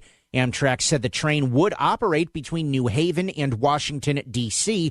It apologized for any inconvenience. And AAA is reminding drivers and pedestrians to be aware of each other for tonight for Halloween. Data shows that it's one of the most dangerous nights of the year for pedestrian versus vehicle incidents. Drivers should ditch distractions, avoid cut-through roads, and, of course, drive sober. Pedestrians should know the rules of the road, travel in groups, and wear reflective or bright gear to be easily spotted. I'm Chris Williams with WICC News. WICC Smart MLS Right Now Traffic. 95 northbound, crash involving a tractor trailer, exit 17 into center lane. Parkway overall is your best bet, but some congestion delays out of Norwalk going into Westport. Out of New Haven, 95 south, jamming through Long Wharf, and you're on the brakes again, exit 41 going down to the Milford Connector. Wilbur Cross, southbound side, just extra cars through Hamden down into the tunnel. I'm Andrew Krause with WICC Traffic. For this evening and tonight, still windy, partly cloudy and cold, upper 30s to low 40s. Saturday, sunny with a high in the mid-50s. Sunday, early frost, otherwise sunny with a high in the mid-50s. I'm meteorologist Paul Piorek on WICC.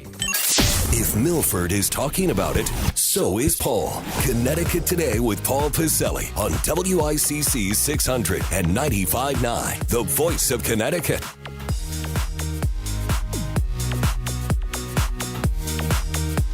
All right, 203-333-9422, 333-WICC. Hang in. You are going to love the last segment of this program.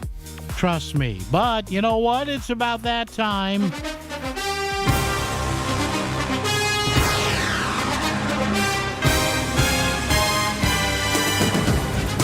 You know what that means, don't you? Yes, our guaranteed deadlock pro picks. Don't bet on what we say. Don't even use Monopoly money. Don't use your 401k.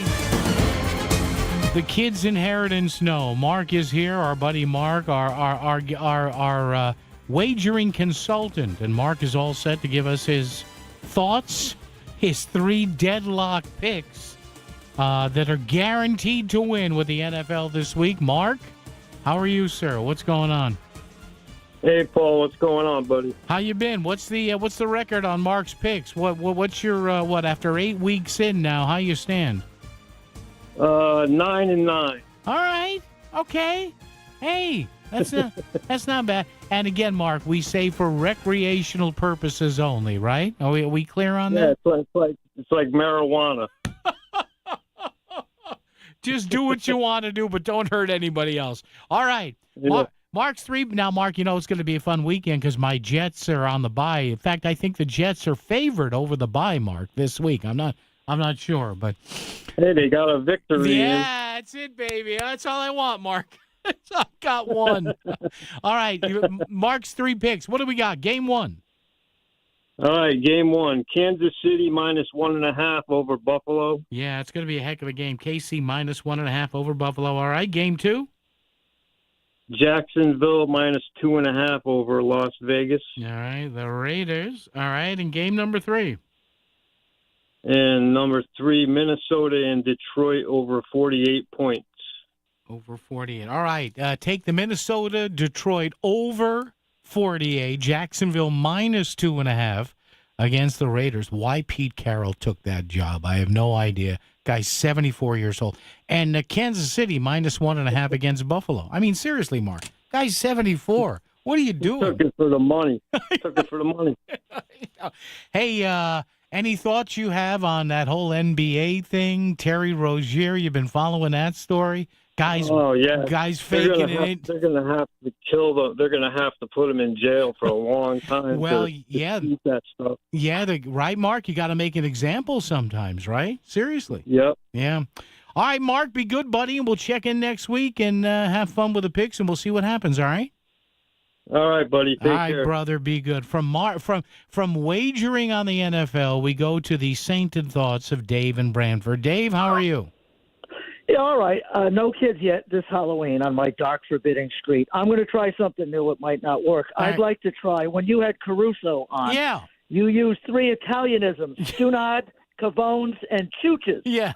And so at some point, it could be a recurring theme. Okay. Some of those Italianisms, I never and I'm the oldest Italian left in the family, and if I don't know, nobody knows. And so we need a source, and it could be you.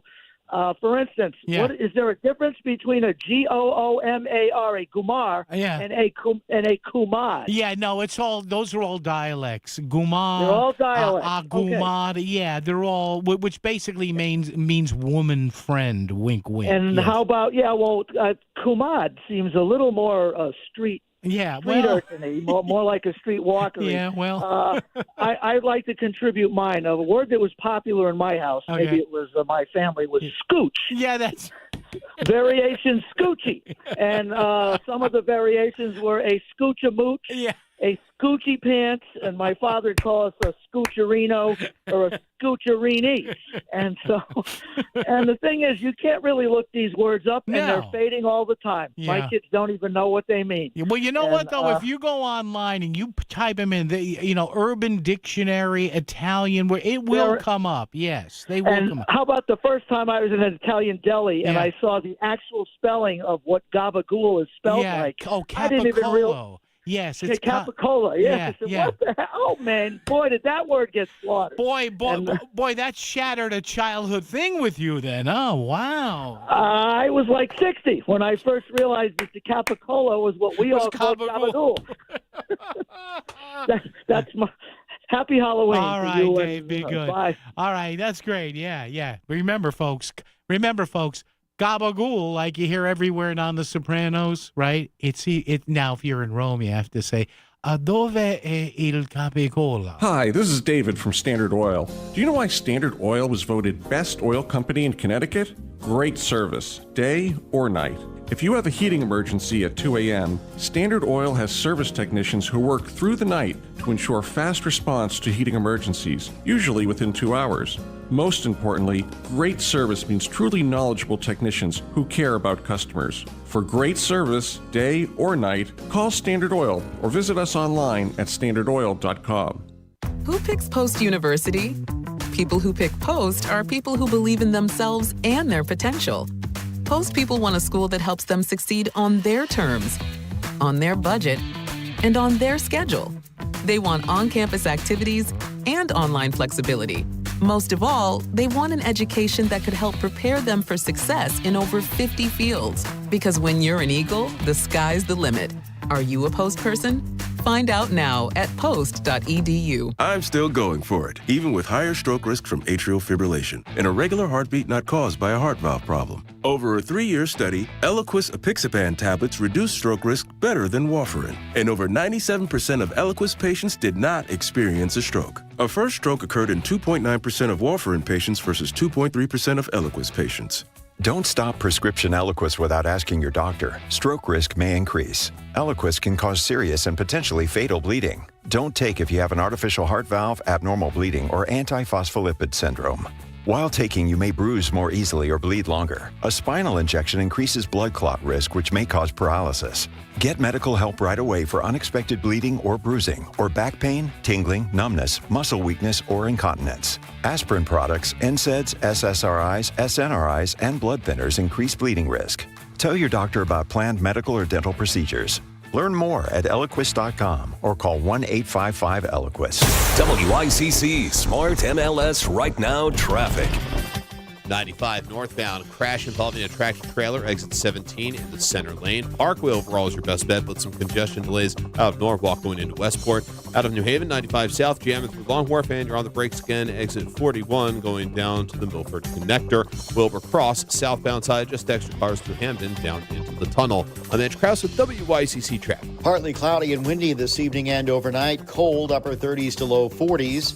Saturday, sunny with a high in the mid-50s. Sunday, sunny with a high in the mid-50s. I'm meteorologist Paul Fioric on WICC. Where Connecticut comes for live and local talk. Back to Connecticut Today with Paul Pacelli on WICC 600 and 95.9, the voice of Connecticut.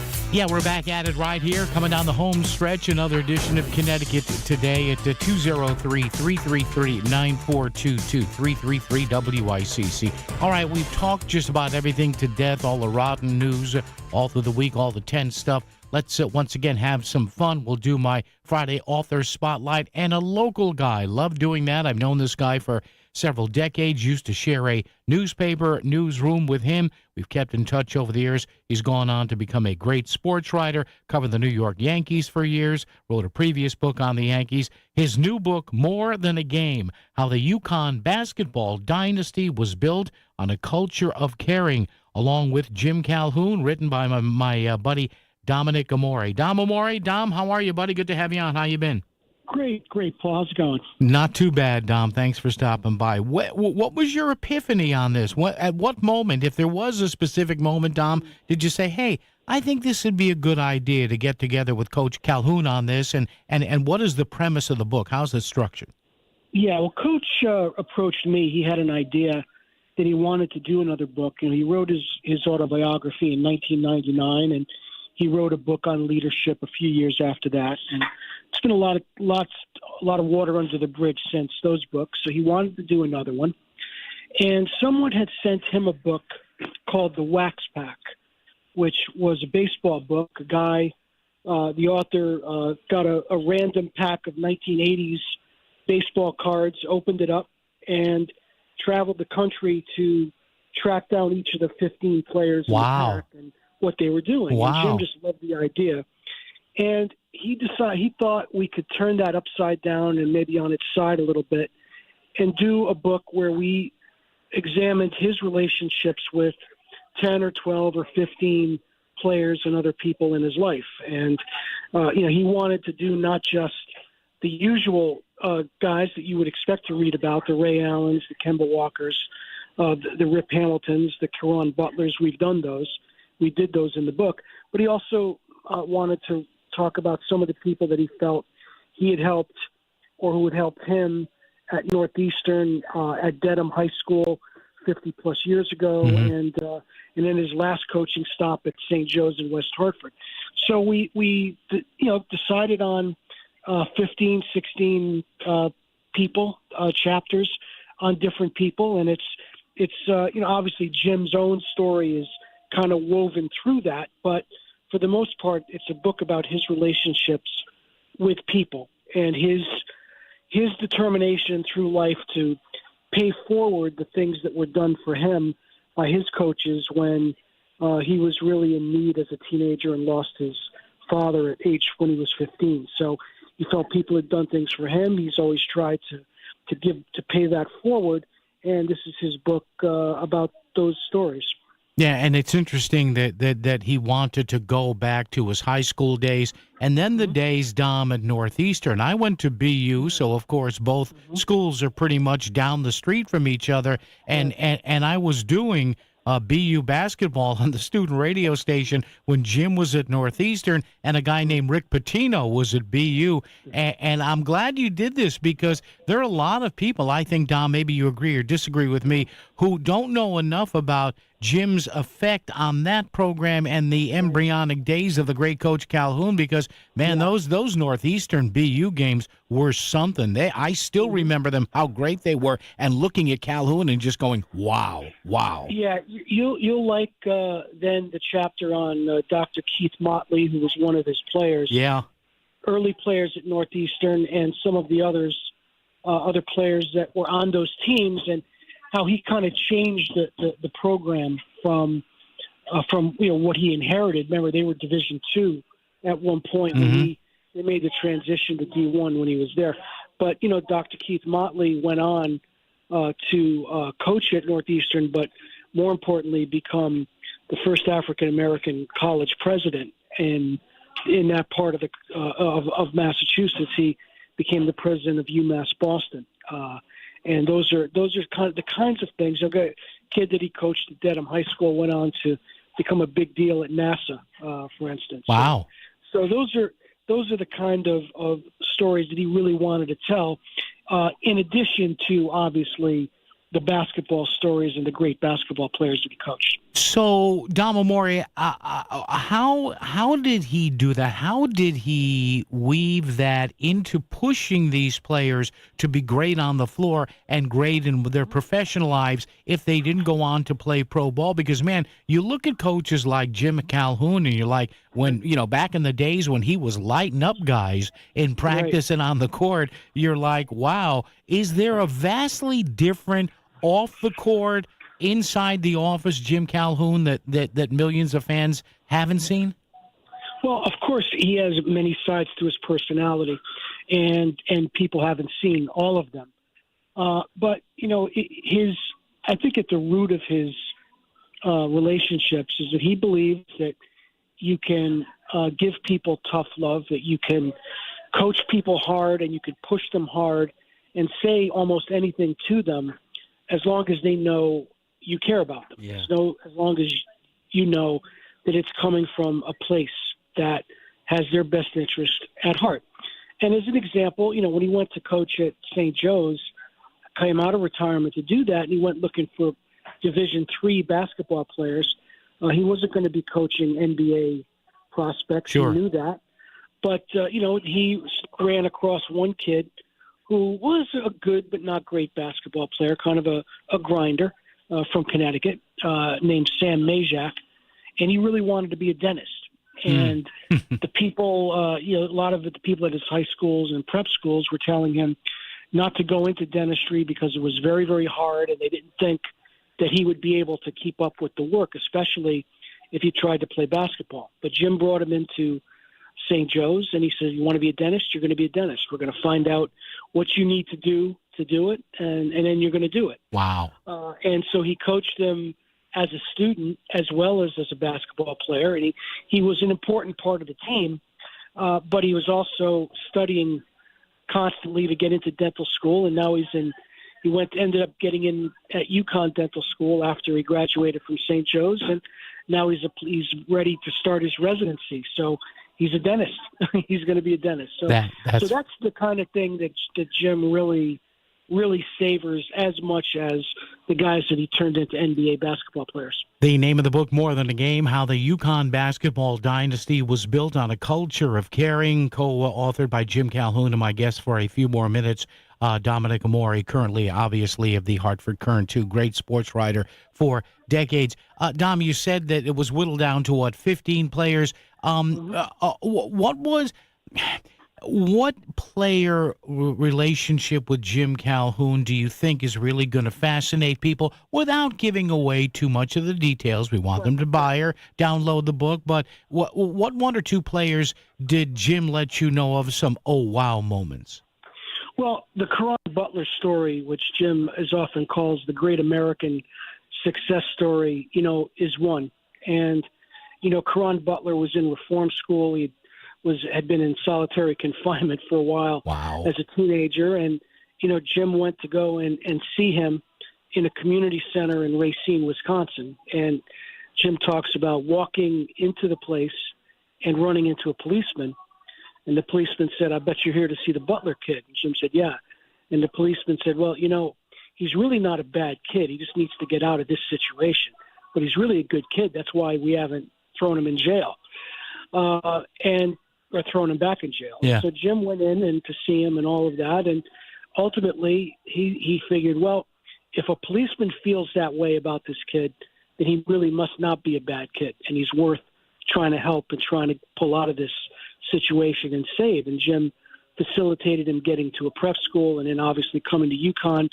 And after 2 years, Karan actually cried when Jim told him he needed to go to the NBA now. He thought he wanted to come back and play in college, didn't want to leave. And Jim really had to coax him to leave and take millions of dollars in the NBA. So those are the kind, and Karan Butler, who worked at a Burger King in Racine, ended up owning the string of Burger Kings after a while. What a great story. That's really that's one I think people really like. But I think another great story in that book. Coming up, a lot more. Pick up the book. There are more stories there. Thanks to my buddy, my pal Dom Amore, who got together with Coach Jim Calhoun to write the book More Than a Game: How the UConn Basketball Dynasty Was Built on a Culture of Caring. WICC Smart MLS Right Now Traffic. 95 northbound, a stalled tractor trailer, exit 17 in the center lane, has things backing up through Westport. Parkway northbound, lots of extra cars coming off of Route 7 going through Westport because of the incident on 95. Out of New Haven, 95 southbound side, heavy congestion through Long Wharf. And on the Wilbur Cross, southbound residual delays in North Haven from an earlier problem that has been cleared. Mitch Krause with WICC's traffic. For this evening and tonight, still windy, partly cloudy and cold, upper 30s to low 40s. Saturday, sunny with a high in the mid-50s. Sunday, early frost, otherwise sunny with a high in the mid-50s. I'm meteorologist Paul Piorek on WICC. Dude, I just got this car. Yeah, sorry, man. Take it to my friend. He can do it for cheap. Hi, this is Chris from Sono Collision. Don't just go to anybody for your repairs. Choose the best. Remember, you're the one that has to live with the repairs. It's your choice, so pick quality at Sono Collision. Go to sonocollision.com or call 203-939-9955. Your car will thank you. Need roofing, vinyl siding, gutters, or chimney repairs? Hi, I'm Eddie Griffin, the owner of Brown Roofing, your local roofing expert since 1972. From cracked shingles to leaky chimneys, our certified technicians handle it all.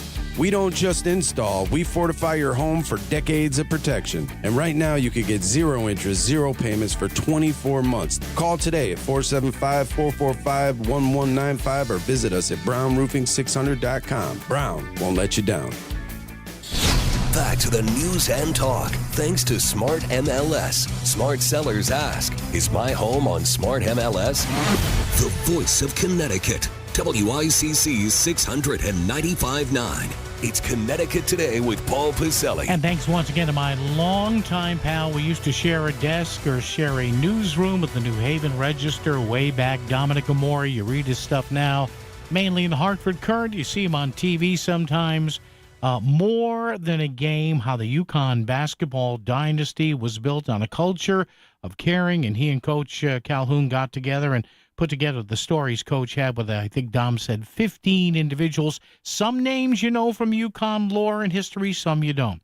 So pick it up. Dom also has another great book on the early years of the New York Yankees called Franchise on the Rise. Pick that up too. Chris, thank you. WICC Bridgeport, WFOX Southport, WEBE HD2 Westport, WPLR HD2 New Haven, locally owned by Connoisseur Media. This is CBS News on the Hour, sponsored by Progressive Insurance. I'm Cammie McCormick. SNAP recipients have been closely following developments concerning their benefits as the government shutdown drags on. I'm living on one check, so it's hard. It's not easy. I'm raising 3 girls. A federal judge today ordered the Trump administration to keep SNAP funds flowing. Legal analyst Lori Levinson. The Trump administration has taken the position that the money's run out and there's nothing that they can do, and that the funds that are in reserve cannot be used because this isn't really an emergency.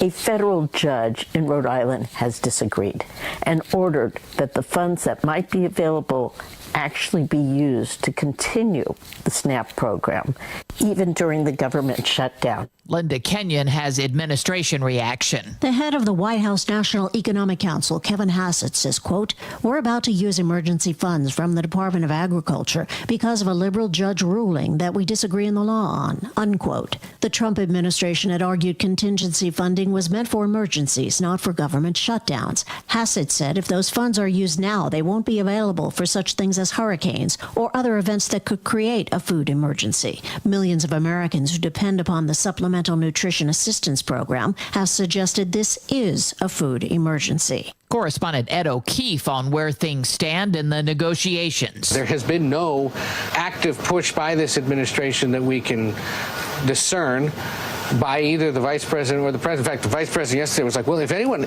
would like to talk to us, come on by here. The vice president has an office at the Capitol. He could go up there and find them. And there's been no sign that they have been doing that, trying to reach a potential group of moderates that would be willing to go with Republicans and try to make this happen. FBI Director Kash Patel said today multiple people were arrested for plotting a Halloween attack in Michigan. CBS's Anna Schechter reports the 5 suspects were 16 to 20 years old. This is a continuation of a case that was being developed since last May, where an individual was arrested for being connected to ISIS. And that case then led to other investigative lines. That's how the FBI got tipped off to this. Or this is not something that just happened in the last couple of weeks. The UN Human Rights Office today blasted the series of U.S. attacks on alleged drug boats. Airstrikes by the United States of America on boats in the Caribbean and in the Pacific violate international human rights law. More than 60 people have been killed in those strikes. On Wall Street today, stocks finished higher, the Nasdaq up 143. This is CBS News. Sponsored by Progressive. See why over 43 million drivers trust Progressive to stay protected on the road. See for yourself at Progressive.com. Are you having trouble hearing? Hearing loss can devastate the quality of your life. Now, there's an affordable fix for you or your loved one. Rated the best hearing aids of 2025 by Forbes Health, Audion Hearing has the highest quality hearing aids at the lowest prices, starting at just $98 a pair. I actually like them better than my old $5,000 hearing aids. I could not believe how my hearing and life changed. Join over 1 million happy customers by going to audionhearing.com. That's AUDIEN hearing.com. This message comes from Viking, committed to exploring the world in comfort. Journey through the heart of Europe on an elegant Viking longship with thoughtful service, destination-focused dining, and cultural enrichment on board and on shore. With small ships that bring travelers closer to the destination, there's more time to explore. And every Viking voyage is all-inclusive, with no children and no casinos. Discover more at Viking.com. WICC 600 and 95.9, the voice of Connecticut, bringing you one of Melissa in the Morning's favorite moments. Governor Lamont nominated Christina Guillo to serve as Connecticut's child advocate.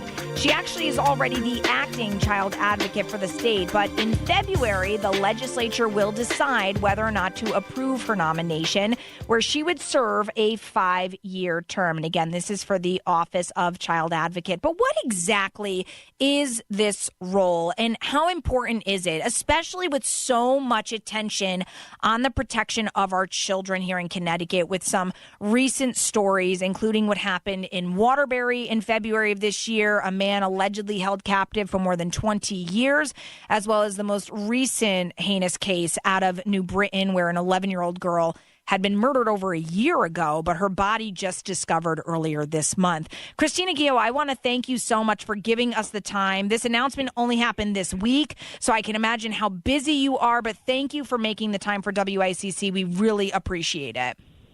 Well, thank you for having me. Christina, I want to first introduce you to our audience, let them get to know you a little bit better. I know the governor sent a pretty lengthy press release really outlining your background and your work with child advocacy.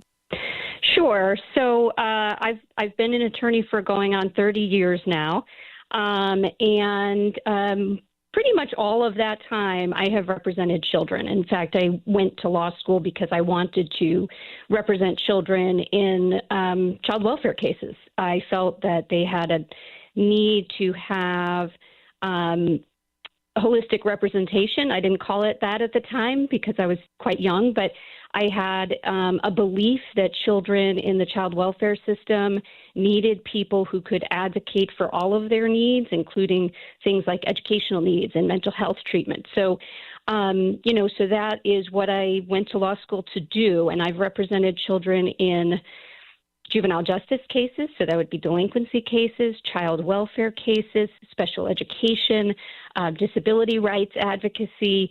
I've really focused on ensuring that I understand all of those systems. And so I bring that to the office. I worked at the office previously in 2006 to 2010, and then I returned to the office as the Associate Child Advocate in 2022. And if I can just say, my view is that the Department of Children and Families is really they do the most important work in state government.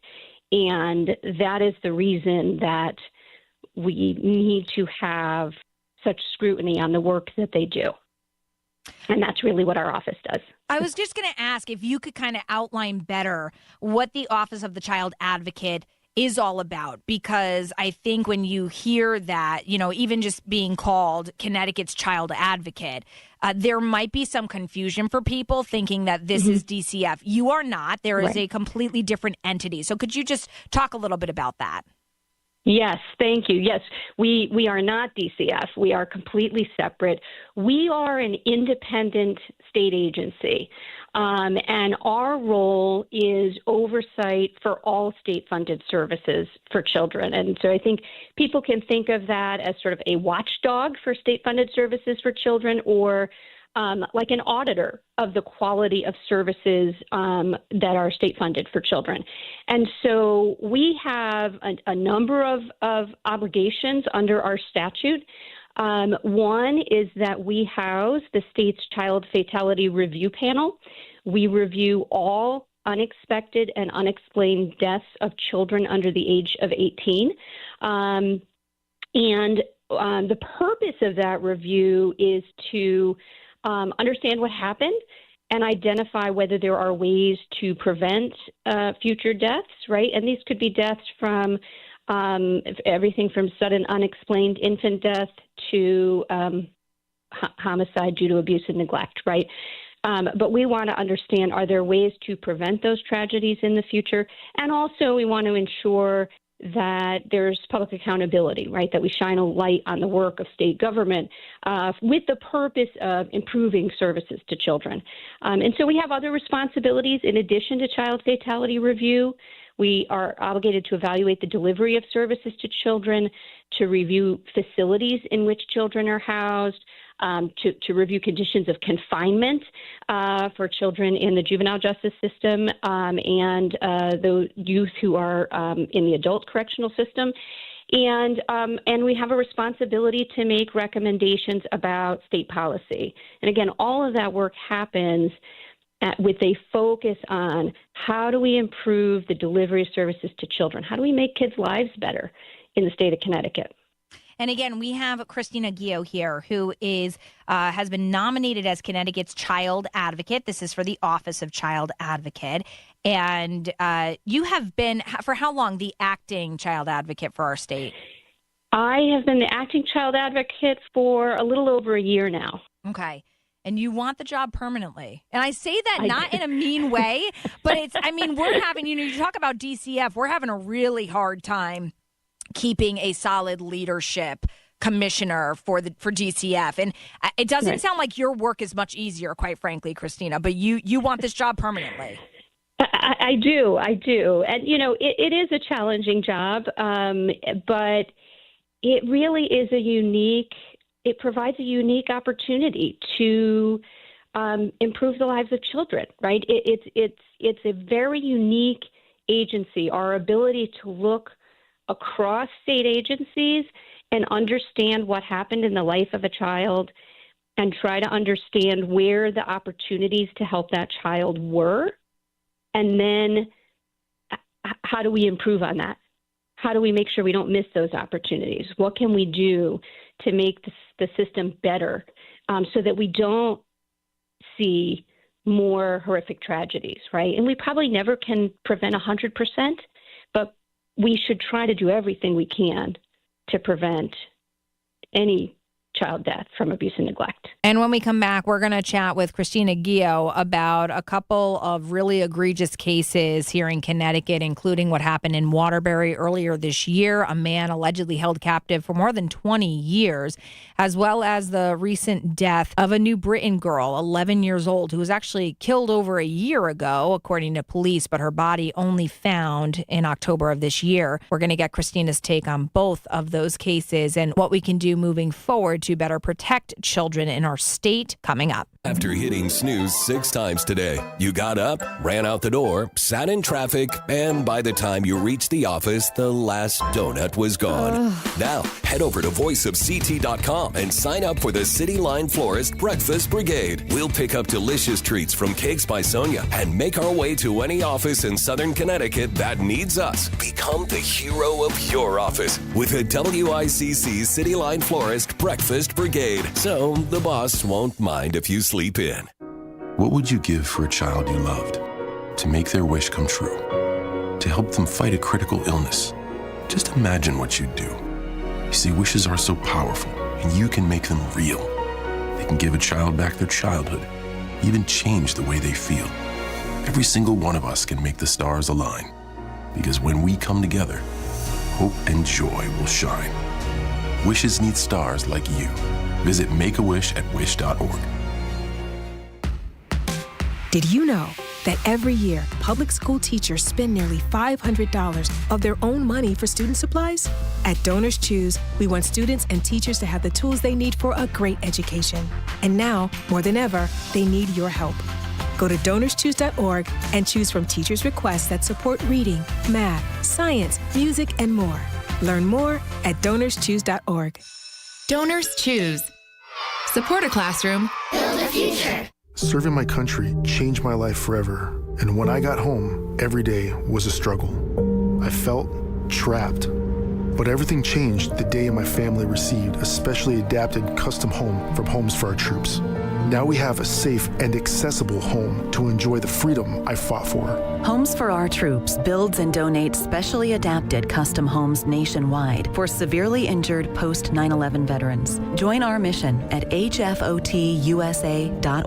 It's been said that when someone you love has Parkinson's, you have Parkinson's. The Parkinson's Foundation knows that the disease doesn't just affect the diagnosed. It affects everyone who supports and helps care for them. If you have questions, the Parkinson's Foundation has answers. We can help you understand the disease and give you tips for living a better life. Find your answers at parkinson.org or call 1-800-473-4636. The Parkinson's Foundation. Better lives together. Here's another great moment from Melissa in the Morning on WICC 600 and 95.9, the voice of Connecticut. We're chatting with Christina Guillo, who has been nominated by the governor to serve as Connecticut's child advocate. So, Christina, we have the Waterbury case that is still being worked out, obviously. The man who was allegedly held captive for more than 20 years. And then we learned about just a completely heinous case of an 11-year-old girl who was murdered. When you look at these cases, lawmakers, I know in particular, the GOP, they've really said, we have to look at DCF. We have to look at system failures. They have consistently said this is not a people thing. I do think there is severe understaffing, but this is a systems problem, it seems like. That really dates back decades, and I wanted to get your take on that. So, so a couple of things. First, I just need to say, I mean, both of those cases, the allegations are just horrific, and it's sort of inconceivable that human beings can do something like that to a child. And like everyone, we want to understand what happened, what went wrong, and how could this have happened. I do want to be careful not to get into the facts of those two cases because we have not completed reviews and published reports on those yet. So, but what I can say is when we look at those, certainly we agree we need to look at DCF and understand what would happen and where the issues are. I also want to agree with you in terms of what you said about the work, right? People that go to work at DCF go there because they want to help children and families. And we know, we review many, many, many DCF cases. And what we see when we do that is we see some very good casework, and then we see some casework that is not very good, right? There is a mixture. And so one of the things that we have talked about in some of our previous reports and that we continue to focus on is the need for the agency itself to have really good quality assurance data. But what I mean by that is looking at, are the workers doing what we want them to do? Are they following policy? If they're not following policy, that DCF, using the information that they gather, can go and address that, right? And provide correction where that's needed. Right now, I think DCF there are a lot of newer workers, which means you have workers who don't have as much experience. There's a lot of remote work, which means you miss out on some of that natural supervision and learning and emotional support that workers get when they're in the office together. And I think that combination makes the work even more challenging. And so we do need to look at those issues. I want to say with regard to our evaluations, right, we look broadly and deeply. So we will get all of the records, right? We look at DCF, but we don't look only at DCF. So we're going to look at DCF. Well, I don't want to talk about those specific cases, but when we do these investigations, we look at DCF, schools, probation, if there were lawyers involved, what was the quality of legal representation? We want to understand all of those pieces and how they work together. And then again, like where those missed opportunities were to help children, to intervene. And so that's sort of what we're in process with at this time. I mean, I think you have to, right? I mean, if you really want to help every child, because as you mentioned, every single case is going to be completely different. And you have to look at the full picture, certainly. And I know during the legislative session, obviously, it's very split right now, quite frankly. Governor Lamont and I would say Democrats in Hartford are more focused on homeschooling and protocols and strengthening those. Whereas the GOP, it seems, is more focused on, well, let's fix if we've got understaffing or we've got broken systems or we have things that aren't working for DCF or DSS, things like that, then we should be focusing our energy and our time into better supporting those workers and having systems that work in place, whether they've been at the agency for 20 years or 20 days. We should be focusing on that. Do you feel there's a combination of the two? Absolutely. I think it's a both and issue, right? We have not completed our analysis and made recommendations based on these cases, right, with regard to any of the systems, right? We certainly had recommendations last year with regard to homeschooling because we had previously investigated that. But yes, we have to look at both, right? These are not simple issues that are solved with one thing, right?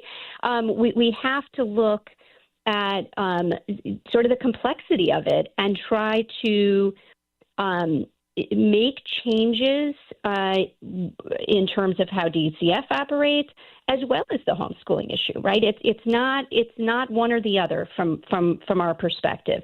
We have to work on both issues, and we need to be, for our work, we want to be very thorough and very thoughtful about what are the changes with respect to DCF or other systems that are going to make a difference.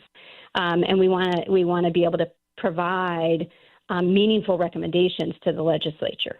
And when we say that we need to look at homeschooling, I've always said that I think if you pull back the lens, to me, I think it's how DCF handles homeschooling. I don't know if it's that I don't homeschool, so I don't have that perspective, and I'm not about to, make anybody feel like I'm attacking them by any stretch. Right. But I do look at, and I hate to keep using the examples because, as you mentioned, the investigations aren't complete yet. But when you look at both the examples of this year, at least this one in New Britain, this poor girl was literally born into a family where her mother was already serving time when she was born. So I think if you're going to then pull a kid, even if they have a criminal record or they've had DCF involved at some point, to me, that is a no-brainer that if you have any sort of, I think, a record, it should be looked at that DCF in some regard is involved with check-ins in those homeschooling situations. To me, I don't know why we wouldn't have bipartisan agreement on that. Right. So, what I want to say about the homeschooling, first of all, there are lots of people that homeschool and do an amazing job. Literally fantastic. I've debated it. I would not be good at it, but it's incredible, honestly. Right. And there are people who they do amazing job. They educate their children. They are engaged with community, and they're doing great things for their kids. And they don't want their children in public school for a variety of reasons, and they have a right to do that. We are not, as Office of Child Advocate, saying that they should not be able to homeschool their children.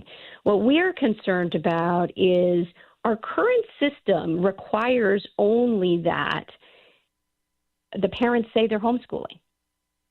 That's literally all that we're requiring right now. And so there are people who say they're homeschooling who are not, in fact, homeschooling, right? And our view is children have a right to an education, and they have a right to be free from abuse and neglect. And so we need some kind of system to make sure that people who say they're homeschooling are, in fact, providing their children with education, and that the children are okay. And so and I think, I have heard this question of if someone could we have a system where if there's a prior history, right, then those families would be looked at in a different way. And I think I understand the reason for that, but it also presents challenges because the only way to do that is just to essentially screen every single homeschooler to determine if they have a background, right? Because schools don't always know, right, that there sure. is right. How would they know if I served time? They may not know. Right. Right. And so it presents, it's complicated, right? It presents some complications. And so trying to figure out a system, and we proposed some things last year, but there may be other good ideas, but there needs to be something to ensure that children are getting an education and that they're free from abuse and neglect. Yeah. And we do need to look at DCF, right? And what DCF does when there's an allegation of educational neglect. Some of that is connected to how do we define what educational neglect is? What does it mean? What does it mean if you're saying homeschool? What are you responsible to do? Because that's part of what DCF has to assess, right? Is are you doing what you're supposed to do for homeschool? So if we have no rules, it makes that challenging. So it's a combination, and we need sort of a layered approach to be thinking about how we protect kids. Yeah. Christina Guillo, I really look forward to hearing more from you and connecting. Unfortunately, we have run out of time, but I appreciate at least this initial conversation with you, and I look forward to continuing hearing more from you and certainly seeing what the future holds in this role as well. Christina Guillo, thank you so much. Again, nominated as Connecticut's Child Advocate right here on WICC. In the real estate ecosystem, trust and transparency create harmony. But one elusive species disrupts this balance, the rogue agent. Their secrecy with off-market listings leave home buyers confused, frustrated, and inventory starved. And that's bad news for sellers too.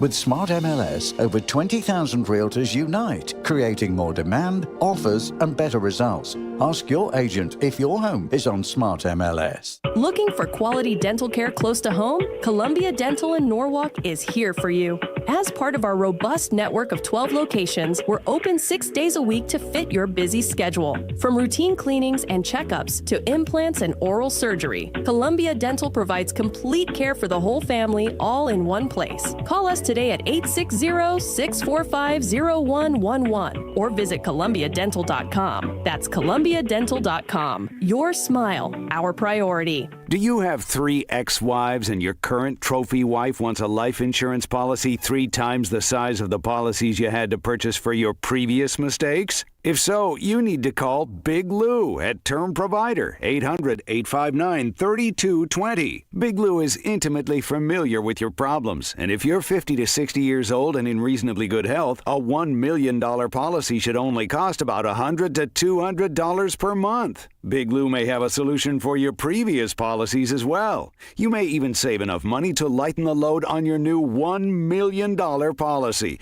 Remember, call Big Lou. He's like you, except he's only on number 2. Call Term Provider at 800-859-3220. That's 800-859-3220 for $1 million in term life insurance that you can live with. Call Big Lou at 800-859-3220. 800-859-3220. Legends of Fear, now open for our 29th year of haunting. Ride our haunted hayride or walk the Hallow Trail and visit Melonhead Revenge. Enjoy up to 90 minutes of terror at our farm. Real farm, real woods, real fear. Legends of Fear is the best in outdoor haunting. Buy your tickets now at legendsoffear.com, a nationally ranked top haunt. Bring your family for an exciting night of outdoor adventure. Visit legendsoffear.com. That's legendsoffear.com. This year's Farmer's Almanac warns of a harsh, super snowy winter. So take control of the wet, snowy, and icy conditions with a new set of Bridgestone winter tires from Town Fair Tire at the guaranteed lowest price. Plus, Town Fair gives you the most free services for life with your purchase of Bridgestone winter tires. For the guaranteed lowest price on Bridgestone winter tires, nobody beats Town Fair Tire. Nobody. Name brands at discount prices. Town Fair Tire. Here's a highlight from today's Lisa Wexler Show on the Voice of Connecticut, WICC 600 and 95.9. Congressman Jim Himes joins us right now. Hey, Congressman, hello and welcome. Hi. Hi, Lisa. How you doing? Hi. I'm good. Are you in D.C. today?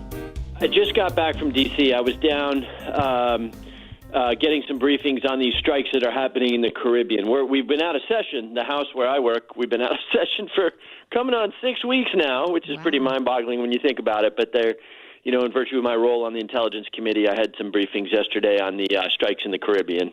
So is it anything you can tell us about from the briefings? What can you tell us? I can tell you a little. I guess I would start with the legality of these strikes. And like everything else in our world, Lisa, this has become partisan. Democrats think it's illegal. Republicans think it's legal. It's worth stepping back and remembering that our Constitution is really clear here, that the Congress gets to declare war. And the Trump administration is making the argument that this isn't a war, that this is a international armed conflict. This is how lawyers make a lot of money. Yeah. But, it's important that Americans think hard about whether they want their president to be able to move a carrier strike group and a dozen other boats and start killing civilians. They may be very bad civilians, but civilians nonetheless, without any consideration by the United States Congress. Secondly, and I won't make this a long speech, I promise, but secondly, 80,000, 90,000 drug overdoses in this country, that's a cataclysm. It's mostly fentanyl. We know that. There's no fentanyl coming out of Venezuela or Colombia. That's cocaine. And so, apart from my worries about the legality of this thing, because I don't think it's legal, I've looked at the official legal opinion that the White House gave to the president and to the Pentagon. It's performative, right? We're blowing up a bunch of boats that are carrying cocaine.